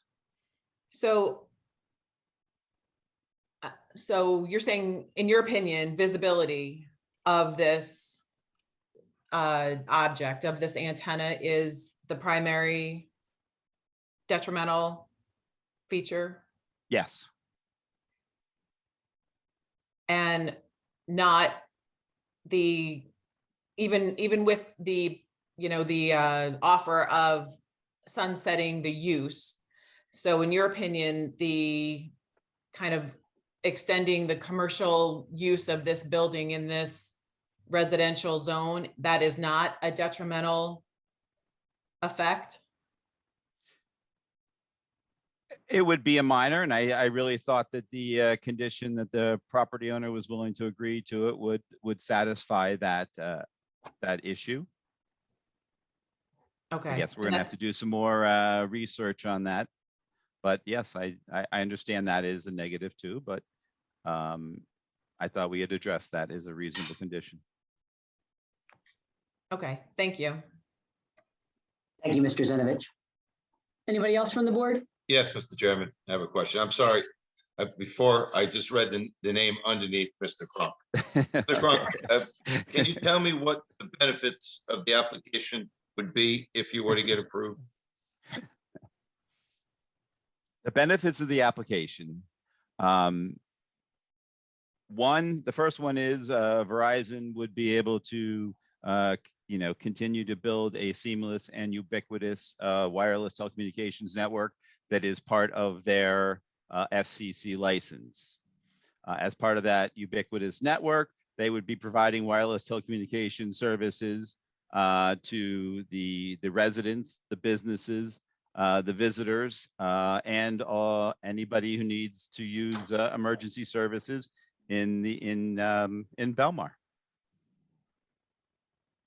Just for that location? Well, it's not just that location, it's part of the network. This location here, as the radio frequency engineer testified to, is also offloading, another site in the area. So you could be down by that other site and there could be a capacity problem and you not be able to make a call there, but this site is helping offload it. So it's not just this building or this block, it's part of a network. Okay, you're talking about site 2, correct? Yes, Belmar 2. No further questions, Mr. Chairman. Thank you. Thanks, Mr. Blanco. Mr. Cronk, I thought Mike said that we could still make emergency calls even if this application wasn't approved. Are you saying otherwise? A 911 call you could make, but roadside services or a non-emergency police call, those type of things would still be service calls that you would want to get through. Okay. Yes, he did testify that 911 calls would go through even if the site was blocked. Well, would non-emergency police calls go through? I can't answer that question. I thought that's what you just said. I'm sorry. I'd have to follow up with Mike on that. Yeah, fair enough. Fair enough. All right. Anybody else from the board? All right, Mr. DeLucre, I see no more questions. We'll go back to you.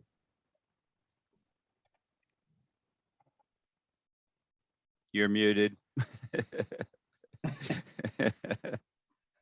Now unmuted, I can say I have no additional questions for Mr. Cronk. Thank you. Rick, we're at 10:05. Typically, we try to wrap up around 10:30 or so. I don't know what you're planning for the rest of the night, but I would ask that you consider that for whatever is next. Well, the real question, I guess, is, and I know we have probably some number of members of the public that want to be heard. I'm assuming that just from the number of participants that we had. There seems to be one open question, which I would ask the board to resolve one way or the other, which is there was mention of whether or not the board was going to seek to hire its own expert for radio frequency analysis of some kind. If the answer to that is no, then I guess I would suggest we would move maybe to the public portion and see what can be accomplished in the time remaining. If the answer, however, is that the board is going to do that, that obviously would impact not only our additional desire to present testimony and cross-examine whomever it is that the board may retain, but would, I imagine, affect the nature of some of the questions from the public. So certainly, let me throw it out to the board. I mean, I'll offer my opinion is that I do think as a board for the town, we need, our own expert to review this testimony and these reports to ground truth everything. Does any of the board have a feeling one way or the other on this? Yeah, Mr. Chairman, I think we should have some additional input. We're not experts on it. And I agree with that. We should have some additional input. Mr. Chairman, I feel the town's willingness and ability to fund such a study or such an expert to come up against Verizon's voluminous and multitude of prior cases to bring this into the safety concern. Not that that's not a true concern of people, and I don't mean to discount it, but it's really goes beyond the variances that were being asked in front of us. And it's outside of the purview of the board to be making a safety determination as some sort of breakthrough case that we're going to do nationally against Verizon. It would ultimately have to result in that. So I really discourage trying to pursue that activity because I do think it is one that other towns have attempted to do and have not been successful at it. So, I do think we should stick to the height, the use, the master plan, and things that are within our right to make decisions on. And the safety aspect is probably outside of what is. You know what, Mr. Chairman? Yeah. If I could jump in, this is Kevin. Could I just for the record, we were fortunate to have Christine tonight, who big thumbs up to her because I thought she's been excellent and gave us some great guidance. Would you think it would be inappropriate for me to ask Christine to her opinion as to whether or not I have some things I want to say, but I sort of would like her opinion first as to whether she feels a need for outside review. And the only other thing I would say, just ladies and gentlemen, as we're doing this analysis, and I'll go into more of this in a little bit, but typically the way this would be funded is the applicant pays escrow to the town, and the applicant pays for, when I do a resolution, they pay me. The borough pays me, but they pay me through the applicant's escrow money. And presumably that would be the same way if we felt we needed an additional person. And I don't know that we will, but Mr. Chairman, would you mind if I ask Christine Bell what her opinion is on that issue? No, please do. I mean, and Christine, I don't know. I mean, you are 1,000 times more qualified than I am, but in terms of you and your credentials and some of the things that we talked about tonight, some of the questions, do you have any particular feelings as to? I think that ultimately it's the board's decision, but I think that in determining whether or not they feel this application meets the criteria for a D1 use variance, they need to know if this site actually has a gap in coverage, if this site will be alleviating a gap in coverage or capacity. Because they need to know that this, this location is necessary or needed, or provides, anything over mediocre service. So if they do not feel they are able to make that determination from the testimony that's been given and the information that's been provided, and they think that an RF engineer who could help explain the information to them would be beneficial in helping them make their determination on the use variance, then I would recommend it. If they feel they have all the information they need to determine whether or not this application meets the statutory criteria for a D1 use variance, then I don't think it's necessary. All right, and then I guess if I could just say, Mr. Chairman, because Mr. Fitzgerald brought up some really excellent points that I would, could I just give a little bit of a thing about, I guess we need to have a discussion as to whether or not we need or we want to have, Christine, who would we, not who, but would we hire what, an engineer or a radio frequency engineer? Or, I mean, what's the title of the person that we would need to retain? You would need to hire a radio frequency engineer, someone with similar qualifications to Mr. Webster, I would assume. Okay, so Mr. Chairman, do you mind if I just have a little bit more talk on this issue? Of course, please. And the only reason, because I think Mr. DeLucre said, and rightfully said, hey, if you're going down that road, then, if you're not going to go down that road, then I don't have to go down that road. And if you are going to go down that road, then I'm going to have to do X. So I think we need to affirmatively say, yes, we feel we should do that, or no, we should not do that. And just, I guess the only thing that I would say is, at least in my, I mean, this is a pretty technical hearing, and I think, Mr. Chairman, at one point you said, "Ooh, some of this sounds like Greek to me." But sometimes, if there ever is litigation, and we always hope there's not litigation, sometimes the courts will rely on whether or not there is uncontroverted testimony. So sometimes it's good to have an extra review. Another thing is there were some, I guess this is not what I don't know if there's ever any typical case, let alone a typical telecommunications case, but this certainly seems to have some more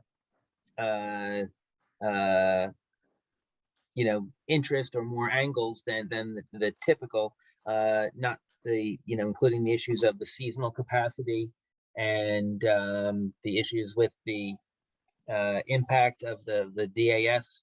In fact, tonight, I think we heard, and that was the first time I've heard it, that the DAS was applied for, the boardwalk or the Ocean Avenue project was applied for with Mama Luke's in mind. I didn't know that they were coordinated. And I think there was some interesting testimony or questions raised tonight about how is capacity defined and interpreted and enforced.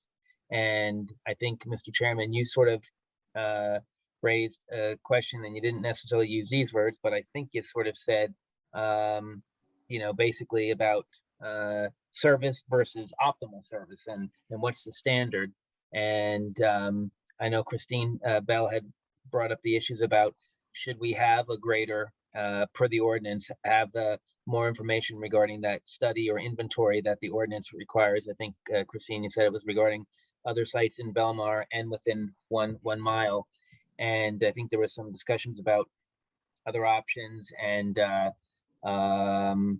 I think there was some testimony tonight that I heard that the applicant's witnesses said, which I found interesting. I found the whole thing interesting, which sort of says a lot about me. But I think they talked about some DAS systems were built in other beach communities. So I would sort of like to look into what the impacts were and how they were handled.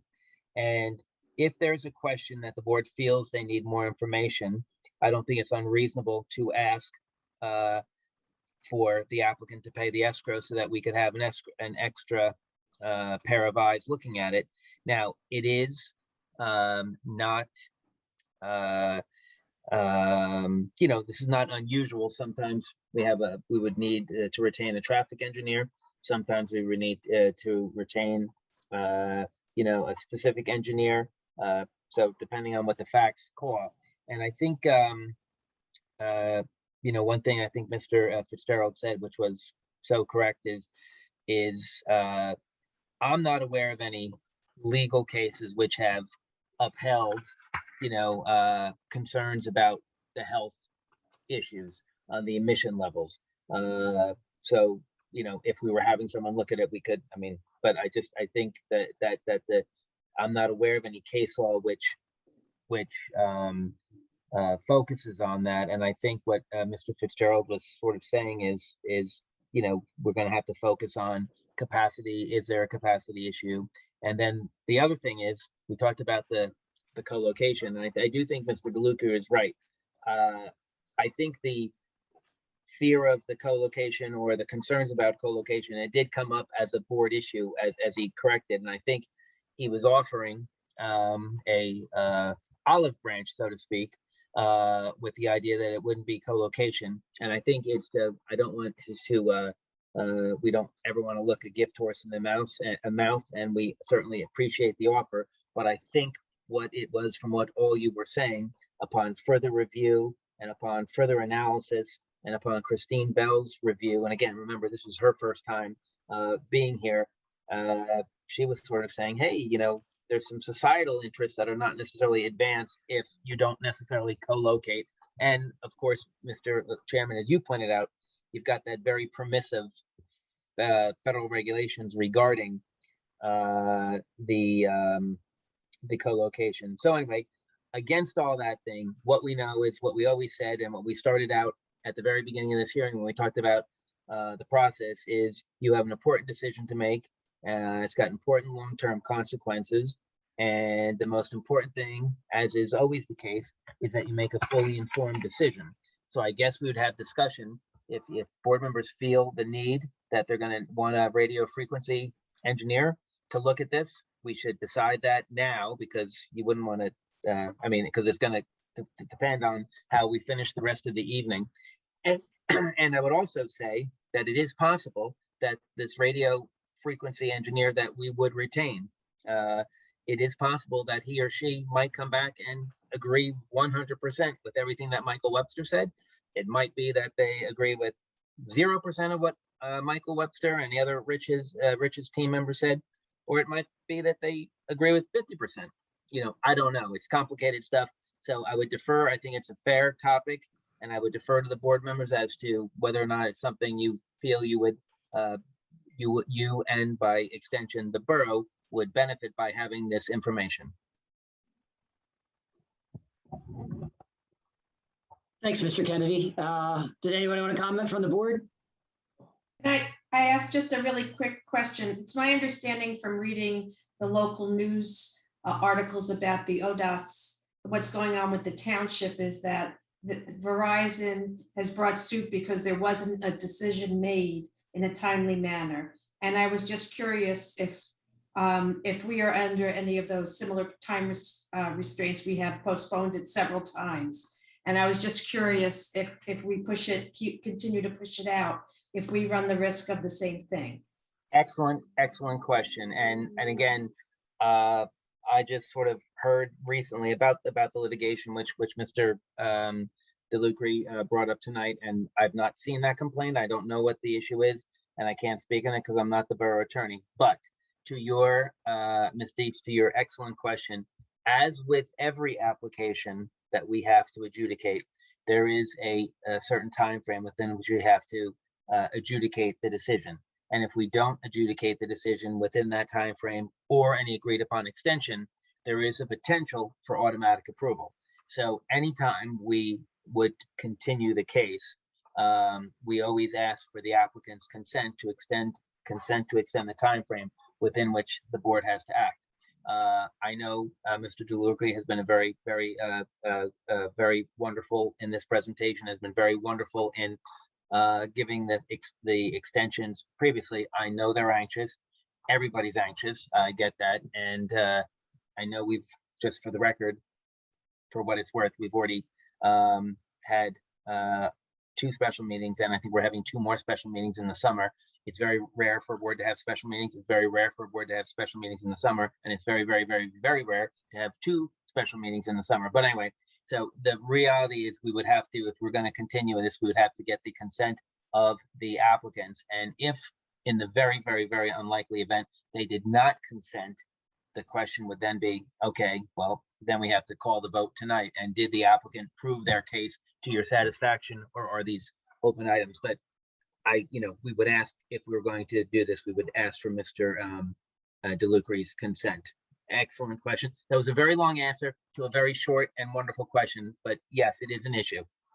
Thank you. Shouldn't it be pointed out that the part of the extension was caused by technical difficulties of which we had no absolutely hand in? So You know, the Absolutely. extension, the reason we're here now is because of technical difficulties the applicant had at the previous meeting, so. Yeah, and it's all noted, and I would tend to think that they would not have an issue with consenting, but obviously I can't speak for that, and we would ask Mr. DeLucre that if the board wants to retain the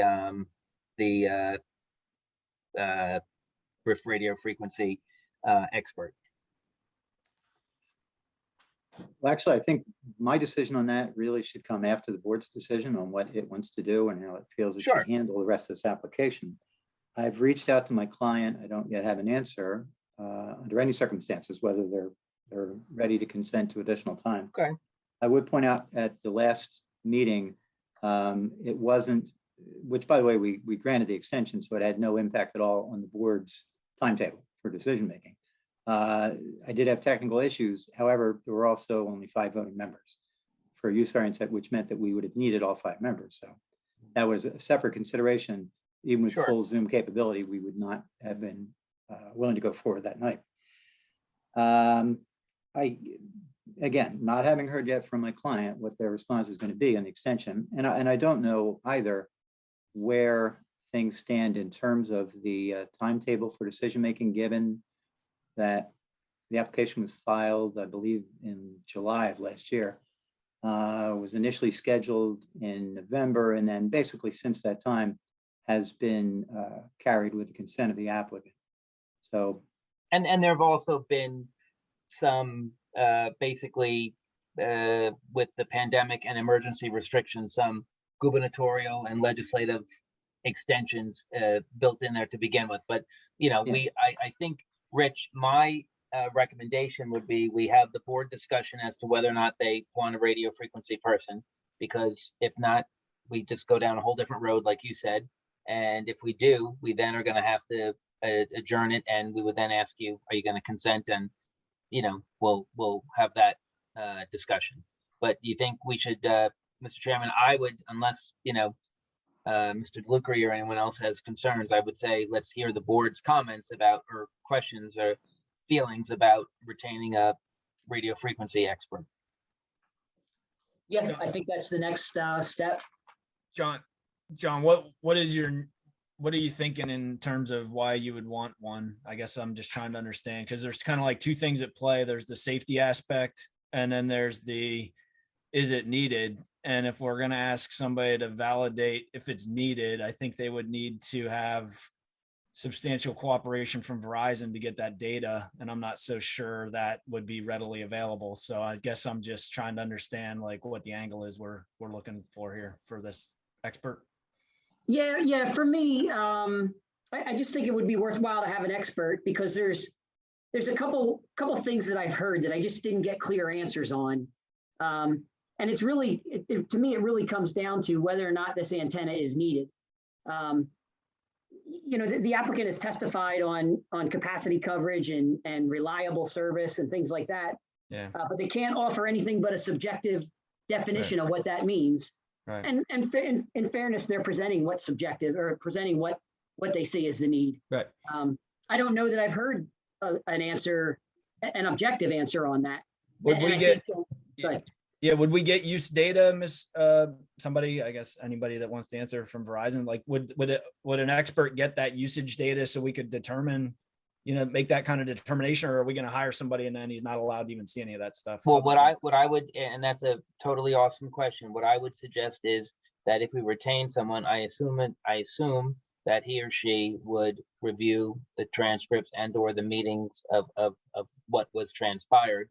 And I would assume that they would review in detail the nature of all those exhibits that all of Rich's team went through. And then if they had any questions, they would ask under oath. They would ask the applicants, witnesses, and then our expert would tell us, hey, you know, what they're saying, it holds up, and it's consistent with the testimony and the reports, or it's inconsistent, but they would tell us. And if they did, again, remember, the applicant always has the burden of proving its case. So presumably, if our expert didn't feel that the you know, case, the burden has been satisfied, they would say that. But that's my hunch as how it would go, Chuck, but I don't know that for sure.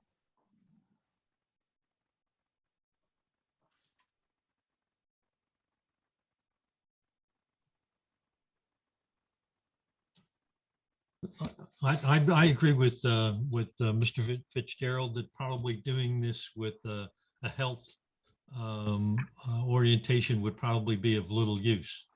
But I think the capacity and the questions that you raised, John, are very valid, and I think would be valuable to have a witness.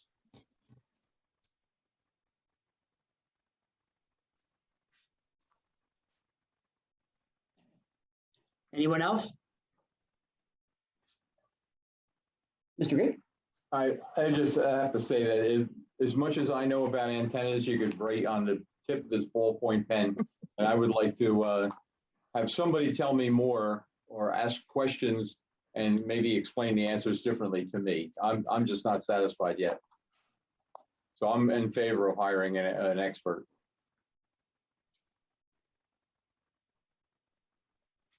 You're on. Go ahead, Mr. Zenovich. Change. No. John, you're on. I think you're on mute. Oh, Mr. Zenovich, are you speaking?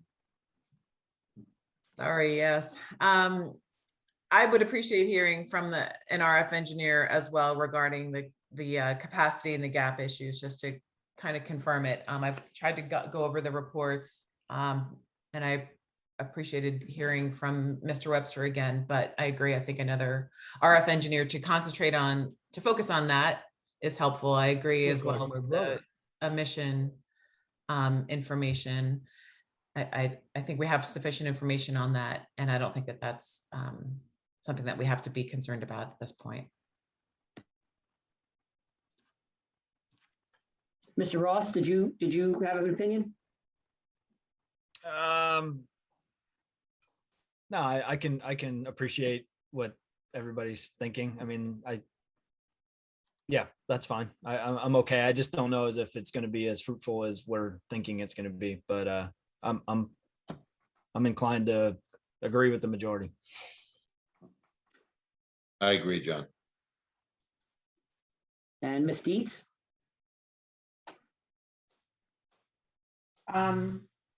Yeah, I kind of feel the same way. I'm not sure what we're going to get from it, but certainly if the majority feels that that's necessary in terms of making a decision, helping them clarify and make that decision, I'm certainly always open to learn new things. You're on.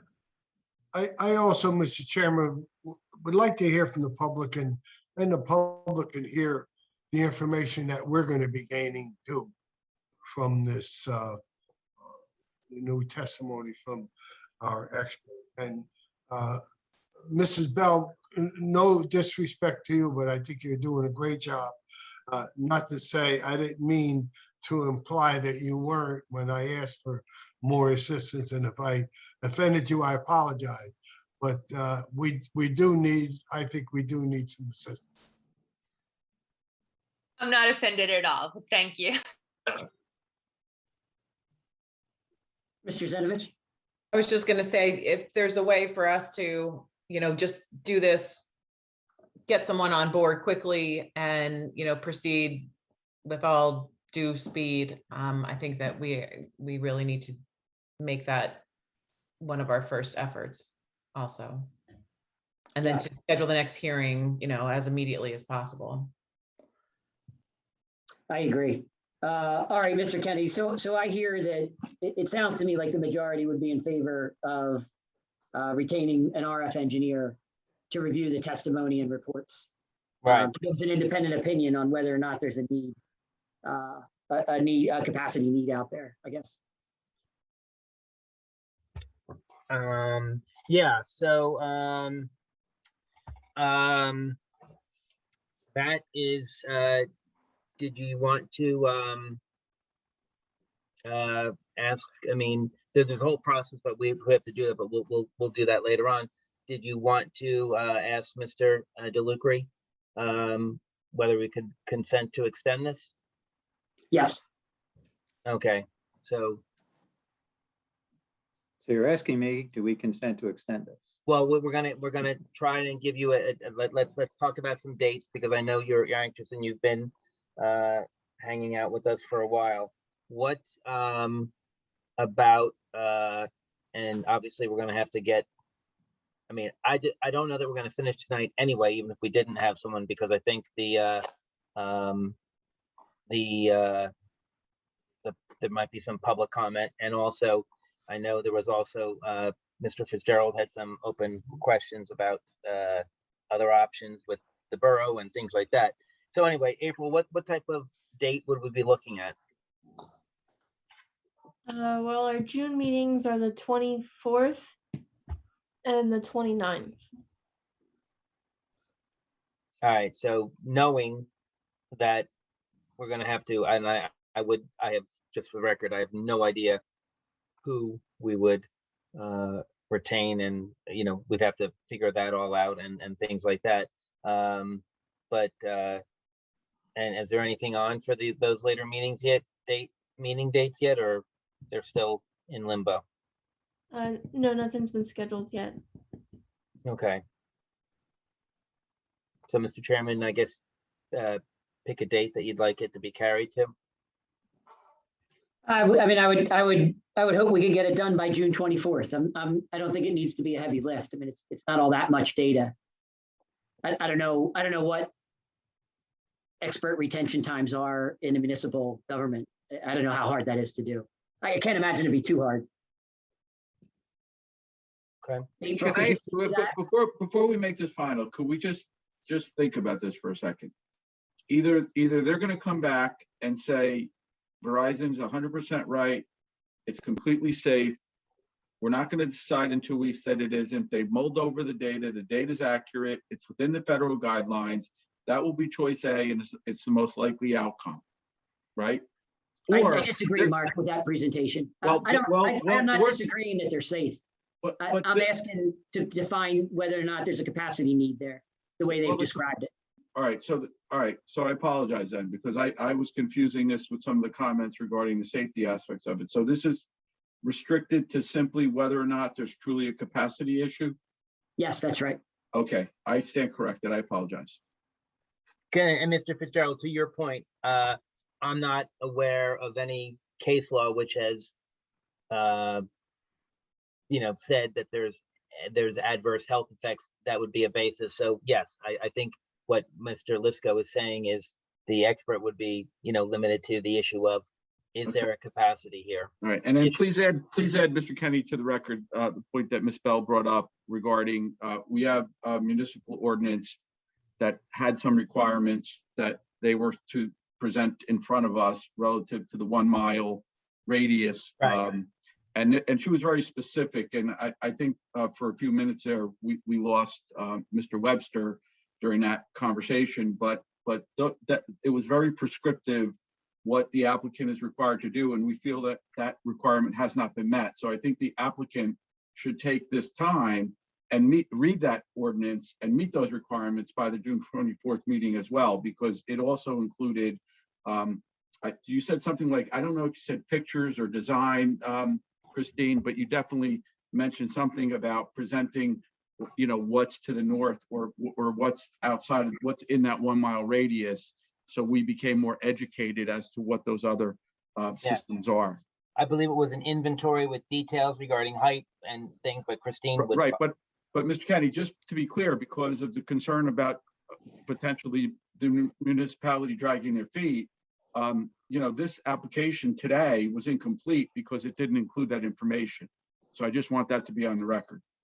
Yeah, and like I said, I don't know what the borough and Verizon issue is on their level, but we would get a consent to extend the time frame, and if we didn't and we were forced to vote, we would then have to vote on whether or not the applicant met its burden tonight, which I tend to think Mr. Lucre will consent, but obviously we have to hear that from him, and if he doesn't consent, we're then going to have to take it to the next level.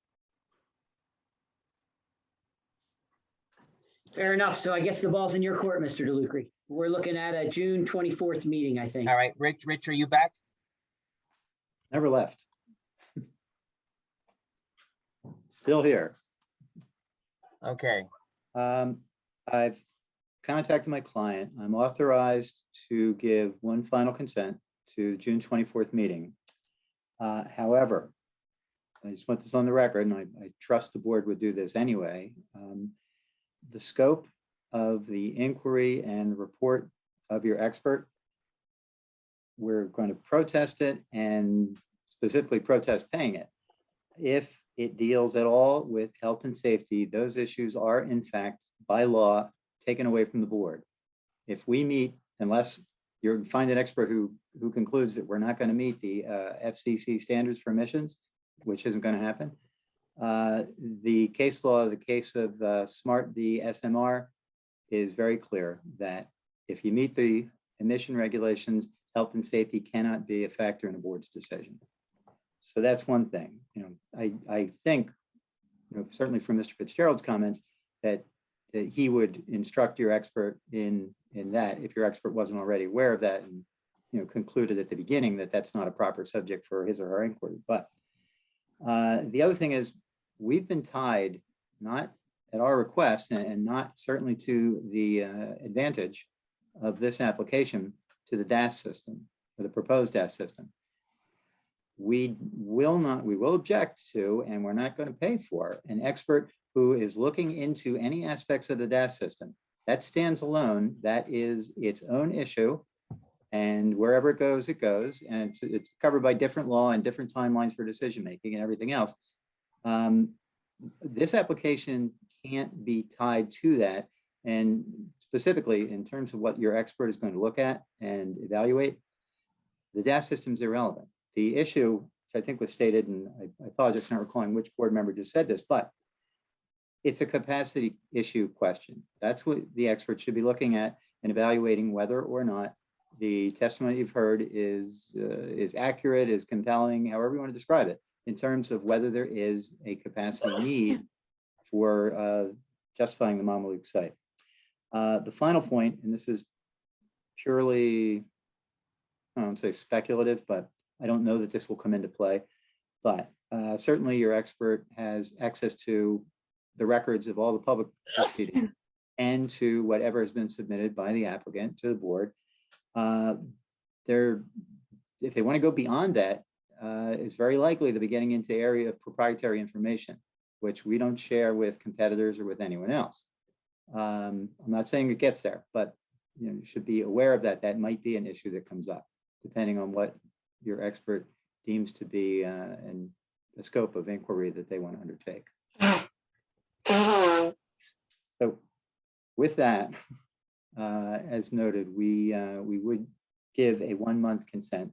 Mr. DeLucre, if those were the conditions of your consent, your claim that the DAS system is unrelated to the capacity issue that currently exists, I don't think that you could reach that conclusion. So if you're saying that's a condition of your extension, I think the board would need to discuss that, because you're setting a condition that it could have relevance. You're making a statement it does not. And what if we would like to know whether or not that's accurate? We don't feel you've proven the fact that that the DAS system does not help ameliorate the current issue. Like that's not what I'm saying, Ms. Fitzgerald, and I think it was made clear in Mr. Webster's testimony. Yes, the DAS system, if it existed, which it doesn't, would ameliorate some portion of the capacity issue. I thought the core question that you wanted your expert to look into was, is there in fact a capacity issue at all? Until you answer that question, I don't know that you can get into which. I have a question for you, Rick, if you don't mind me calling you Rick.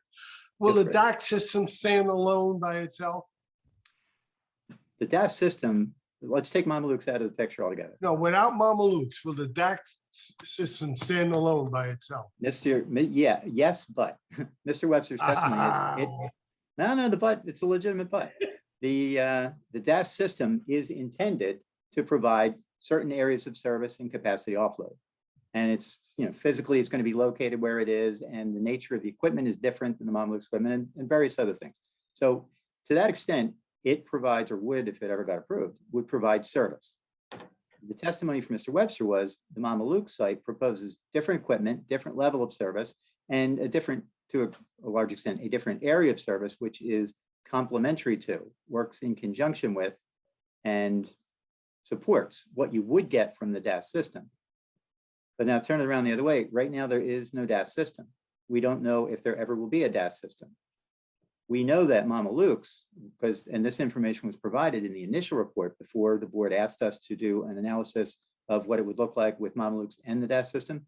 So in that initial report from VCOM, you see from the mapping what it is that Mama Luke's will provide. When the DAS system comes online, that changes in terms of which is the best server. You know, will a given DAS node give better service within a certain geographic area, and will Mama Luke's then be the prominent or the predominant server within a different geographic area? And all that's shown on the mapping. But the two of them have always been intended to work together. And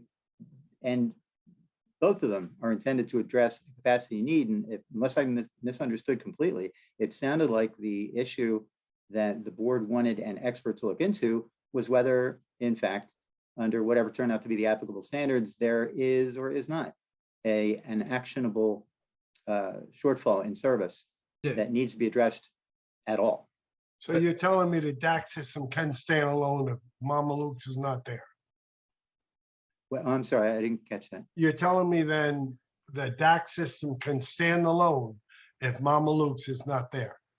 The DAS system will provide a level of service, which is not the same as you would have if you had both Mama Luke's and the DAS system, and is different from what you would have if you had the Mama Luke's site and no DAS system. In all those scenarios, Mama Luke's provides service either in place of a DAS system if you don't have one, or in addition to, it provides service that the DAS system isn't going to provide. I don't know if you answered my question. Will it stand alone? Yes or no? Maybe I'm misunderstanding what you're. Yeah. Both systems are needed. How about that? If Mama Luke's doesn't exist, can Yes. the DAC system function on its own? All right.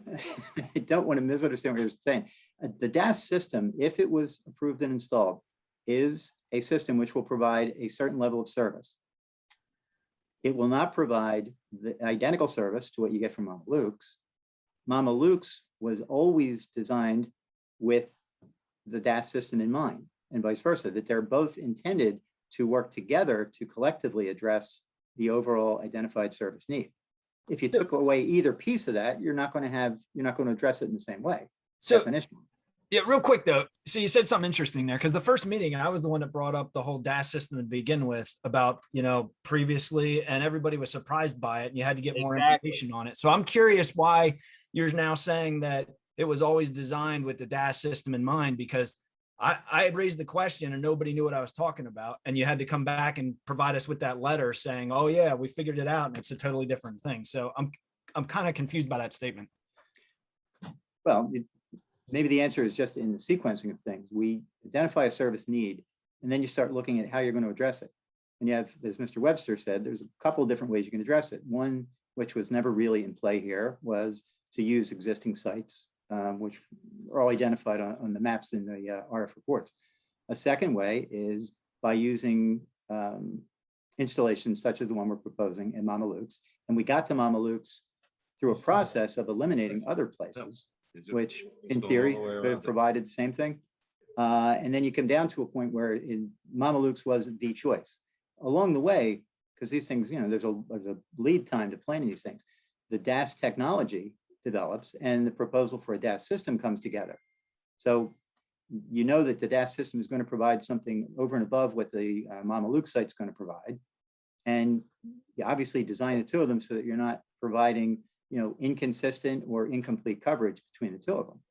Just as you do with all the other sites. When you design the Mama Luke site, you're cognizant of what service are you getting from all of the other sites in town that feed into that same general area.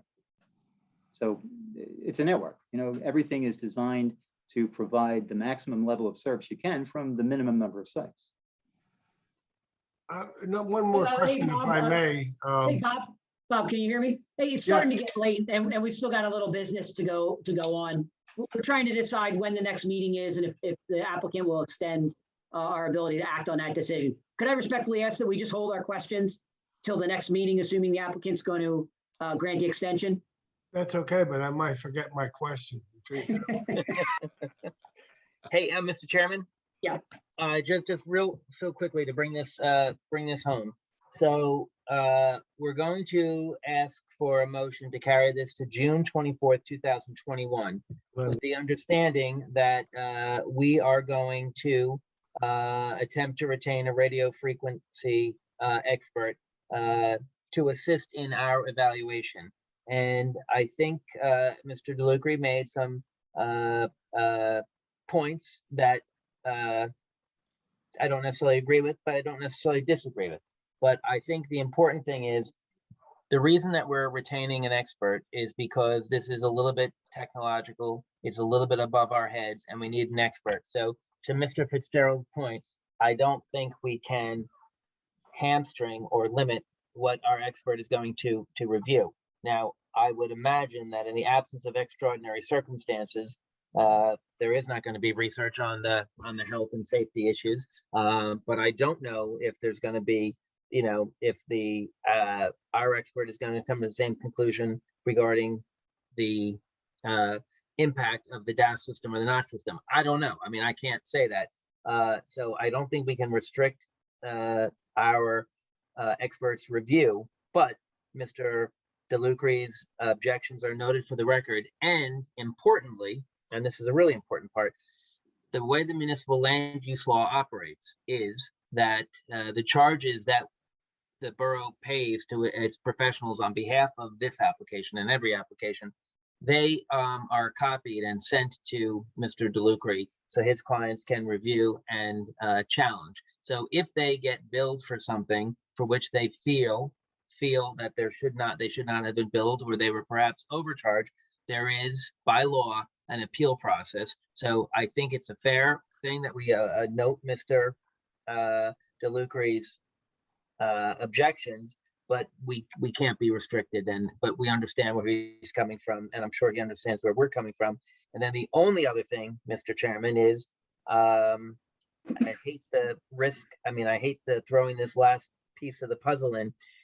If we're adjourning this meeting to a new date, we have to give a date. And I think we have to determine, because we're just going to have to tell the people, is this going to be our June meeting? Is it going to be a live meeting or a remote meeting? Because that will impact on what we say in our motion. So I know I just threw another wrinkle into the mix there. I know we're going to talk about live meetings and remote meetings. Could I just offer that we agree to do the next meeting remote for the sake of getting this application on the schedule for the June 24th meeting? And then maybe we discuss meeting in person by email. And then we could change our June 29th meeting to in person, should the board so desire. Sure.